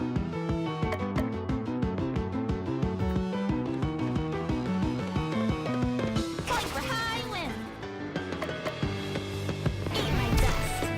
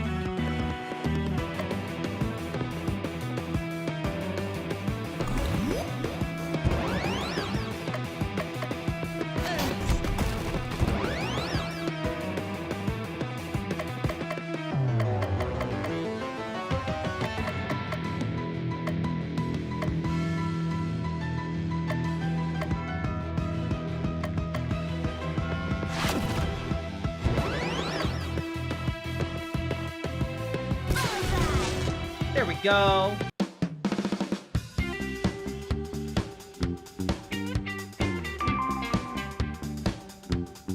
Imogene learned the new ability Share. Paulina gained a new trait, Invigorated. Viola learned a new ability, Toil. God, haven't we all, Viola? That should do it. With the main plant dead, the rest of these nightmares should soon leave this world. If I profane with my unworthiest hand this holy shrine, the gentle fine is this. My lips, two blushing pilgrims, ready to stand to smooth that rough touch with a tender kiss. Oh my god, what? Truest love in history, huh? Paulina and Romeo sitting in a tree. Kissing. At least he traded up. I'm flattered, but no, you're supposed to love Juliet. That's how the story goes. We'd better get out of here before Juliet realizes her boyfriend has been stolen. Another mission complete. Oh, I wish you'd taken me with you. I never get to go on missions. I'd take everyone each time if I knew how. You managed it the first time. That was what, 3 years ago? The week before we started high school. But you all know all about that, so there's no point in reminiscing. Hard to believe we're gonna be seniors soon. I'm sure you've already started thinking about what plays we'll do this year. Oh, I already have the whole year planned out. We're going to start with a comedy of errors, and then The Tempest, Much Ado About Nothing, Midsummer Night's Dream, and end with Cymbeline. It's about time we did Cymbeline. Finally, I get the chance to be the star! Got to be the star of our first grade production. You mean stomach in our salute to the digestive system? You were such a cute little tummy. That doesn't count. Don't forget, I'm busy on Tuesdays. There's a volleyball. Set your mind at ease. I've already taken that into account. What's a comedy of errors about? I've never heard of it. Two sets of twins that get mixed up and then mistaken for each other. It's one of Shakespeare's earlier comedies, so everyone needs to be extra funny. Why should I have to be better because of the date? She's saying that we need to do our best and honor Shakespeare's early comedic works by making everyone laugh. No, I was saying that we have to be extra funny to make up for the failings in the original material. Finally, my time to shine has arrived. I'll have them rolling in the aisles. Just stick to the script this time. fun in that? It still feels weird to be living alone, but I really wanted to attend Stratford-upon-Avon High. I wonder what everyone's doing back home. Hi, Mom! I'm eating my veggies. No, I'm not staying up too late. Yes, I'm still a magical girl. No, it's not that dangerous. Enough about me. What's happening at home? Really? Really? That's amazing. Oh. Well, that's too bad. Penguins? How did he even get penguins? Wow, that is an amazing story. I really need to go. Bye. It's always fun to catch up with the family. Don't you agree? Yes, I'm talking to you. Yes, you, in front of the screen. How are you enjoying the show so far? Pretty exciting, isn't it? You, that's going to grow old fast. I'll have to think of something to call you. Player seems a little too on the nose. Oh, the world's a stage, and all the men and women merely players after all. No, player won't do. Won't do at all. I've got it. From now on, you will be referred to as the Bartolator. It's a real term, look it up. It's in the dictionary. You are a hardcore fan of the Bard after all, aren't you? I knew it. Dear Bartolator, I know we're going to become great friends, you and I. Pride Month is over, now it's time for heterosexual year. It's heterosexual year every year. I think we give this year to the asexuals. Miss Marlowe. Oh god! Yay! Miss Marlowe! What an incredible game so far. I'm enjoying this a lot. Okay, please sit down, everyone. Your regular teacher, Mrs. Lofgren, was bitten by a pygmy hedgehog, so I, Mrs. Marlowe, will be filling in. Sorry, Miss Marlowe. My specialty is social studies, but how hard could English literature be? I see that you've been studying the Shakespeare play, A Winter's Tale. Can anyone tell me what country King Leontes rules over? Beatrice, how about you? He was king of Sicilia, miss. That is correct. Sicilia, also known as Sicily, is a wonderful place in the Mediterranean. I wish I was in Sicily, on the beach, instead of filling in for a lazy, no-good excuse for I mean, let's go on to the next question. Ha ha ha. Miranda, please explain the relationship between Leontes and Polixenes, please. Well... Miranda looks desperately at Imogene for help. Imogene looks desperately at the Bartolator for help. Oh god, I don't remember. I think they're friends from childhood, though.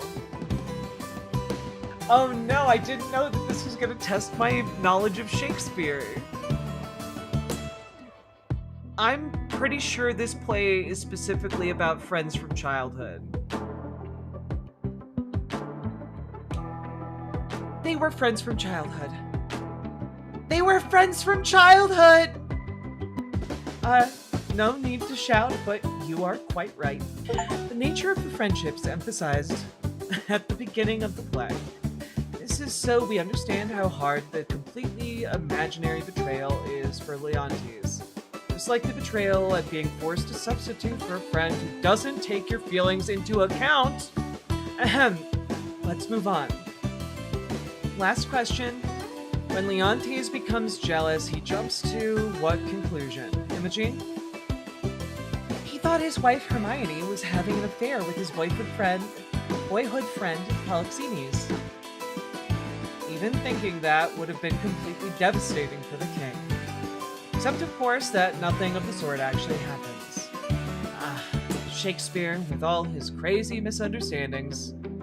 So different than the bitter realities of life. Let's go on. Miss Marlowe continues to discuss the play with the class until the bell rings. During the intermissions, you can chat with other party members and access the main menu. Be sure to equip new traits and abilities on characters you haven't been using recently. And definitely remember to save. You never know what's next. A Winter's Tale is kind of rare. I did, however, take a lot of different classes on Shakespeare specifically. Wait, can I talk to all of them, or can I only talk to some of them?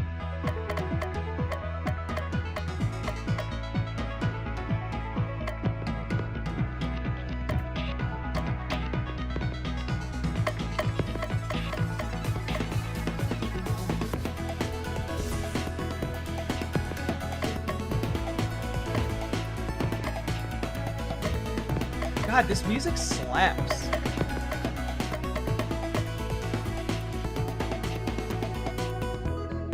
Like, what is it? I love that I have no idea what some of these ability descriptions mean. So if I'm in hyper mode and I use toil, I become trouble. What does that mean?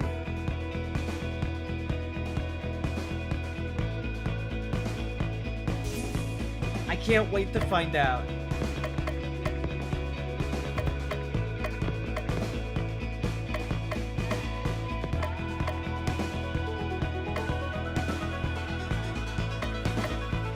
Ooh, healing plus 20%.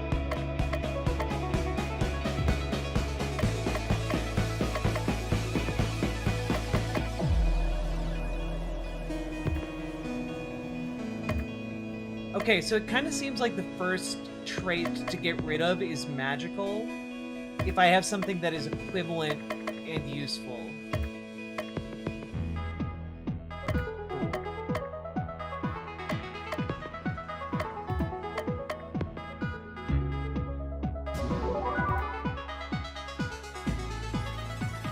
Have you started the script yet? I don't have it memorized.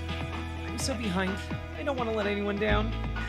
I think I can fit another 15 minutes of practice in if I take away the rest of my eating time, though. Don't do that. I've been really into King of Decathlon lately. It's this super cool anime about the kid who wants to become an ultimate decathlete. I recommended it to Miranda, but she said there weren't as many magical ninja decapitations as she wanted. Implying that it had some magical ninja decapitations? Duh, it is an anime after all.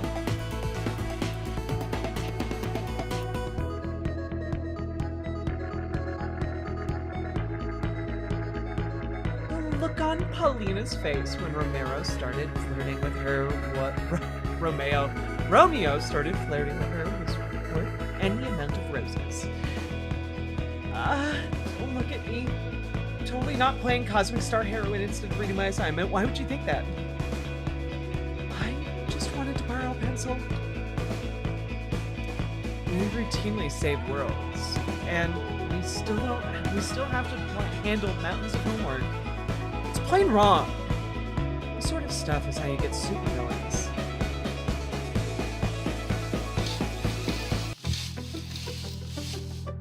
But classes would never end, especially English class today. I think Miss Marlowe needs to see a therapist. They haven't ended for me. I have cram school today. Seriously? That's the worst. My parents expect me to get into the best university, and that means I need to ace the entrance exam. My parents aren't nearly that strict. I know they just want the best for me. Sometimes it's a lot to live up to, though. Your cram school is over by my house, isn't it? Want some company on the way there? Of course.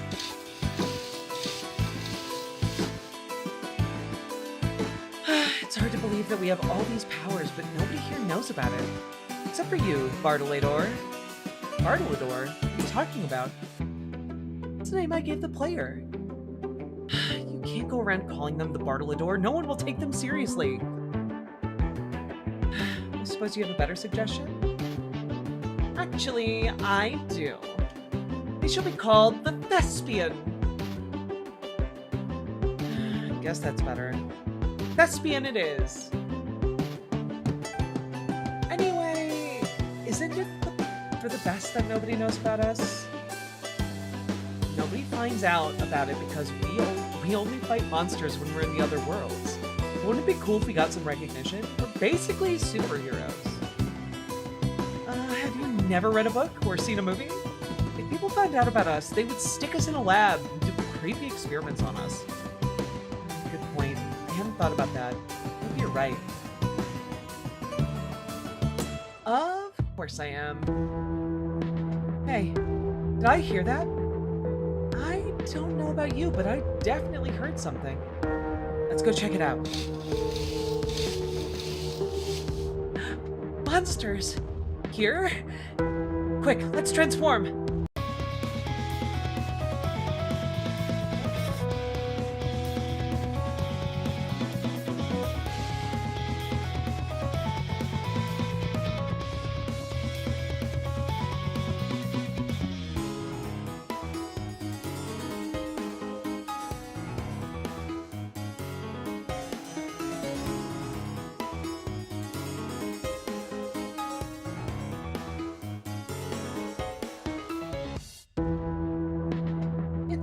Just the two of us. And the thespian. Don't forget about them. The thespian doesn't count. Those monsters aren't going to eat the thespian if we fail.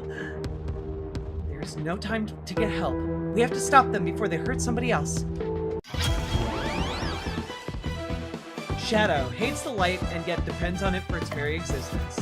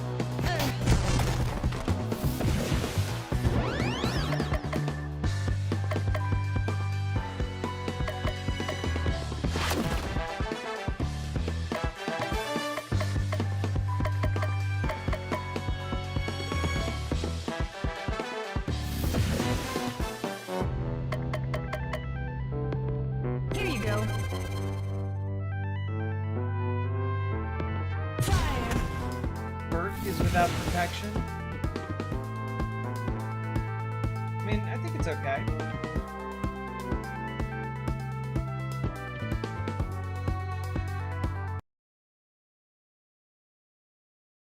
But you're right.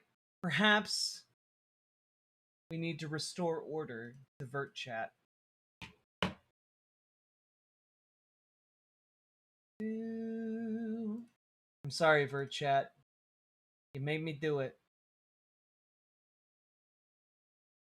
Made me do it.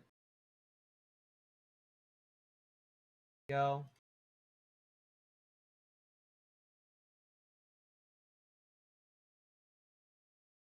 You know what?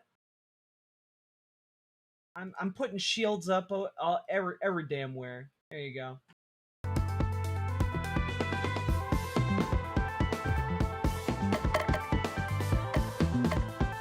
You can do this!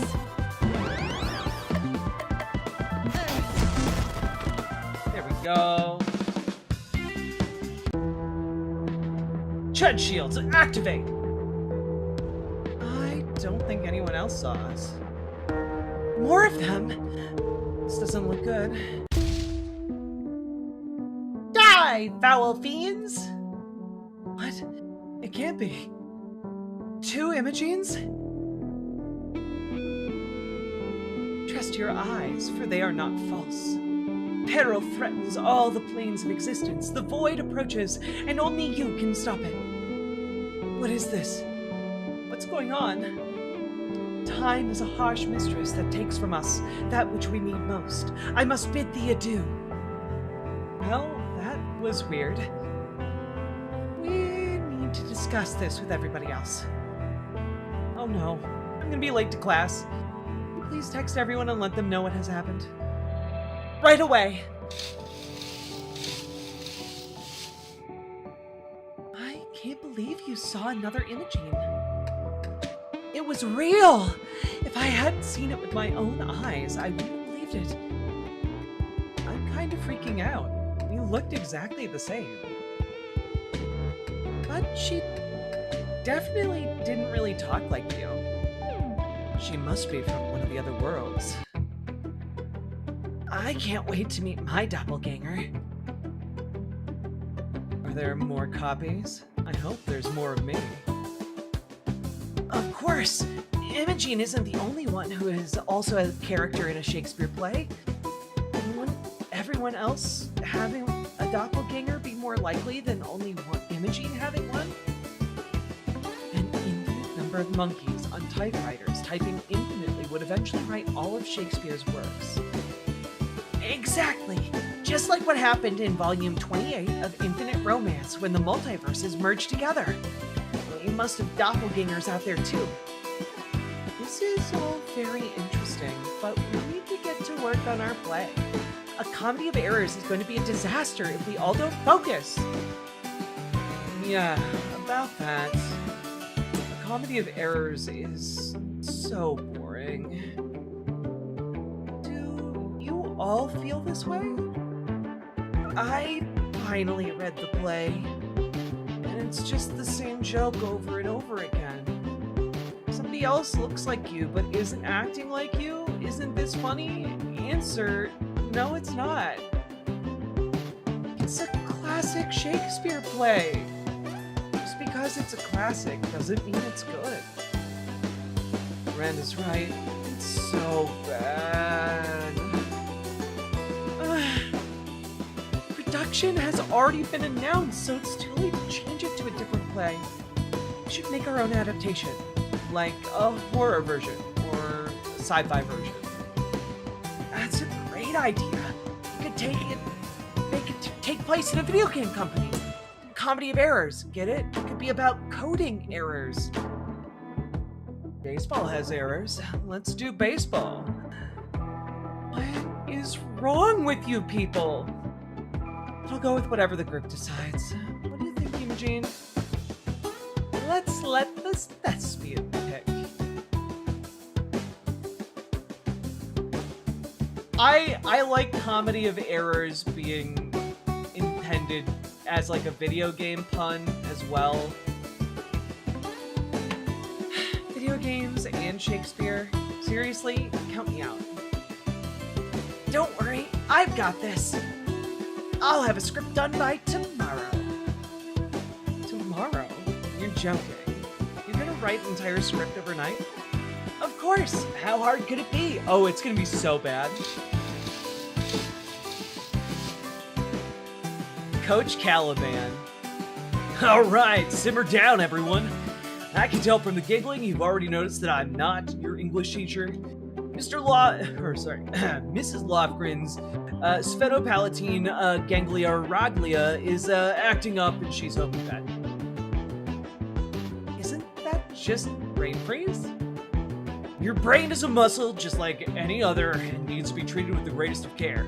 I know someone who had sphenopalatine ganglia once and didn't take it seriously, and he's dead now. Coroner said the cause of death was a traffic accident, but we all know the truth. This conversation is getting out of bounds. And I know the truth because I ran away from the scene of the crime. I'm Coach Caliban. Well, I think this English stuff won't help you one bit after school. Let's get into it. I see you here. Been studying 12th Night. Who's the character of Orsino? Girl with the glasses, what you got? Me? Yeah, you. You'll do. So, what's the answer? Orsino is the Duke of Illyria. Is that right? Let's see. That matches the answer that your teacher wrote down here, so good for you. Moving on, Balthazar, your turn. Why does Sir Andrew try to pick a fight with Sebastian? I don't know, Coach. I've been so busy with football practice that I chose the nerd voice. I'm going with it anyway. I'm sticking with it. I didn't read the assignment. Good on you for having your priorities straight, kid. Anyone? Thespian, do you know? Oh god, why did Sir Andrew try to pick a fight?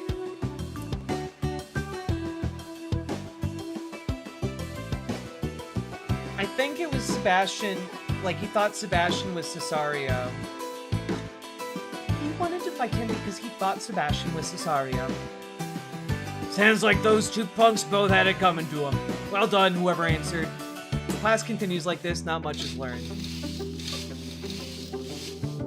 I should stop by the XOOX and grab some ramen for dinner. So many flavors to choose from. Which should I get, Thespian?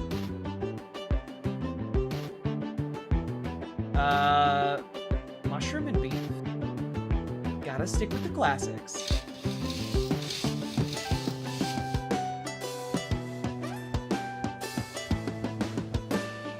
Tasty as always. Maybe I should be more adventurous with my ramen flavor choices, but why mess with perfection?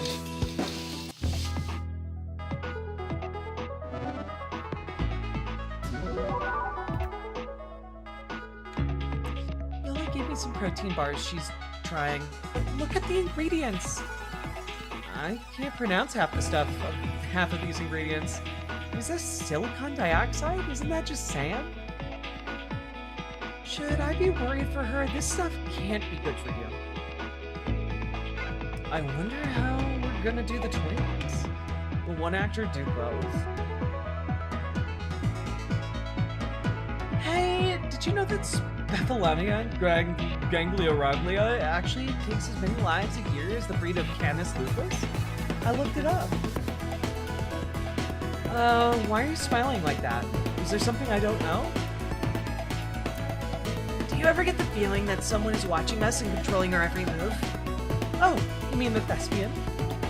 Oh, are they like a god? Do they weave tapestries of our lives? Can they possess our souls? Do they have long, slimy tentacles?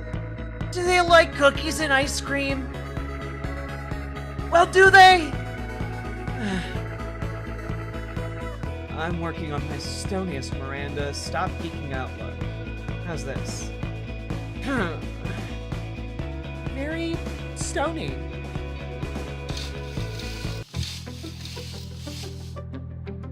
I wish every day was a teacher in service day. Then I could spend more time on the really important things. Manga, video games, arguing with people on the internet. Where's Rose? There's Rosalind and Beatrice. They said they needed to study for exams. Boring. And they go and waste it on schoolwork. So, what are we gonna do? That's right. I don't think we actually planned out anything. I heard they just opened a new panda exhibit at the zoo. I got it! Let's go to the skate rink! You like roller skating too? It's the best! I love moving quickly and not being able to stop!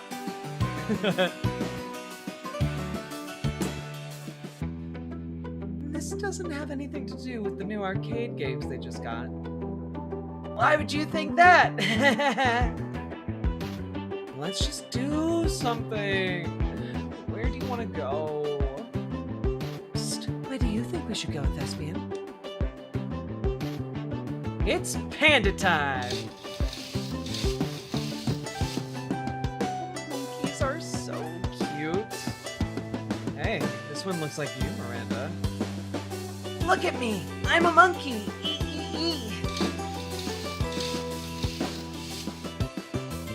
Come on, tiger. We don't have all day. Leave the tiger alone. It's hot. It's probably tired. The tiger isn't gonna dance for my amusement. What even is the point of this place?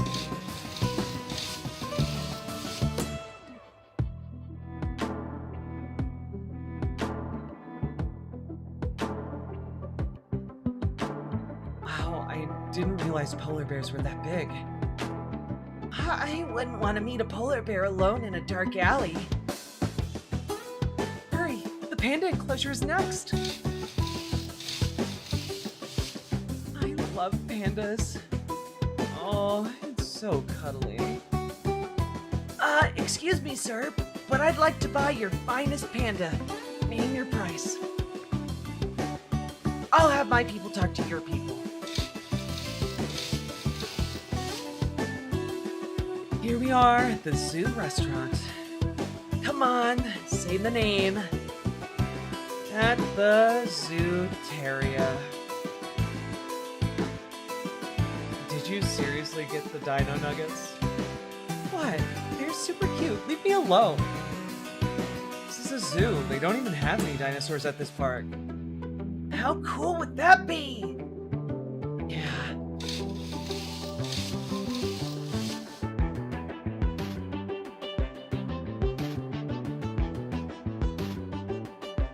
Everyone done?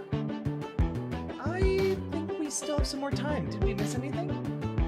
I think we've been everywhere already. I feel weird. This isn't natural. Where are we? A subspace pocket intersecting the reality of the local zoo, I'd say. See, manga can be helpful sometimes. If we defeat whatever nightmare is in here, will that return us back to reality? Maybe.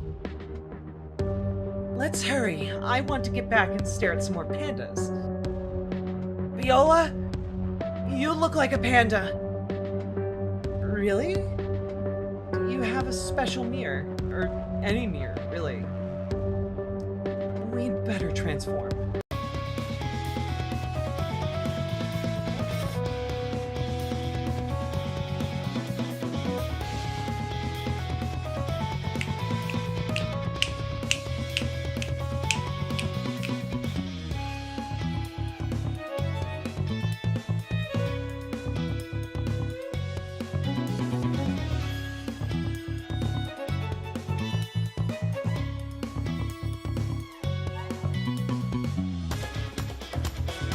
Hell yeah, magical panda girl transformation. Let's go.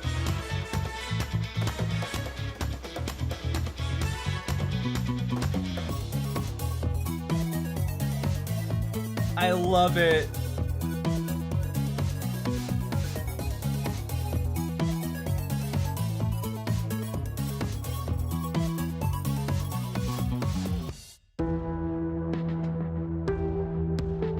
This must be the source. Let's go. Damn, this game moves at a very fast clip. All right.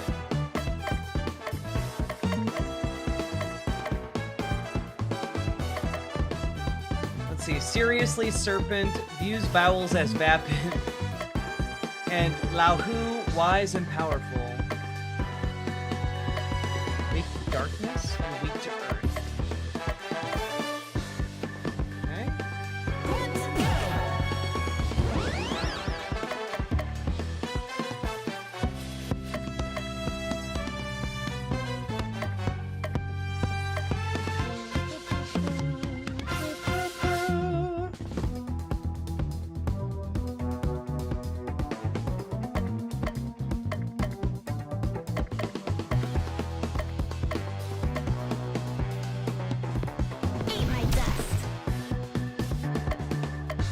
I can poison someone?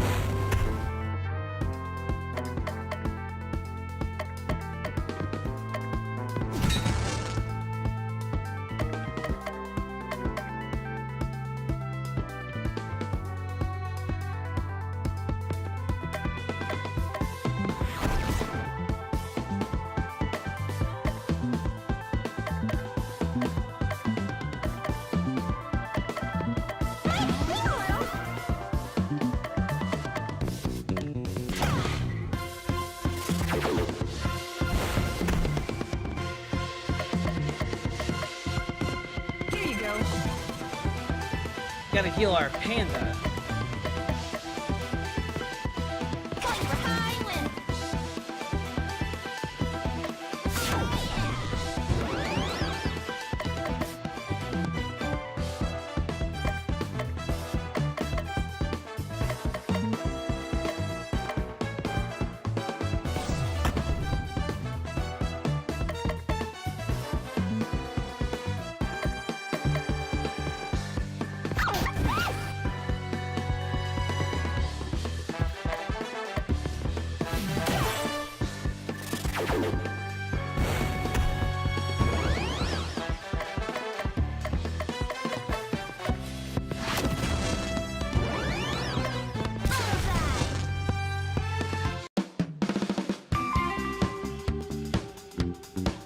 Eugene gained a new trait, loyal. Viola, get back to normal. I kind of liked Panda, Viola. I miss Panda Viola already. Let's go back and watch the elephants. Come on, we only have 3 more hours left before they close.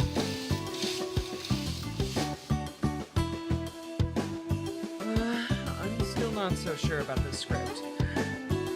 It'll be great, trust me! Well, too late to back out now.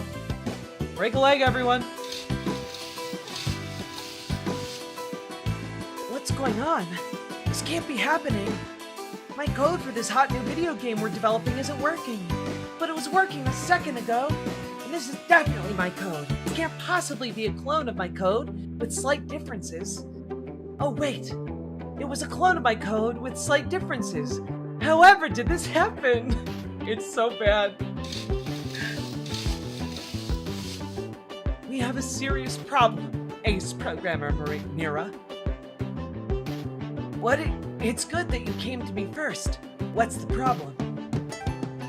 You know our upcoming game, Breath of Death Apocalypse? You know that I do.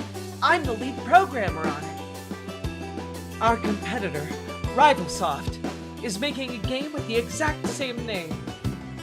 Oh no! In their Breath of Death 1, the sequel is terrible. People will see their game and think our game is terrible.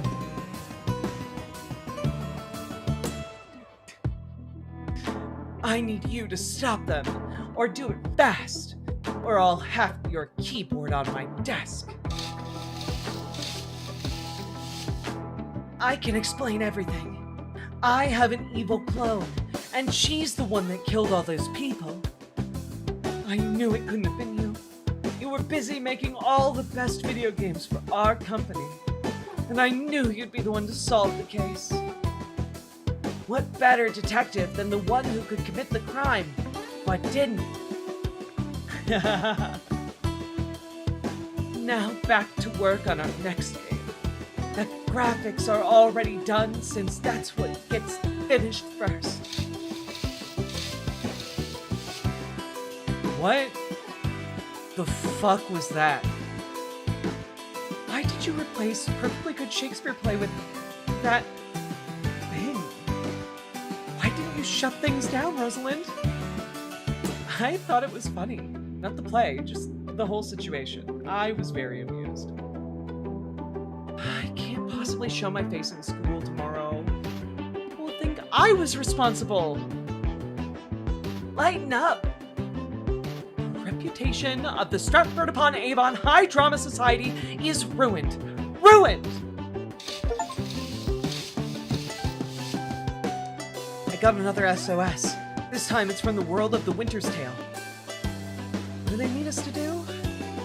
There's been a murder, and it looks supernatural. They want us to investigate and stop whoever and whatever did it. Oh, a murder mystery! I love murder mysteries!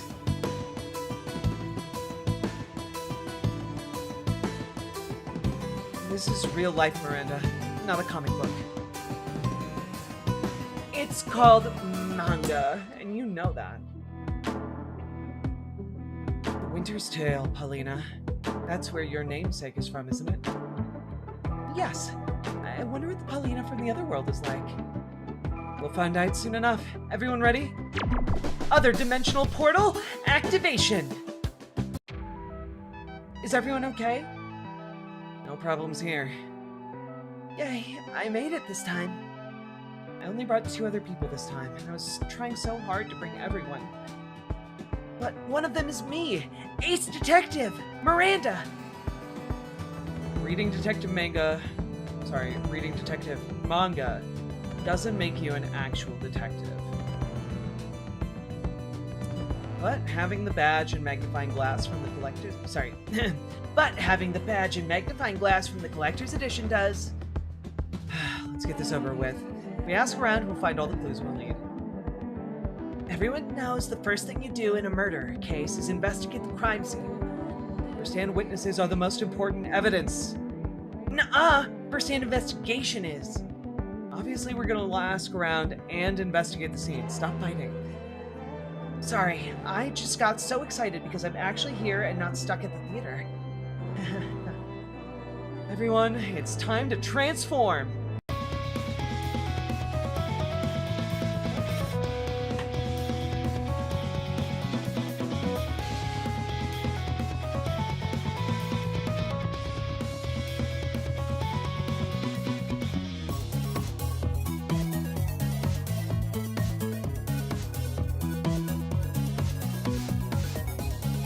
Stupid sexy tiger.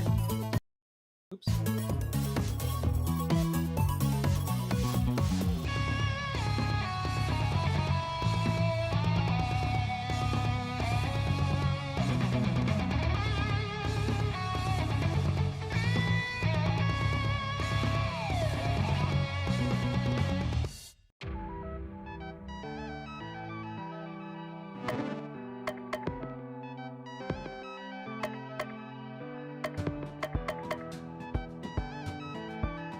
Share heals all allies. Cool.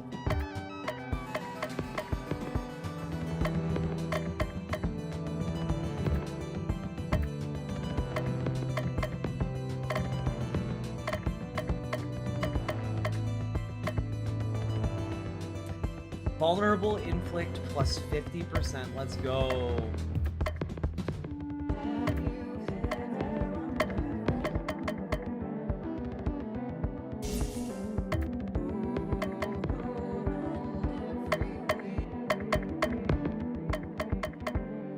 Ooh, 40% stun. Let's go.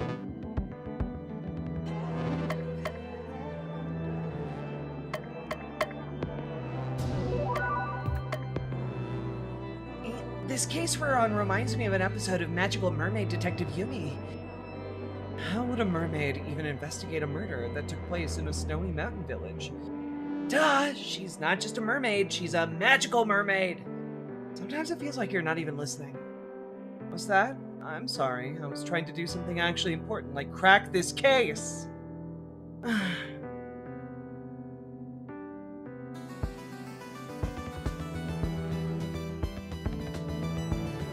But lo, a trio of lasses of fine repute approaching the scene of death, most foul, eager to prove their worth. Have no fear, Ace Detective Miranda's on the case. Truly, the bellows of self-determination fill this maid's very soul. Yes, I see. Yes, haha, yes indeed. What on earth are you doing? Deducing truths from the facts presented to me, my dear Beatrice. Don't call me that. For example, look at this indentation in the ground nearby. Clearly a being of great weight was on the site. The murderer, perhaps. So, you think the murderer wasn't human? Makes sense. We wouldn't have been called unless nightmares were involved. And look at these bits that are fur that are lying on the ground nearby. Our villain is a monstrous beast. How exciting!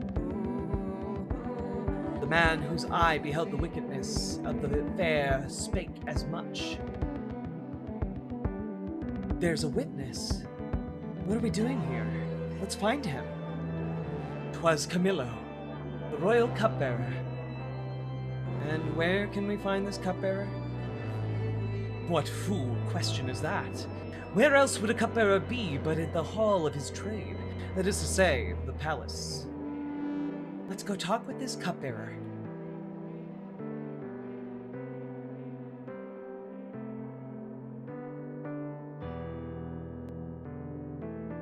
What's in here?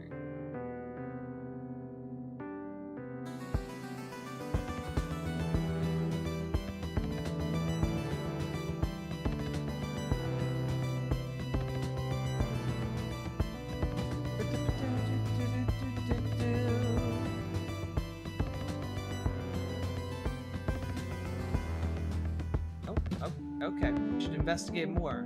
Alright.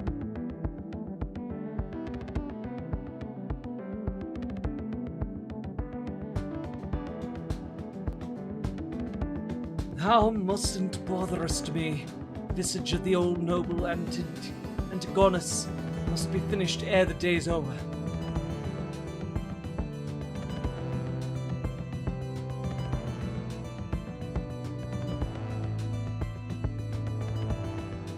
My lady Paulina's husband, noble Antigonius, is dead. Where is Paulina now? I know not. When these foul deeds reached her awareness, she fled into the night.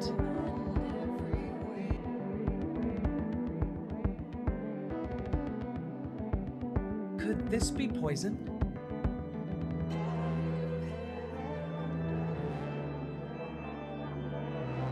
What's this? It appears to be a letter. My dear Antigonius, please bring me the soothsaying potion as soon as possible. I fear dark events are in store for us all. Soothsaying potion? They must have mistaken that for poison. We must find and speak with this soothsayer.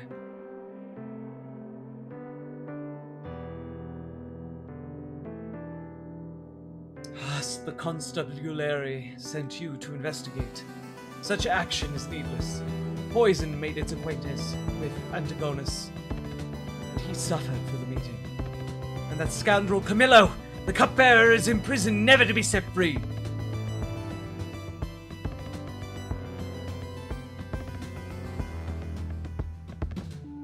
Should investigate more, you say? This must be the spilled soothsaying potion that the letter was talking about.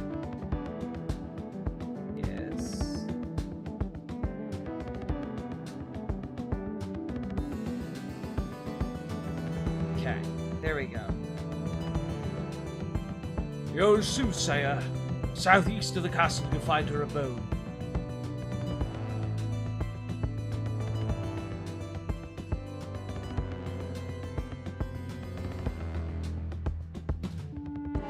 Aha, the soothsayer's house.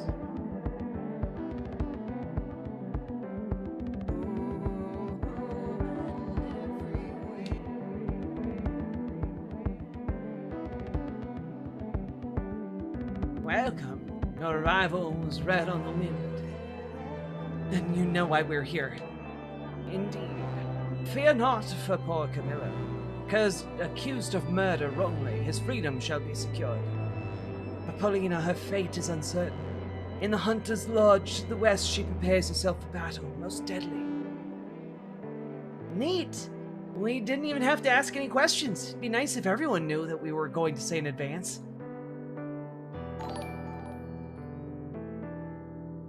Trump's declining faster than I thought. He's already in smooth 8-bit. Sake Tanuki, thank you for the 5 tier 1 subs. Very much appreciate the support. Hell yeah. If we're not already too late.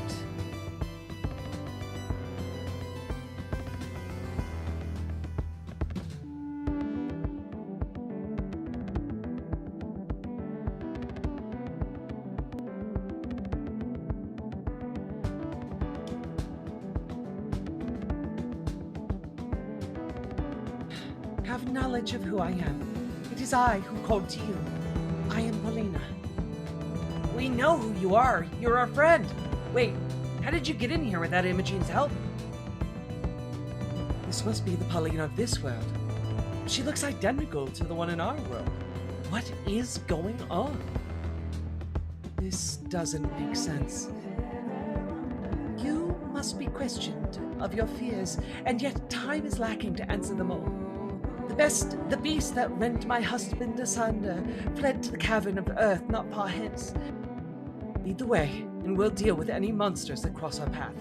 The path to the beast's abode begins in the west. Let's get this over with.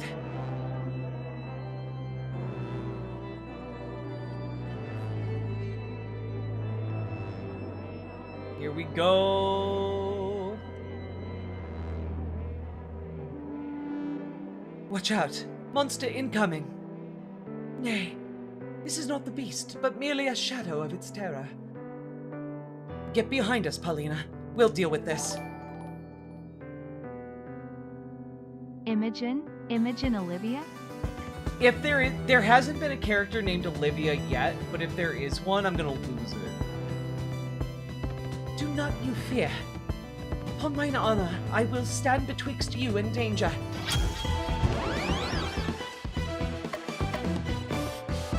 Fir tree made of blades, a razor fir tree. No.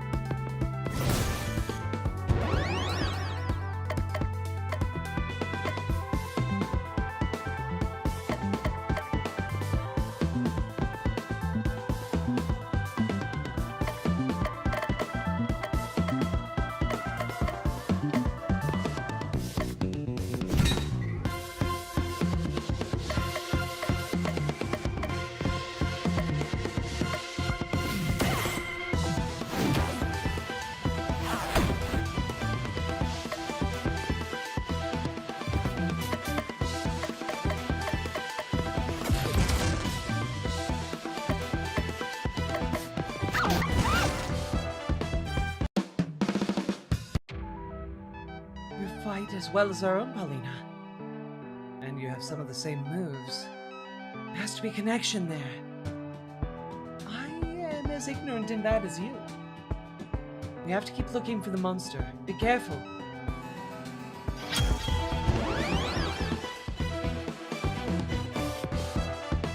Morel the snail. Changed its appearance to better fit the environment. And then there's Snow Fox. Cute but deadly.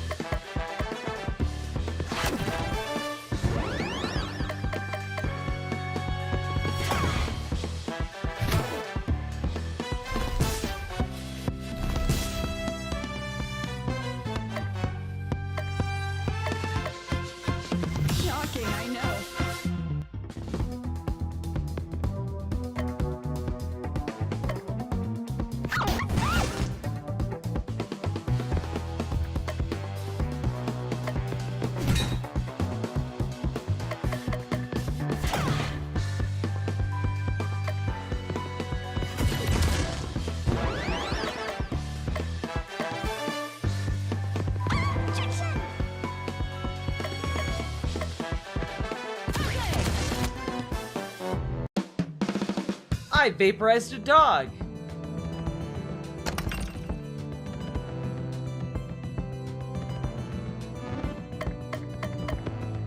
Gotta make sure I equip it. I don't think I want something that does ice damage here, though.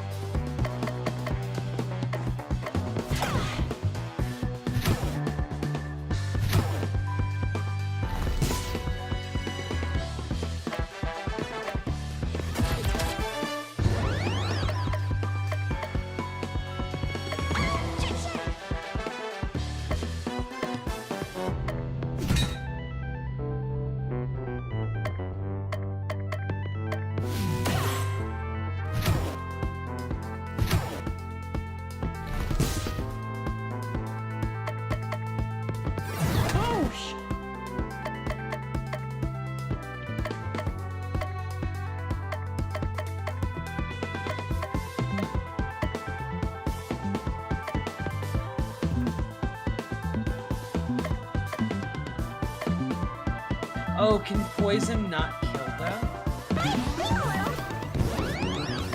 I genuinely do care.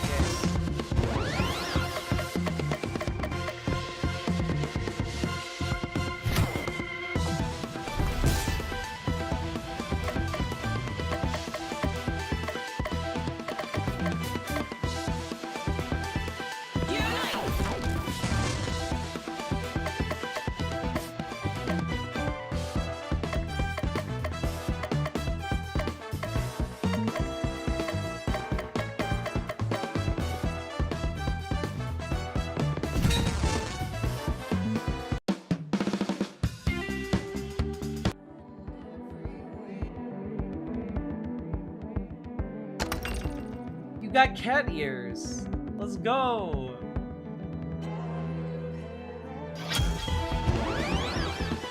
What? Jon Snowman. Fuck. That's good. This game's brilliant. Breaking news, winter's coming. Let's go.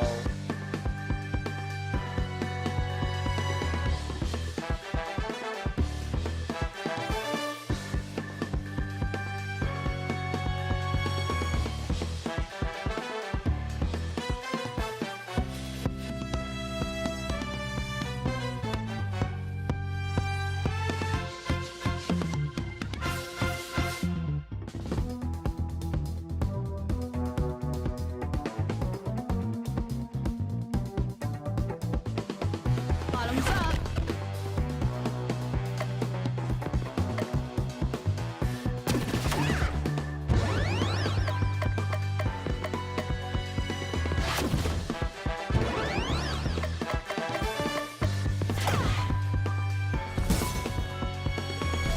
Don't worry, Comrade Girl, not Dr. Sopwell. I've specifically never used her again.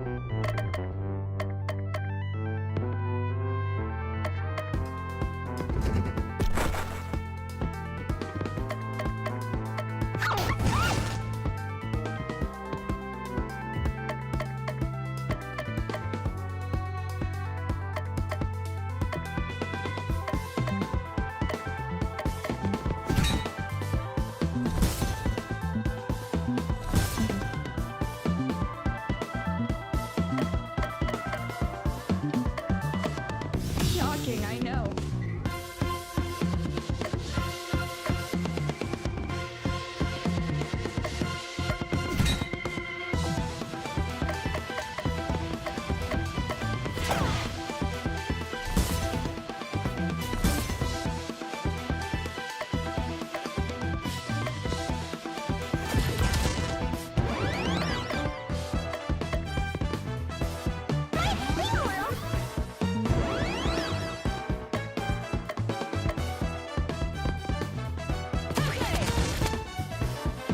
There we go. Miranda learned a new ability, Mojo. Beatrice learned a new ability, Cunning. Paulina learned a new ability, Rose Quartz.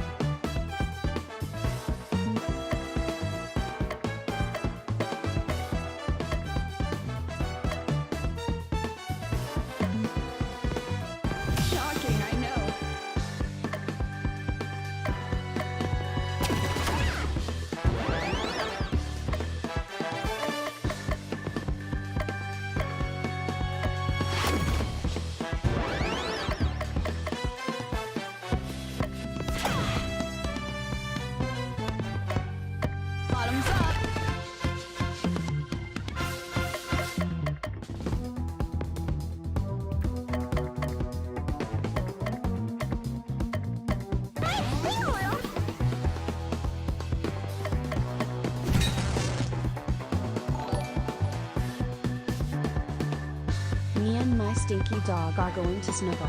Hope you all get some snuggles. Good night, Big Grackle. Get good sleep. Thanks for chilling and grilling with us.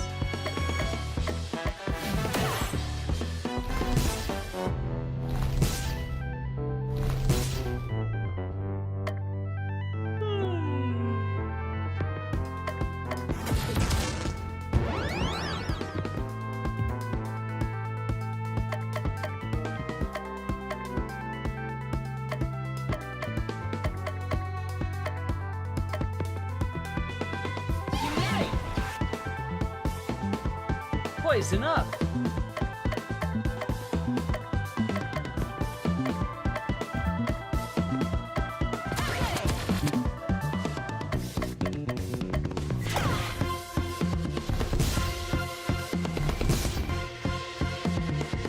It has been real chill.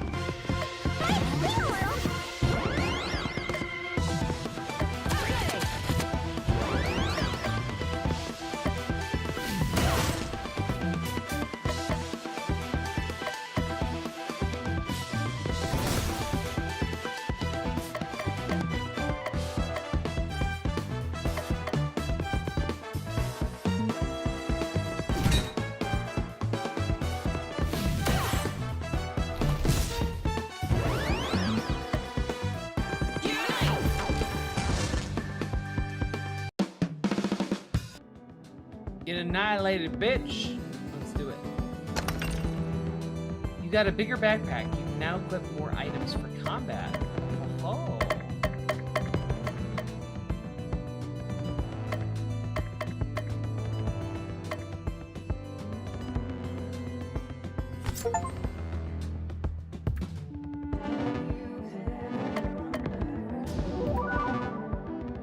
All right, folks.